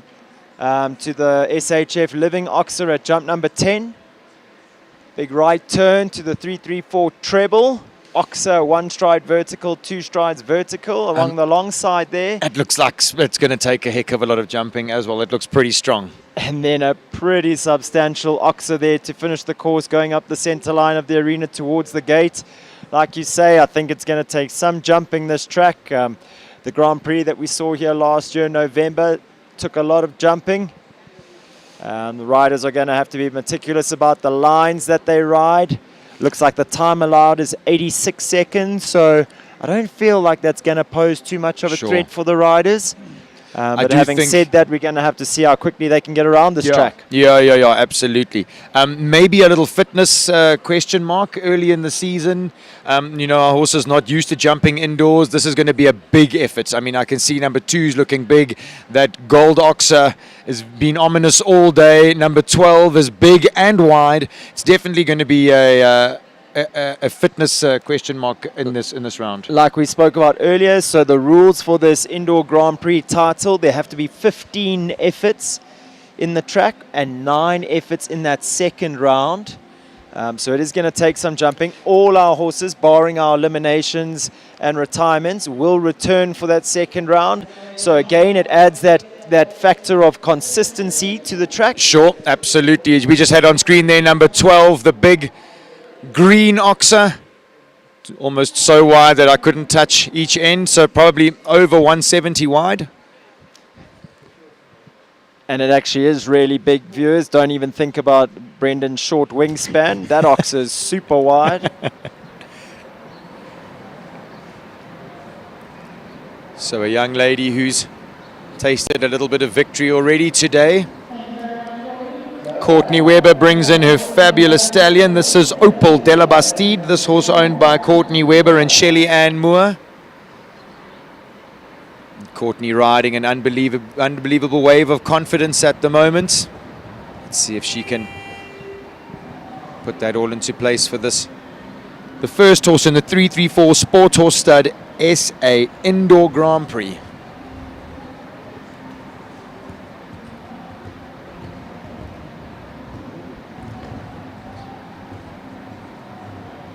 Up easily in the 8 there, 1 to 2, that Peacock Oxer. Looks back to that flimsy little plank at the clock jump. 5 strides down to the vertical at the Rathmore vertical. Now for a big scope test. First big Oxer of the track. Oh, it's a good shot. Using her voice there to the double. Expertly ridden by Courtney down that big testing line.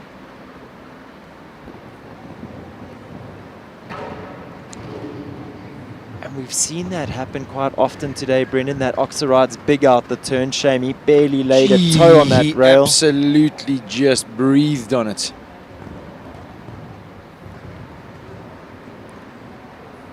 Courtney's ground speed fantastic so far. This horse, the father of a horse we saw jump a little earlier. Pumba. Is it Kiss by Onyx? Kiss of Onyx. Kiss of Onyx, sorry. Using her voice again there to balance the horse jumping out the treble. Here's this big Oxer we were mentioning. No problems for those two. Big jump over the last. Inside the time, Courtney's time 82.23, time allowed 86 seconds, so Sten, I think you're 100% correct in saying probably not going to be too affected by the time. Yeah, and I think Courtney did keep rolling everywhere where there were big, sort of big runs between the fences, like from 9 to 10. You saw her just lean forward a little bit on landing after number 9, really roll along there. Never took a pull to 10. She's a class act, is Courtney. I mean, she we've known really her for is. so many years, and it's lovely to see her growing up in the sport. Taking all these big Grand Prix these days in her stride. Oliver Bishop up next. He brings in number 2, Gaucho de Emma. Another horse bred by Sancho Fuhrman. This horse by Verdi. That Oliver went overseas and purchased on his own. In the second qualifier on Friday night, we saw him Little touch on jump number 1, and then jumped a faultless round after that, looking a real picture. So early in the season. I chatted to Ollie about Gaucho. He said he loves indoors. Says he finds it almost a little easier, keeping him together. Holds the inside line there from 5 to 6. Gets up in a nice balancing 7. Now for a big press here at the Gold Oxer. Such good hands, this guy. Easy as you like.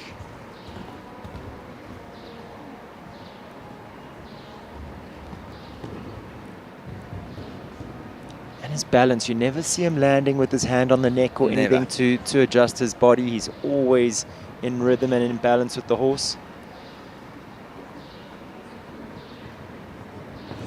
Come on, Ollie. A little growl. Yep, One works. from home.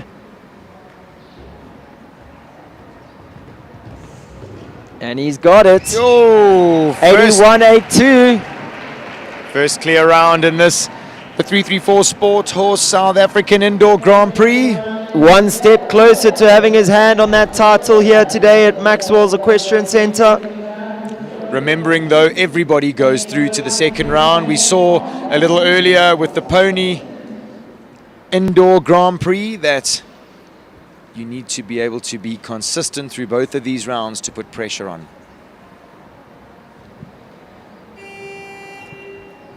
Bell rings for the turn of Grant Langley up next. He brings in number 3, Forsyth Bengston. We saw Grant standing at the in-gate watching his pupil, Courtney Webber, earlier. I can see those boots that he wears. Yeah, his little paston wraps On at his- the back yeah, there on his from his pastons. injury that he had.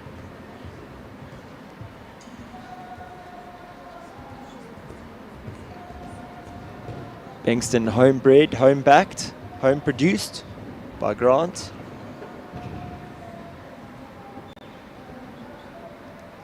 Another horse out of the lovely Kwamal du Verfat. Polydictus Lord Mare that Grant has had so much success with in his breeding program.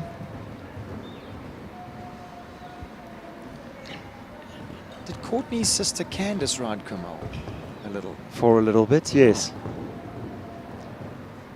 I was lucky enough to ride her in my young rider years. Grant was very generous in helping me to ride to that level with that mare.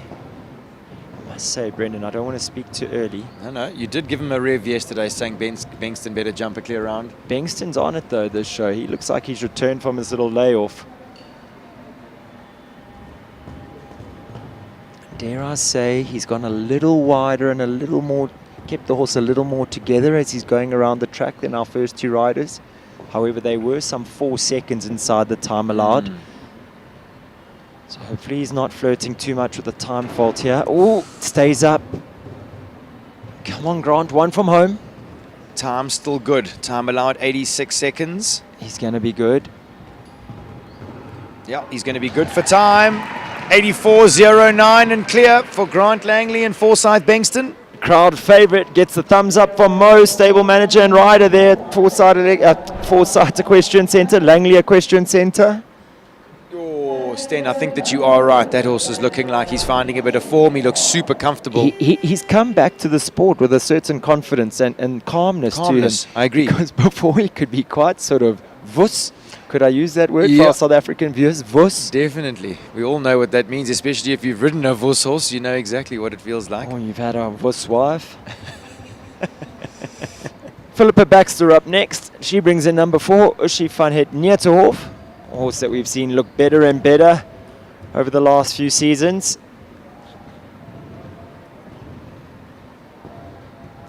As she shows her scope and talent there over the Peacock Oxer. Bounces her up to that big tall plank. That was unlucky. Also almost falling victim to her scope there. She landed so far out over the plank. Yeah. That distance became a little short for her.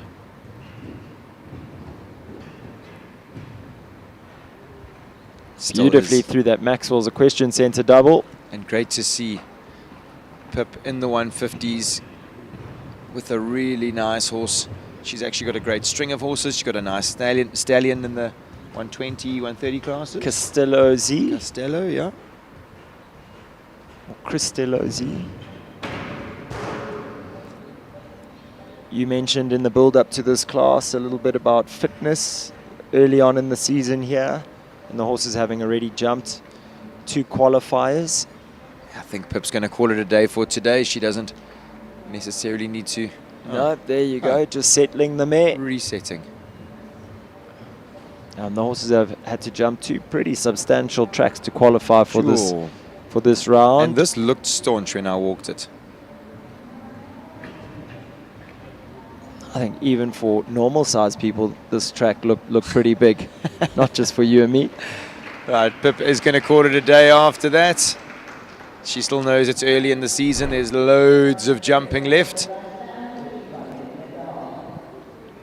Yeah, speaking about jumping, we were fortunate enough to see a little show venue that's round the corner here that's going to be holding a show in May yesterday.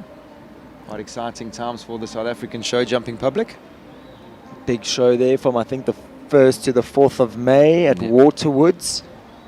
Lots of construction going on at the moment. We saw jump equipment, very similar, very elaborate jump equipment. Much like here at Maxwell's. Yeah, I've never seen jumping equipment like I have at Maxwell's, and definitely down the road at Waterwoods. Looks like they've got much the same. So a horse that sat out of the second qualifier, Callao Lexington up next. Jean Corber in the saddle. Number 5. So she would have definitely geared this horse towards this class. She was on the podium in the Grand Prix at Kep just a few weeks ago. So this horse has started his season in fine form.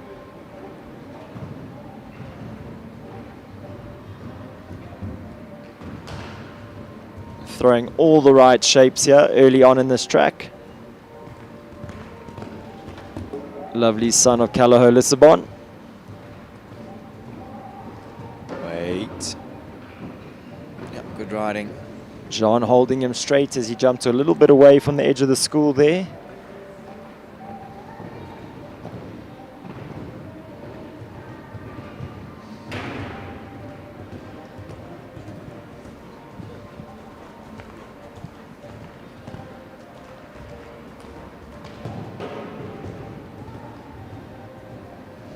Having a little touch here and there, but keeping all the fences up at this stage.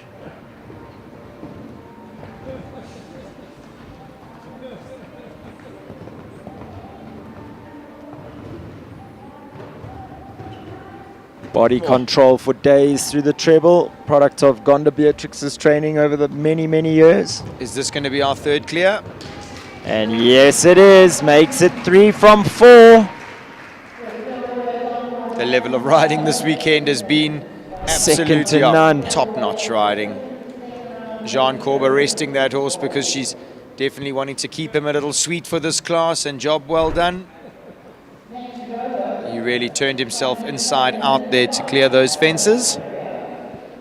So from a son of Lissabon to a daughter of Lissabon, Callao Liberia up next. Helen Kritikos in the saddle. You said she maybe seemed a little anxious earlier this morning, Brendan? Yeah, when I said good morning to her, she said, no, she's not jumping this class. And she said, no, it's too big for her small horse. I totally disagreed with her and reminded her how easily she's tinkled around previous 150 classes in her life. And still a young lady, still definitely working out her ways. Wants to just get some proper mileage around these big 150 tracks. Such a privilege that Kevin's made the trip up to come and share some of his wisdom and some of his fancy ideas in these courses.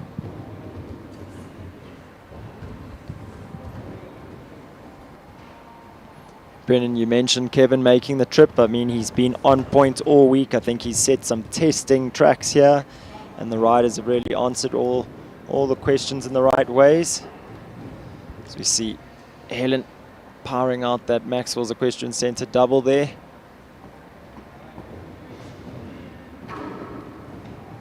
Using her voice to good effect down that line, 7-8. She gives Liberia a big press on the 4 strides to remind her to keep rolling. She has an enormous jump, this mare. A big backhand can often throw all the momentum onto her front legs.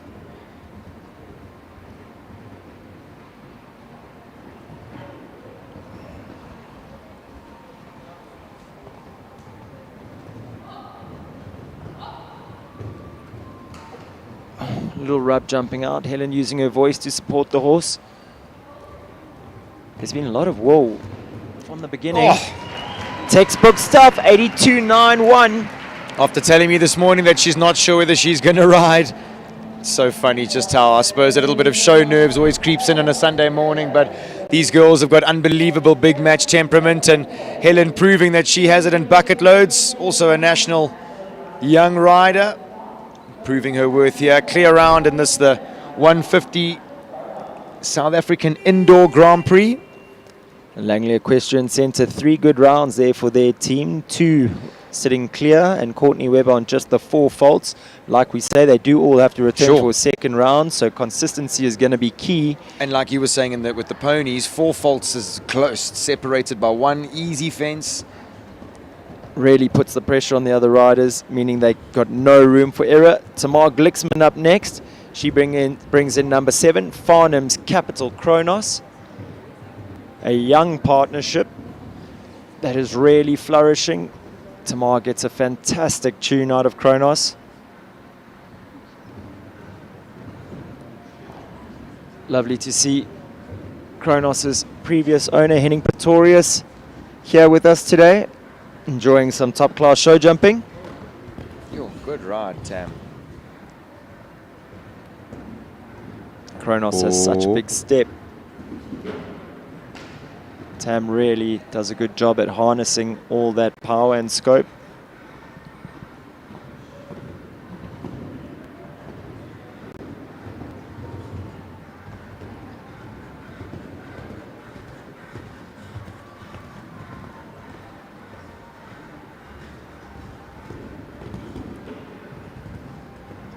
Lands moving at the back of 9, thinking of the time.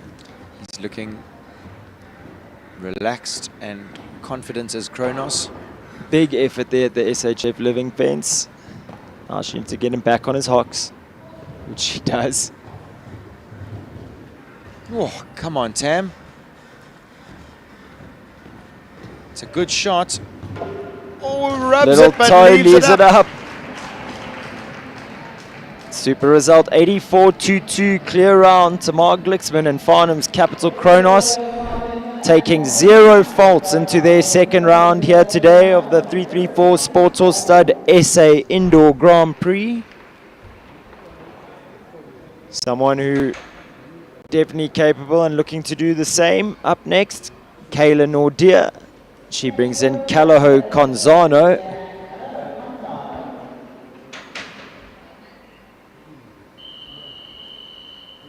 Talk about young partnerships. This is definitely another young partnership that is looking very promising. I spoke to Kayla. I mean, she's very, very serious about this horse's career at the moment. She knows he's got what it takes for the big time. I agree with her. Lovely son of Concoriano, who's been an intricate part of the Calaho Studs breeding program. Originally produced by Yanni Kleinans, and then Kayla recently having taken over the reins.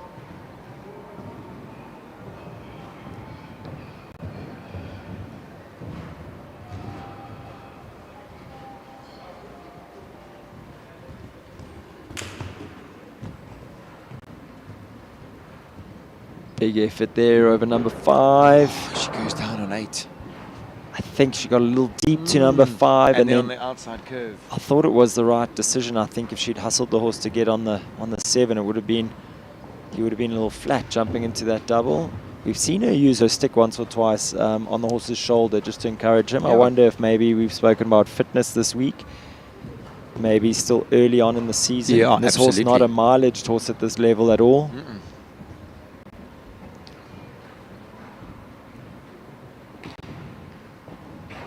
try not to harp on with the same comments over and over again, but I think it would be almost unfair not to mention that Kayla is really just a treat to watch every time we get to see her jump, week in and week out. She turns out good results. And so organized in her way. Again, I think just getting some really positive show mileage at the beginning of the season. Oh, valuable mileage for that horse at this level. I think the show calendar, in our show calendar, I think we've got President's Cup coming up and then Easter show after that, so the 2 big 150 classes. So all these horses and riders are going to be eyeing out their next big 150 class.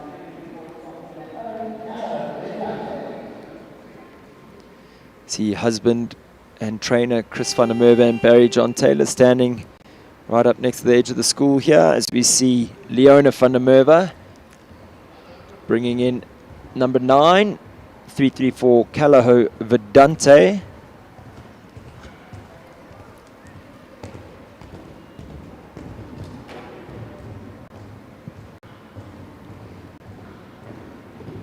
So at this stage, as the competition stands, we have 2 horses left to come. We have 5 clears of the horses that have jumped. Remembering, though, that unless there are retirements or eliminations, everybody from the first round will go through and jump a second round.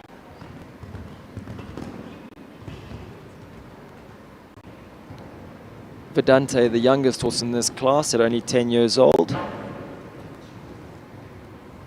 It's strange saying that because she already seems so mileaged at this level. Yeah, I'm sure she's been jumping 150 for 2 years already.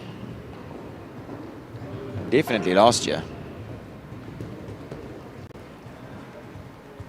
Calaho Vedante by Calaho's Victory Forever out of a Diamant de Simile mare. Good riding, Leona. Good room at number 9. Yeah, on paper this mare is amazingly bred. I wonder how many times you've said that today, Brendan. Good riding, Leona. Almost as many times as the prizes that she's won. Come on. It's another clear round. Another clear round. Well ridden, Leona. She's been turning out the clear rounds today, has that young lady. I must say, in the interview, she did say a big thanks to her team, to Goverton, everybody at 334 that allows her to ride these very special horses. So with 9 having started, we have 6 clear rounds at the moment, 66%. That's a very strong clear round percentage here on a tough track like this with just 1 horse left to go. It's the winner of the second qualifier on Friday night, Shari Michaelis. She brings in Tack and Tog's Ultimo WC. That's a strong clear round percentage in a tough class like this.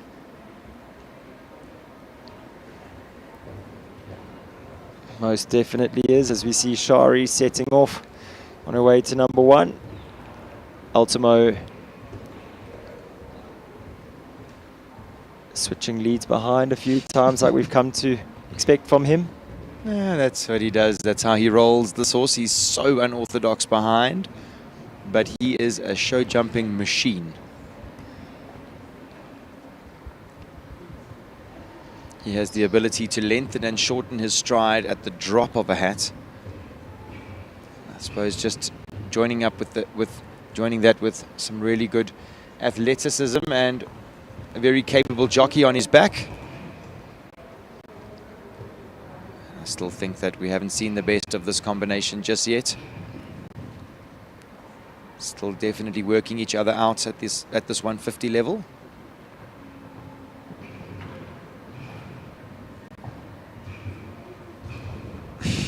She is so stylish, is Shari. Smooth, organized, balanced. Oh, soft fence there.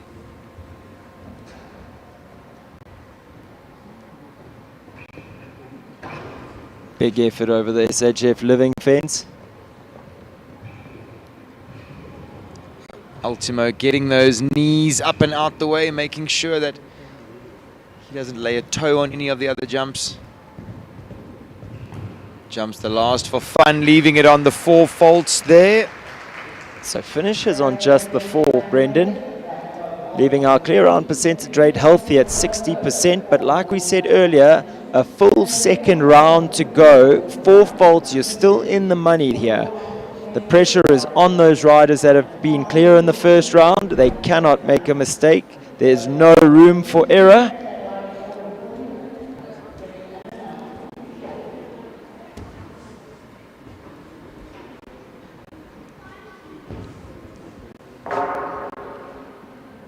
So when we see our riders return, they will be jumping over fences 1, 2, 3, 6AB, 7, 8, 9 and 10. So 1, the SHF living vertical, 8 strides up to 2. Wonder if we'll see if anyone goes there in 7, I don't know. Left back to the plank at number 3. Then right to 6AB, the double, the Maxwell's Equestrian Centre double. So are they going inside the SHF vertical at number 1? After 3, sorry. Oh, did you say after 3? Plank, oh, sorry, yes, sorry. 1, 2, 3. 6AB. 6AB. So they'll be going just around number 8, fence number 8, I would imagine. 2 stride double. Then jump 7, the gold oxer. Fence 8, the green vertical. Left turn back to 9. The Cascades vertical. Yeah, the turn back. And then a long gallop down to that oxer at the SHF living fence, there by the in-gate. There's no other way of getting around other than going as fast as you can around the Maxwell's Equestrian Centre double. Yeah, that's going to be it. You're going to have to turn up to 9 and absolutely floor it. So, looks like we've got 9 horses in this jump off. They're going to, I think, be going in reverse order of merit and time. We will be. So it looks like first in will be Kayla Nordia, Calaho Conzano. Second in, Courtney Webber, Opal Delaba Steed. On just the 4 faults, Brendan. Yep. Shari Michaelis, 4 faults, tack and tog. She goes in 4th. And then the clear rounds.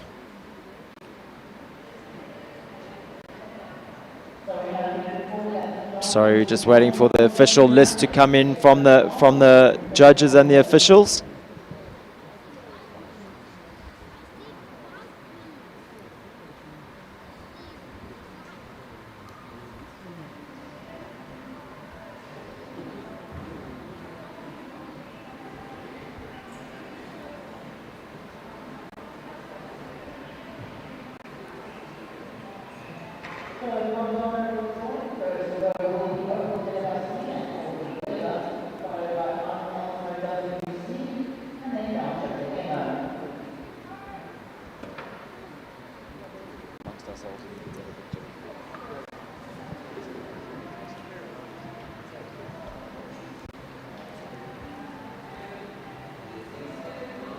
So it looks like we've got that running order in. So first to go, Kayla Nordia. Second to go, Courtney Webber. Third in will be Shari Michaelis, Tack and Togs, Ultimo WC. Fourth in, Oliver Bishop, Gaucho de Emma. That was first the first of the clears. First clear round. Grant Langley, Forsyth Bengston. Jean Corber, Calaho Lexington are 6th in. 7th in, Helen Kritikos, Calaho Liberia. 8th to go will be Tamar Glixman, Farnham's Capital Kronos. And like she has been all week, Leona van der Merwe sitting in pole position with 334, Calaho Vedante. She's going to have the opportunity to see how it all goes. She's going to know exactly what's expected of her by the time she gets to make her second trip around this track here today, designed by Mr. Kevin Spratley. Right, I'm not a betting man, Sten, thankfully, but I'm going to ask. Don't ask me. I have to. I have to. Come on, give me your podium in any order. In any order, top 3. It's so difficult that you'd be a fool not to have Leona van der Merwe as one of your picks. Jean Corber. She's been in some fine form. I think Helen Kritikos just for the very reason that she wasn't that keen on jumping. I'd love to throw her into the mix there. I'll be honest, I thought that Kronos with Tamar Glicksman jumped a peach of a round. You're not going to get me to say 3 names. Grant Langley, I said it when he jumped. Bengston has come back after injury and is looking calmer and more relaxed than he ever has looked. He's looking more mature in his jumping than I've ever seen him look. Sure. I mean, have I left anyone out? Oliver Bishop, smooth. He can ride a horse as fast as he can ride a dirt bike. Wow. This is a real open competition, I must say. I mean, I suppose there are 4 riders that are at this stage. Sorry, 5 riders at this stage that are sitting on 0. 6. Brendan, yeah. 4, 5, 6, 7, 8, 9. All 6 of those. So Oliver, Grant, Jean, Helen, Tamar and Leona all on clear rounds. I mean, I don't foresee any of the 4 falters or 8 falters cracking into that top 3 here today. I think it's a strong field of riders, I think experienced riders and horses. We're probably going to get a double clear or 2. I think I would venture to say even our top 3 will definitely be double clear, and I think they're going to be quick too. Looks like our course is almost ready. We see Courtney and Opal standing at the in-gate. I spoke to you earlier about Grant being strict with these girls, about gaining as much mileage as they can at this level. Obviously all within reason, but I think with only having had 2 down in the first round... Oh, she has to definitely jump again. Definitely. Sorry, only having had down. 1 soft rail. Courtney Webber definitely needs to go again. I mean, surely they'll be eyeing out a World Cup or 2. And I mean, it would be crazy for them not to be thinking about the Derby this year. The horse jumped unbelievably last year. For sure, the second trip around the big Derby is easier than the first because you believe that it's actually physically possible. So an exciting position for Courtney to be in, but I do think it's interesting, as you say, how Grant manages his team. You know, he knows how difficult it is to get horses up to the 150. So when you've got them, definitely, I mean, we won't say use them, but definitely, make hay while the sun shines. Absolutely. You know, horses only have a specific number of jumps left in them. So when they're ready to do it, definitely let them do the job. As we're waiting for Courtney and Opal to get ready for their jump off, just again, I want to touch on the amazing sponsors that have been attached to this world-class event that's happened here at Maxwell's Equestrian Centre this weekend.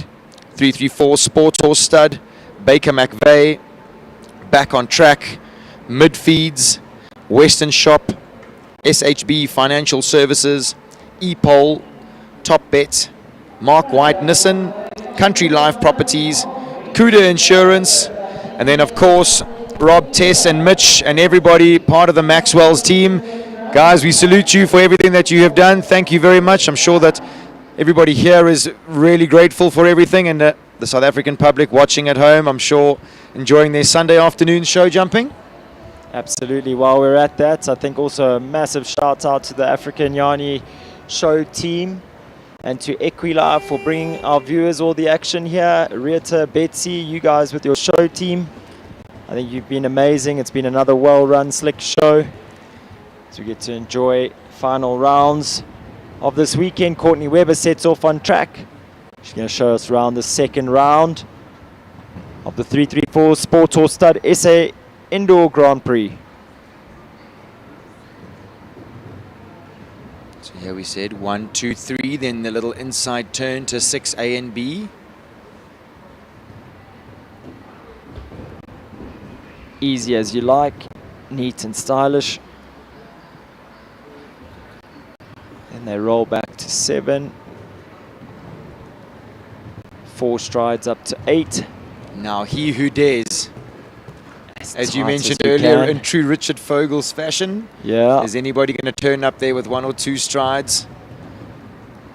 I'm sure towards the sharper end of the competition we're going to see people getting tighter and tighter there. And throwing caution to the wind. But Courtney's put some pressure on the rest of the riders. She's left them all up. 54, 5, 6.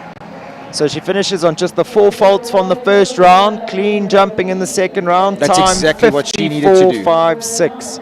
100%, Brendan. Put the pressure on the other riders. We talk about it so often, scoreboard pressure. Now she needs to sit and wait because the others are all going to be going quick against each other. They're going to have to leave the fences up. Our only other 4-fault rider Shari Michaelis returns with Tack and Tog's Ultimo WC.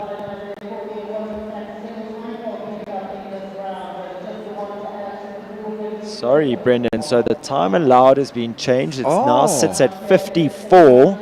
So Courtney has picked up a time fault, which is very unfortunate. I thought she was quick. I thought she was quick too. Did she maybe go fractionally wide to number 9? And maybe to 6A, but my word. Wow, I mean, the officials and the course designer have definitely tightened the screws here on the time. So time allowed 54 seconds. These riders are going to have to move.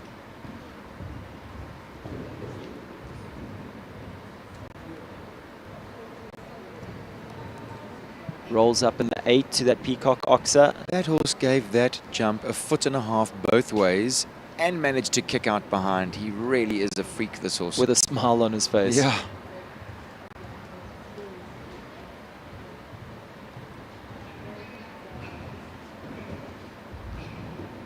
Big effort out of that double there.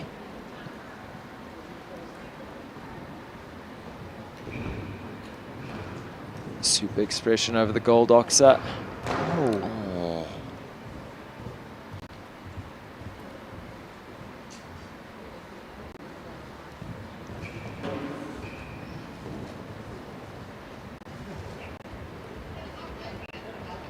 So that pesky time fault of Courtney's is going to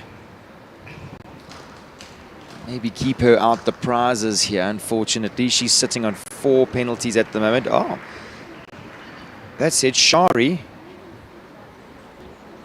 57.89, so some 4 seconds, some time, four faults for time there, 4 seconds outside the time allowed. Brendan, always good to have knowledgeable friends, some wiser men than us. Shayton Hendrick says he could be mistaken, but he's pretty sure Callo Dante, 334 Callo Dante, won this title last year, and I think he's right. He's on the money. It was one of the chats at dinner last night. Leona was going to see if she could do it again. I should have been paying more attention. I was more intrigued by teasing Chris.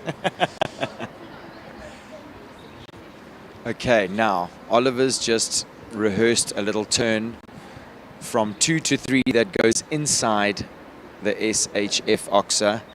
You spoke about this being the business end of this class.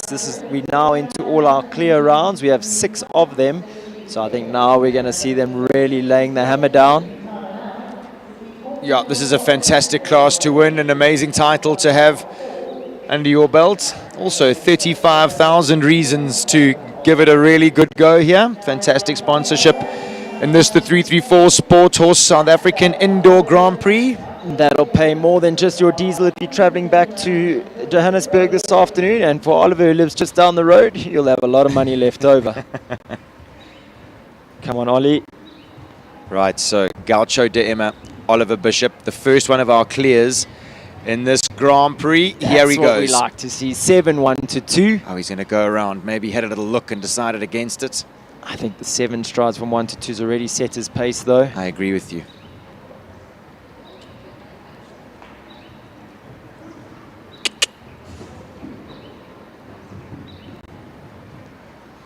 Using his voice to good effect, jumping out that double. Now the elbows are joining in. That was a big ask at the Gold Oxer. He gambled and got away with it. Risk and reward, come on. Now he's going to fly. Watch his elbows. Oh, come on. There you go. Keep going. Oh, we could have left that out, but leave it. Look at the time, 49.15, some 5 seconds quicker. 49.51. Jeepers, that was close. The time allowed has been adjusted to 60 seconds. Courtney Webber still sits on 4 penalties at this stage. So the time allowed has been adjusted. It's been pushed out to 60 seconds. So Courtney Webber still in a very good position. Sure. With just the 4 faults. There we go. I mean, she'll feel happier about that, I'm sure. Time of 54.56. Oliver Bishop sits in pole position at the moment with Gaucho de Emma. 4 faults in a time of 49.51. Look at that time. And then Shari also just keeps on the 8 faults, no time to add to her round. So a horse that we've spoken about a lot today, saying that He definitely knows how to go quick, and it's been impressive how relaxed he's been able to stay the show. Up next, Forsyth Bengston with Grant Langley in the saddle. So at this stage, no double clears. Courtney Webber jumping clear in the second round, but carrying 4 from the first. Oliver Bishop, really valiant effort, but unfortunately clipping the last. Let's see what Grant can do here with these last few jumps. Just 2 from home. Puts his foot down a little bit, but then resets Bengston around the corner. He wants to leave all of these jumps up, put pressure on the rest of the people. Leaves it up. And it stays. Keep going, yes. Good ride. All day like that. Leaves it up. 54.33, our first double clear of the competition. Grant Langley, Forsyth Bengston go into the lead. Almost exactly the same time as pupil Courtney Webber. You talk about scoreboard pressure, Brendan. He's put the pressure on for the rest of these riders. Did you not in your cheeky usual manner shout to Grant Langley yesterday that Bengston better jump a double clear today? As we were driving out the driveway while I tried to run his pupils over on their team hack. And he definitely said from your mouth to God's ears, which someone was listening out there. Fantastic Absolutely. Double clear there for Grant Langley, Forsyth Bengston, putting a huge amount of pressure on the rest of the riders. Right, a lady who's really been accustomed to handling huge amounts of pressure, Jean Corber. She's the only one who's gone inside. She knows Lexington really well, and she gets it.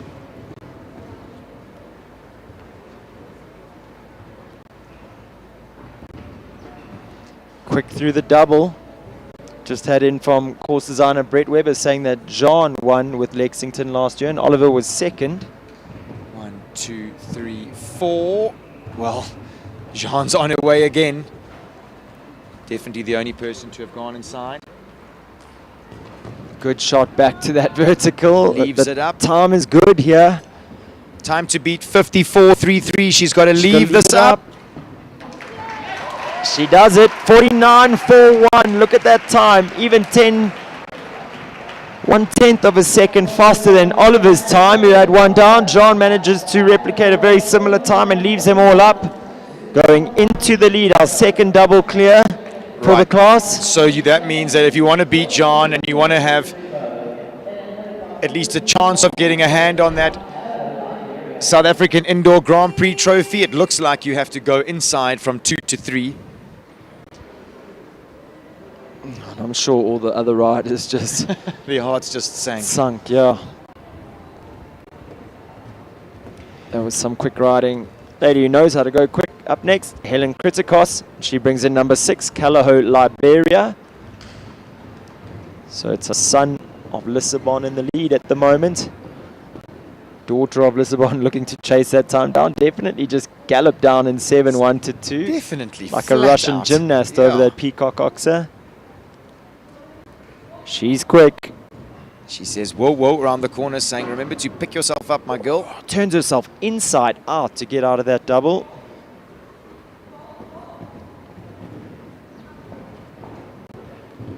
Presses her up there now. Asks the mare to stay moving through the rollback. Good ride. Now go. Time to beat 49.41. It's going to be close. It's going to be close. 49.80. Gee whiskers. Helen Kritikos goes into second place. Calaho Liberia. Wow, for a young lady that wasn't that keen on jumping yet today. Yeah, that's a funny way of showing that you don't want to be jumping the class. Flying into second place here, 49.80, double clear. Calaho Liberia, Helen Kritikos. On definitely the smallest horse in this class. Definitely galloping the smallest down horse. on 7 strides, 1 to 2. Yeah, like it was no one's business. She also backed that horse. She from stride 3, she was already making her longer. You can't change your mind. That horse turned itself inside out, jumping out of that Maxwell's Equestrian double. Brendan absolutely bent her back in half. Incredible. Right, 2 horses left to go in this class. First of those, Farnham Capital Kronos, Tamar Glixman. See what she's got in store. Laid down a picture perfect round in the first round. Easy 7. Holding in the 7 strides down from 1 to 2. She's gone inside. That's going to be the aim of her game, to be as tight as she can with this horse. See her turning back up to that double, incredibly tight. You can hear Now Barry moves saying, around. "Gallop, come on." He's got such big step, this horse. She'd want to use it. That's a good shot to the gold. Now Wool.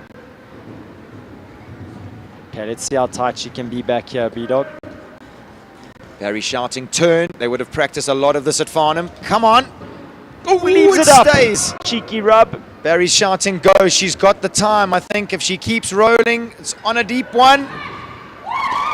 She leaves it up. 49 seconds dead. Tamar Glicksman goes into the lead in this, the SA Indoor Grand Prix. What a round from that lady on a fairly new partnership. I think that's the quickest I've seen that pair go. Absolutely. Everybody from Farnham whooping and screaming at the in-gate there. Brendan Farron saying Tamar's been on a long dry spell here at the top of the sport. We saw her winning class after class years ago, and then she's made a big effort to build up a new string of horses, and let me tell you, that is a match made in heaven. I called it here last year at the indoor show in November. She gets such a good tune out of that horse, and you called it at the beginning of this jump, well, the second round. You said she was going to be one to watch. It jumped a peach of a first round and really just used the horse's rhythm to the last jump there, but it's not over till it's over. No more fitting way to end this competition than with Leona van der Merwe, 334 Calaho Verdante. She's made that inside turn. Just to remind these viewers that this mare only has one eye. Not that it detracts from any amount of talent that she's got. Big press jumping out. Keep moving, Lee. Keep moving. Come on. I think Tamar was a fraction quicker through that turn to the goal. Oh, it's gone down. Tamar Glicksman. Gone down. Tamar's the winner of the SA Indoor Grand Prix. She's going to be absolutely flabbergasted. I see her in the warm-up. She's got her hand over her mouth. She can't believe it. She's getting off to give her coach and her horse a huge hug. Oh, not Leona's day today, unfortunately. Well, I don't think not Leona's Well, day. in this class. She's won everything else. She was first and second in the 140s. Very polite of her to give someone else a turn. Tamar Glicksman. What a fantastic result here today. Taking the win. Second place, Calaho Lexington, Jean Corber. And in third place, riding out our podium, young Helen Kritikos, Calaho Liberia, Lissabon, stamping his results in again and again. Absolutely, and I'm going to whisper to Helen, just reminding her that she wasn't keen to jump this morning. That horse put in an absolutely incredible performance. Let me tell you that Kevin Spratley has absolutely nailed the tracks this Nailed week. it. Nailed The it, jump nailed offs, it, nailed it. Everything has been unbelievably exciting. Yeah, I must say, viewers, I hope you guys have enjoyed the sport as much as we have this weekend. We've been on the edge of our seats pretty much for 3 days here, bringing all this exciting information to you guys. I see Tamar and Lorette there walking arm in arm. I'm sure that there's going to be a few tears shed. Fantastic result for Tamar and her team. I'm sure the whole of the Farnham, the big Farnham team and the little Farnham team will all be celebrating tonight. Look, I'll be honest, I think that Oliver and Grant are going to be chuffed with both of their horses. Grant Langley over the moon with Bengston. I think he's looking like the real deal again. Yeah. And Oliver's going to be chuffed to have Gaucho back at the top level. I don't even want to say looking like the real deal again. I think Bengston looks the best that he's ever looked. I've never seen that horse look as relaxed and calm in himself. I agree. I mean, Grant has done an absolutely amazing job. I think big shout out to his veterinary team as well. I think the Equus practice have been instrumental in getting him back Forsyth again? Bengston back to his or better than ever, back to his best or better than his best. You said he had an injury, jumped out the walker? Jumped out of the walker, yeah. So I think kudos to them. Massive shout out to the Equus veterinary practice. They've done a super job there with Forsyth Bengston. And Stan, just while we're waiting for all the riders to come in, we've been going on and on and on about it. But, I mean, we may as well make a go of it because this is our last few moments on air. Maxwell's Equestrian Centre really has shot the lights out here. It's been something to behold. I'm over the moon that I got invited down to join you here because I got to see this firsthand, and I don't know, guys, any of you sitting at home in Johannesburg or in Durban or anywhere else in South Africa that are planning to get here, you will not be disappointed. Really and truly, it is something to see. It's really positive. Everybody's had such a fun vibe. I really have enjoyed my time here at Maxwell's, and a big thank you from me to everybody who's made me feel so welcome. To Lizzie and Ferdy, you've also given me a place to stay. I really appreciate it. And a beautiful place to stay at that. Sandstone Cottages just down the road here. Beautiful accommodation as we see Tamar Glixman. Oh, moments like these. Chest puffed out. She's smiling from ear to ear. She's on cloud nine. Kronos donning a big amazing rosette there on the side of his face. You can see he's chuffed as peach with his round. Just thinking about where Tamar is in her life and in her riding. She runs a big business at Farnham Riding School. She then went out on a limb, and she would have invested in herself and in her career and purchased this very tricky stallion, I would say, who was ridden by one of the best in South Africa, Nicole Horwood. So I'm not sure that would be everybody's favorite thing to try and outdo Nicole, but I really think that Tamar has put her hand up. She's in a fantastic team there, managed by Barry and Lorette Knowles-Taylor. And I don't think that there's any amount of luck that's gone into this win. I think this is a huge amount of blood, sweat and tears, and so well deserved. Tamar, I take my hats off to you. Congratulations today. You absolutely deserve your top honours. I think I said earlier, Brendan, she'd had a bit of a dry run at the top of the sport, but I think for the reasons that you've just mentioned now, she's been building a very successful business. Sure. She's put in all the hard work, and it's lovely to see her now reaping the rewards of everything that she's given to the sport. Yeah. She's getting the opportunity to revel in her success as well. Really, Sandy Cox shaking Tamar's hand there, and obviously had a few really positive words of encouragement. Jean Corber, Mrs. Consistent. She was, I think, second in the Grand Prix at Kep just 2 weeks ago. Now second again in the Indoor Grand Prix here today at Maxwell's. She was Equestrian third in the Centre. 140s. She's an outstanding athlete and has really got some amazing horsepower underneath her at the moment. And then third place, Helen Kritikos from Langley Equestrian Centre. Big smiles all round. She looks super chuffed with her round and with her horse, Liberia. Oh, and so she should be. You she's compare not her holding to. on to the reins. It makes me anxious with that mare. You compare her to a Russian gymnast. How she turned herself inside out at number 2 was incredible. Was outstanding. Absolutely outstanding. Also, just seeing how little she is, Brendan. Helen goes and gives Liberia a big kiss on the nose. Says, "Thank you, my girl." Jean and Tamar, really close friends, both sponsored by the Western Shop.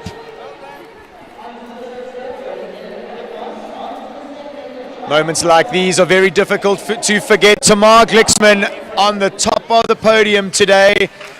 Capital Kronos doing the business. Mr. Barry Taylor himself going out to present our riders with their medals. I just want to quickly say something before Barry gives his medal to Tamar. Last night Barry said to his wife Lorette that he thinks that Tamar and him should go for marriage counselling because they definitely need to learn how to get on. But I'm sure that's a really emotional time. Barry's put his heart and soul into Tamar's career. Lovely to see her taking top honours here today. Mr. Govert Triggle going out to present the riders with their champagne, getting a big congratulations. Again, just a quick moment to thank Govert for all he has done for 334. Doesn't look like there's much of a dry eye up there on the podium, but Tamar lifts up the trophy. She is the winner of the South African Indoor Grand Prix here today, sponsored by 334 Sport Horse Stud. Definitely a moment that Tamar will never forget.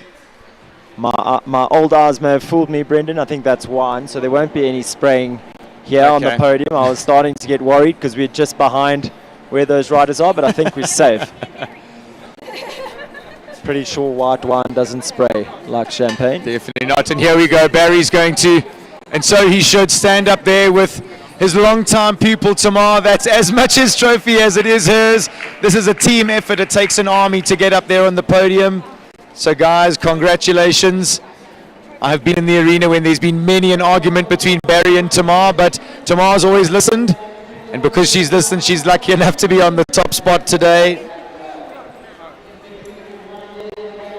Now it's going to be the turn of our special grooms to take their place on the podium, as it looks like Liberia is quite keen to get on with the lap of honor. Yeah, she's quite keen to get onto the truck and go home, I think. I was thinking more along the lines of go jump another track. She looks fit as a fiddle.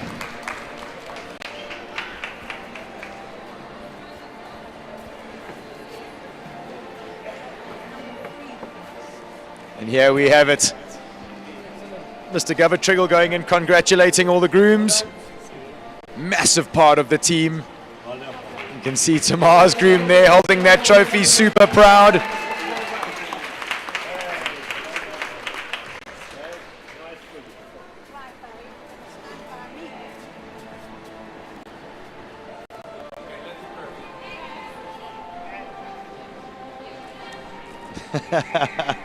Yeah, congratulations everybody. Fantastic scenes here.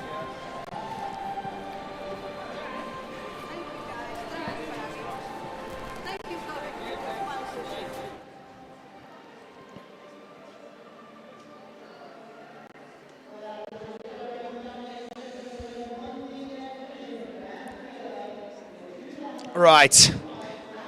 And the moment that Tamar's been waiting for, she gets to lead everybody off. The winner of the South African Indoor Grand Prix, sponsored by 334 Sports Horse Stud, Tamar Glicksman and Farnham Capital Kronos. Top honours, Jean Corber with Lexington in second, Callao Lexington in second, and Helen Kritikos with Callao Liberia in third. Strong contingency there from all our stud farms in South Africa. Absolutely, Brendan. And here comes Tamar again. Past the deck. The holder, or the new holder of the South African Indoor Grand Prix title, the Adult Grand Prix title. Yeah, what a moment for her. It's going to be a really enjoyable drive back up the N3 highway for her today. I'm sure she's really keen to get home to Nick and her daughter. I think good reason to stay an extra night and celebrate. Fantastic result there for Tamar. Nick Glicksman, I hope you're watching, bud. I hope you poured yourself a strong whiskey. I haven't had a drink for 5 years, but it feels like I need a whiskey after watching that.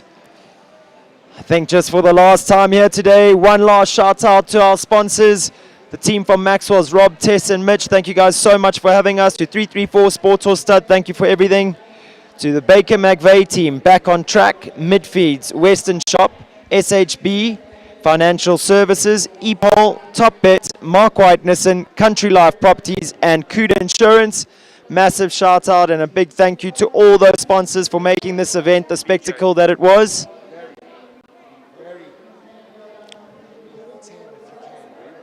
I think we're going to try get Tamar to come up for an interview. Her trainer Barry John going to tell her what to do for one last time here today.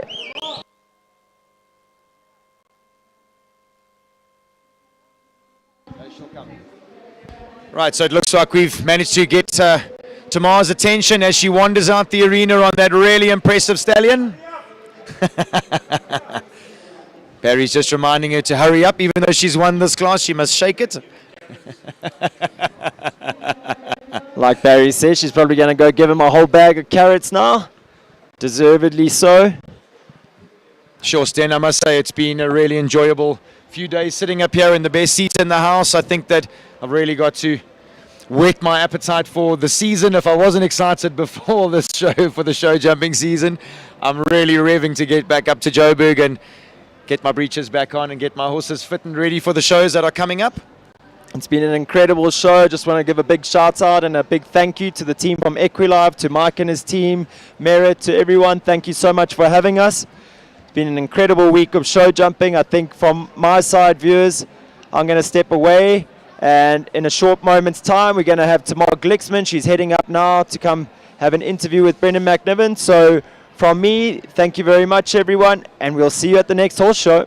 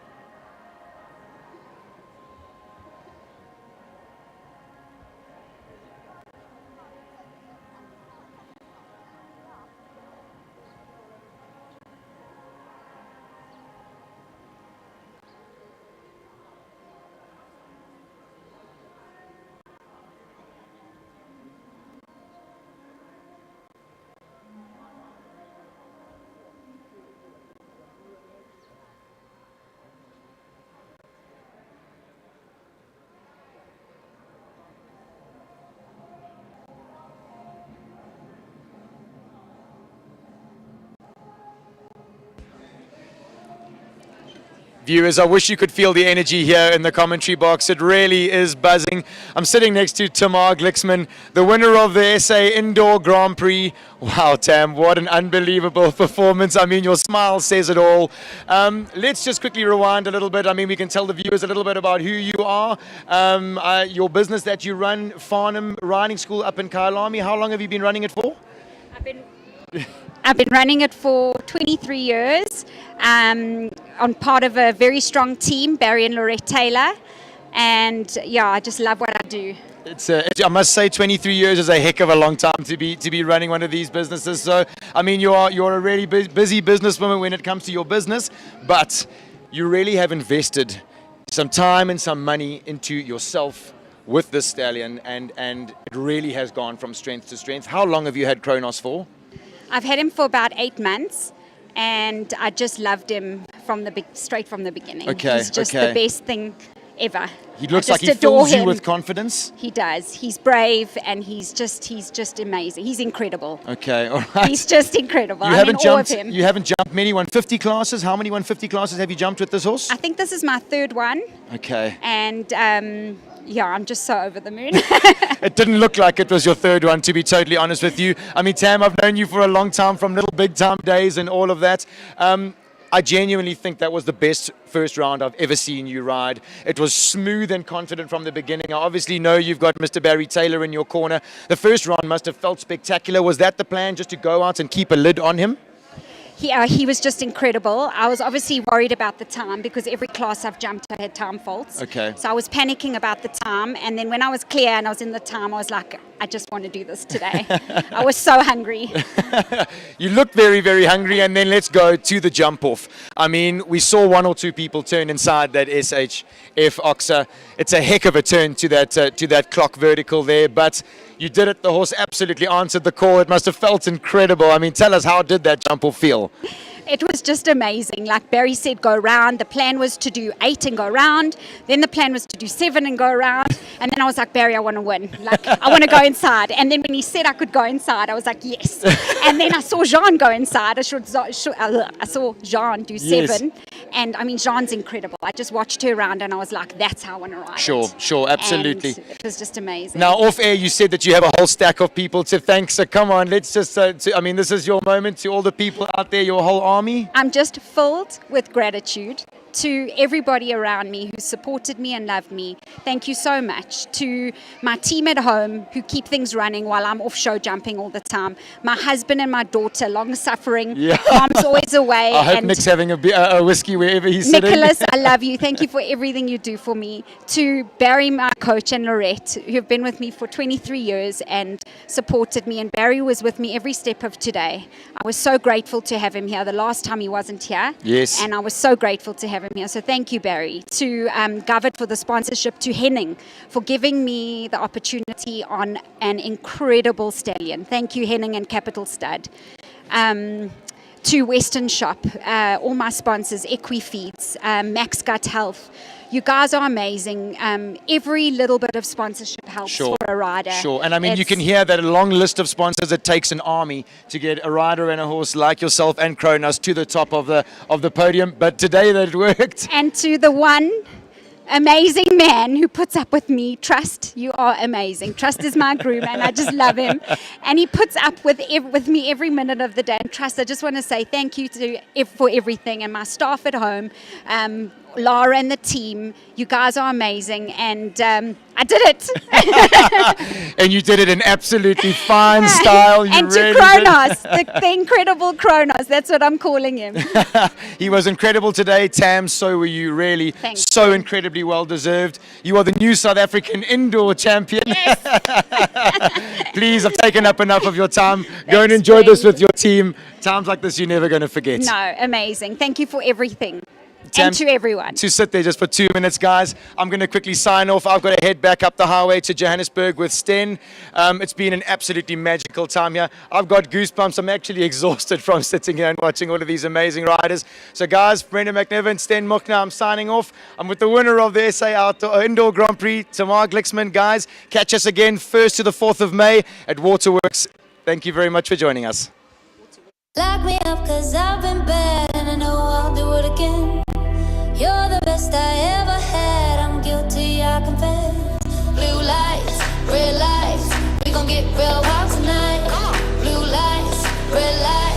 with you. Anything that feels this good, well, it must be illegal. It must be illegal, illegal. Anything that feels this good, well, it must be illegal. It must be illegal. So call us criminals, criminals. Call us criminals, criminals. I've been stealing all your time, but I know that's what you want. I swear the way you blow my mind should be against the law. Blue lights, red lights, we gon' get real wild tonight. Blue lights, red lights, with you. Anything that feels this good, well, it must be illegal. Must be illegal, illegal. Anything that feels this good, well, it must be illegal. When I joined Brian Baker in 1990, we could not have foreseen the expansion of the Baker McVeigh Group, developing into an internationally renowned team. We have broadened our horizons with more than 50 vets worldwide. What makes us different? Perhaps it's our local family feel, complemented by our international footprint. Possibly it's our attention to detail. You can bring us your lame, ill and poorly performing horses and be assured of our utmost attention and individualised care. But critically and essentially, we feel our aspirational philosophy towards prevention rather than cure is at the core of our creed. Our genuine wish is to make an enduring difference in the well-being of our equine patients. For contented, happy patients make for delighted, happy owners for life.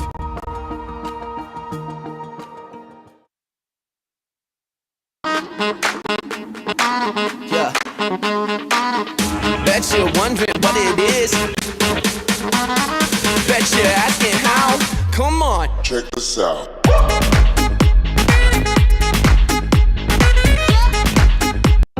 Welcome to the world of mid-feeds and tack and togs.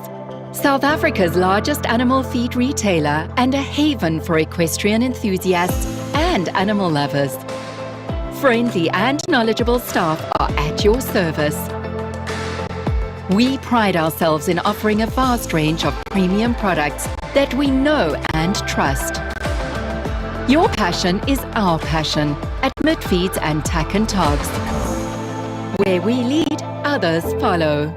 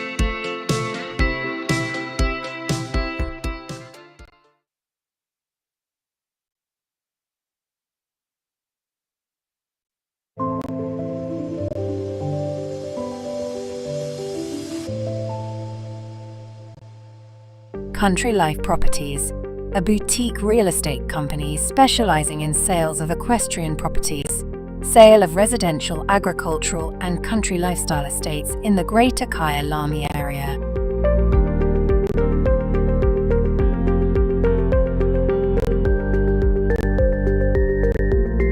With years of experience in promoting the country lifestyle,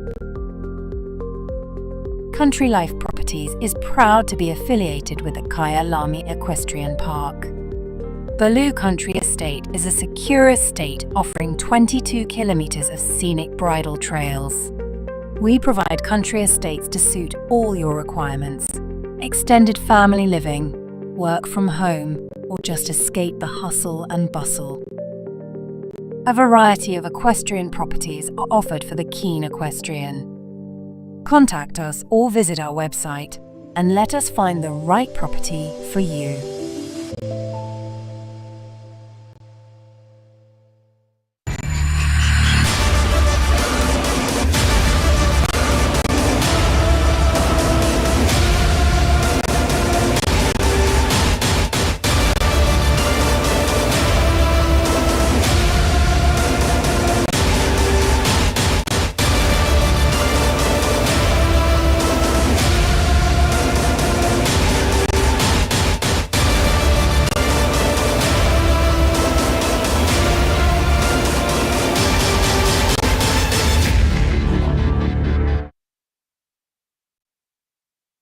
Hi, I'm Stacey from SHB Financial Services, specializing in the best payment solutions for your business. Do you take payment by way of credit card machine or online via your website? Are you sick and tired of crippling bank charges and dealing with call centers? If so, we are the way to go. We offer a guaranteed reduction of your current credit card rates, affording your business a substantial saving. The latest state-of-the-art credit card terminals and round-the-clock 24/7 in-person VIP customer support, with the added benefit of not having to change your current bank and practically zero admin. We have thousands of happy clients who have made the switch. So join the most fabulous team in payments today and become our new best client ever. Give us a call now.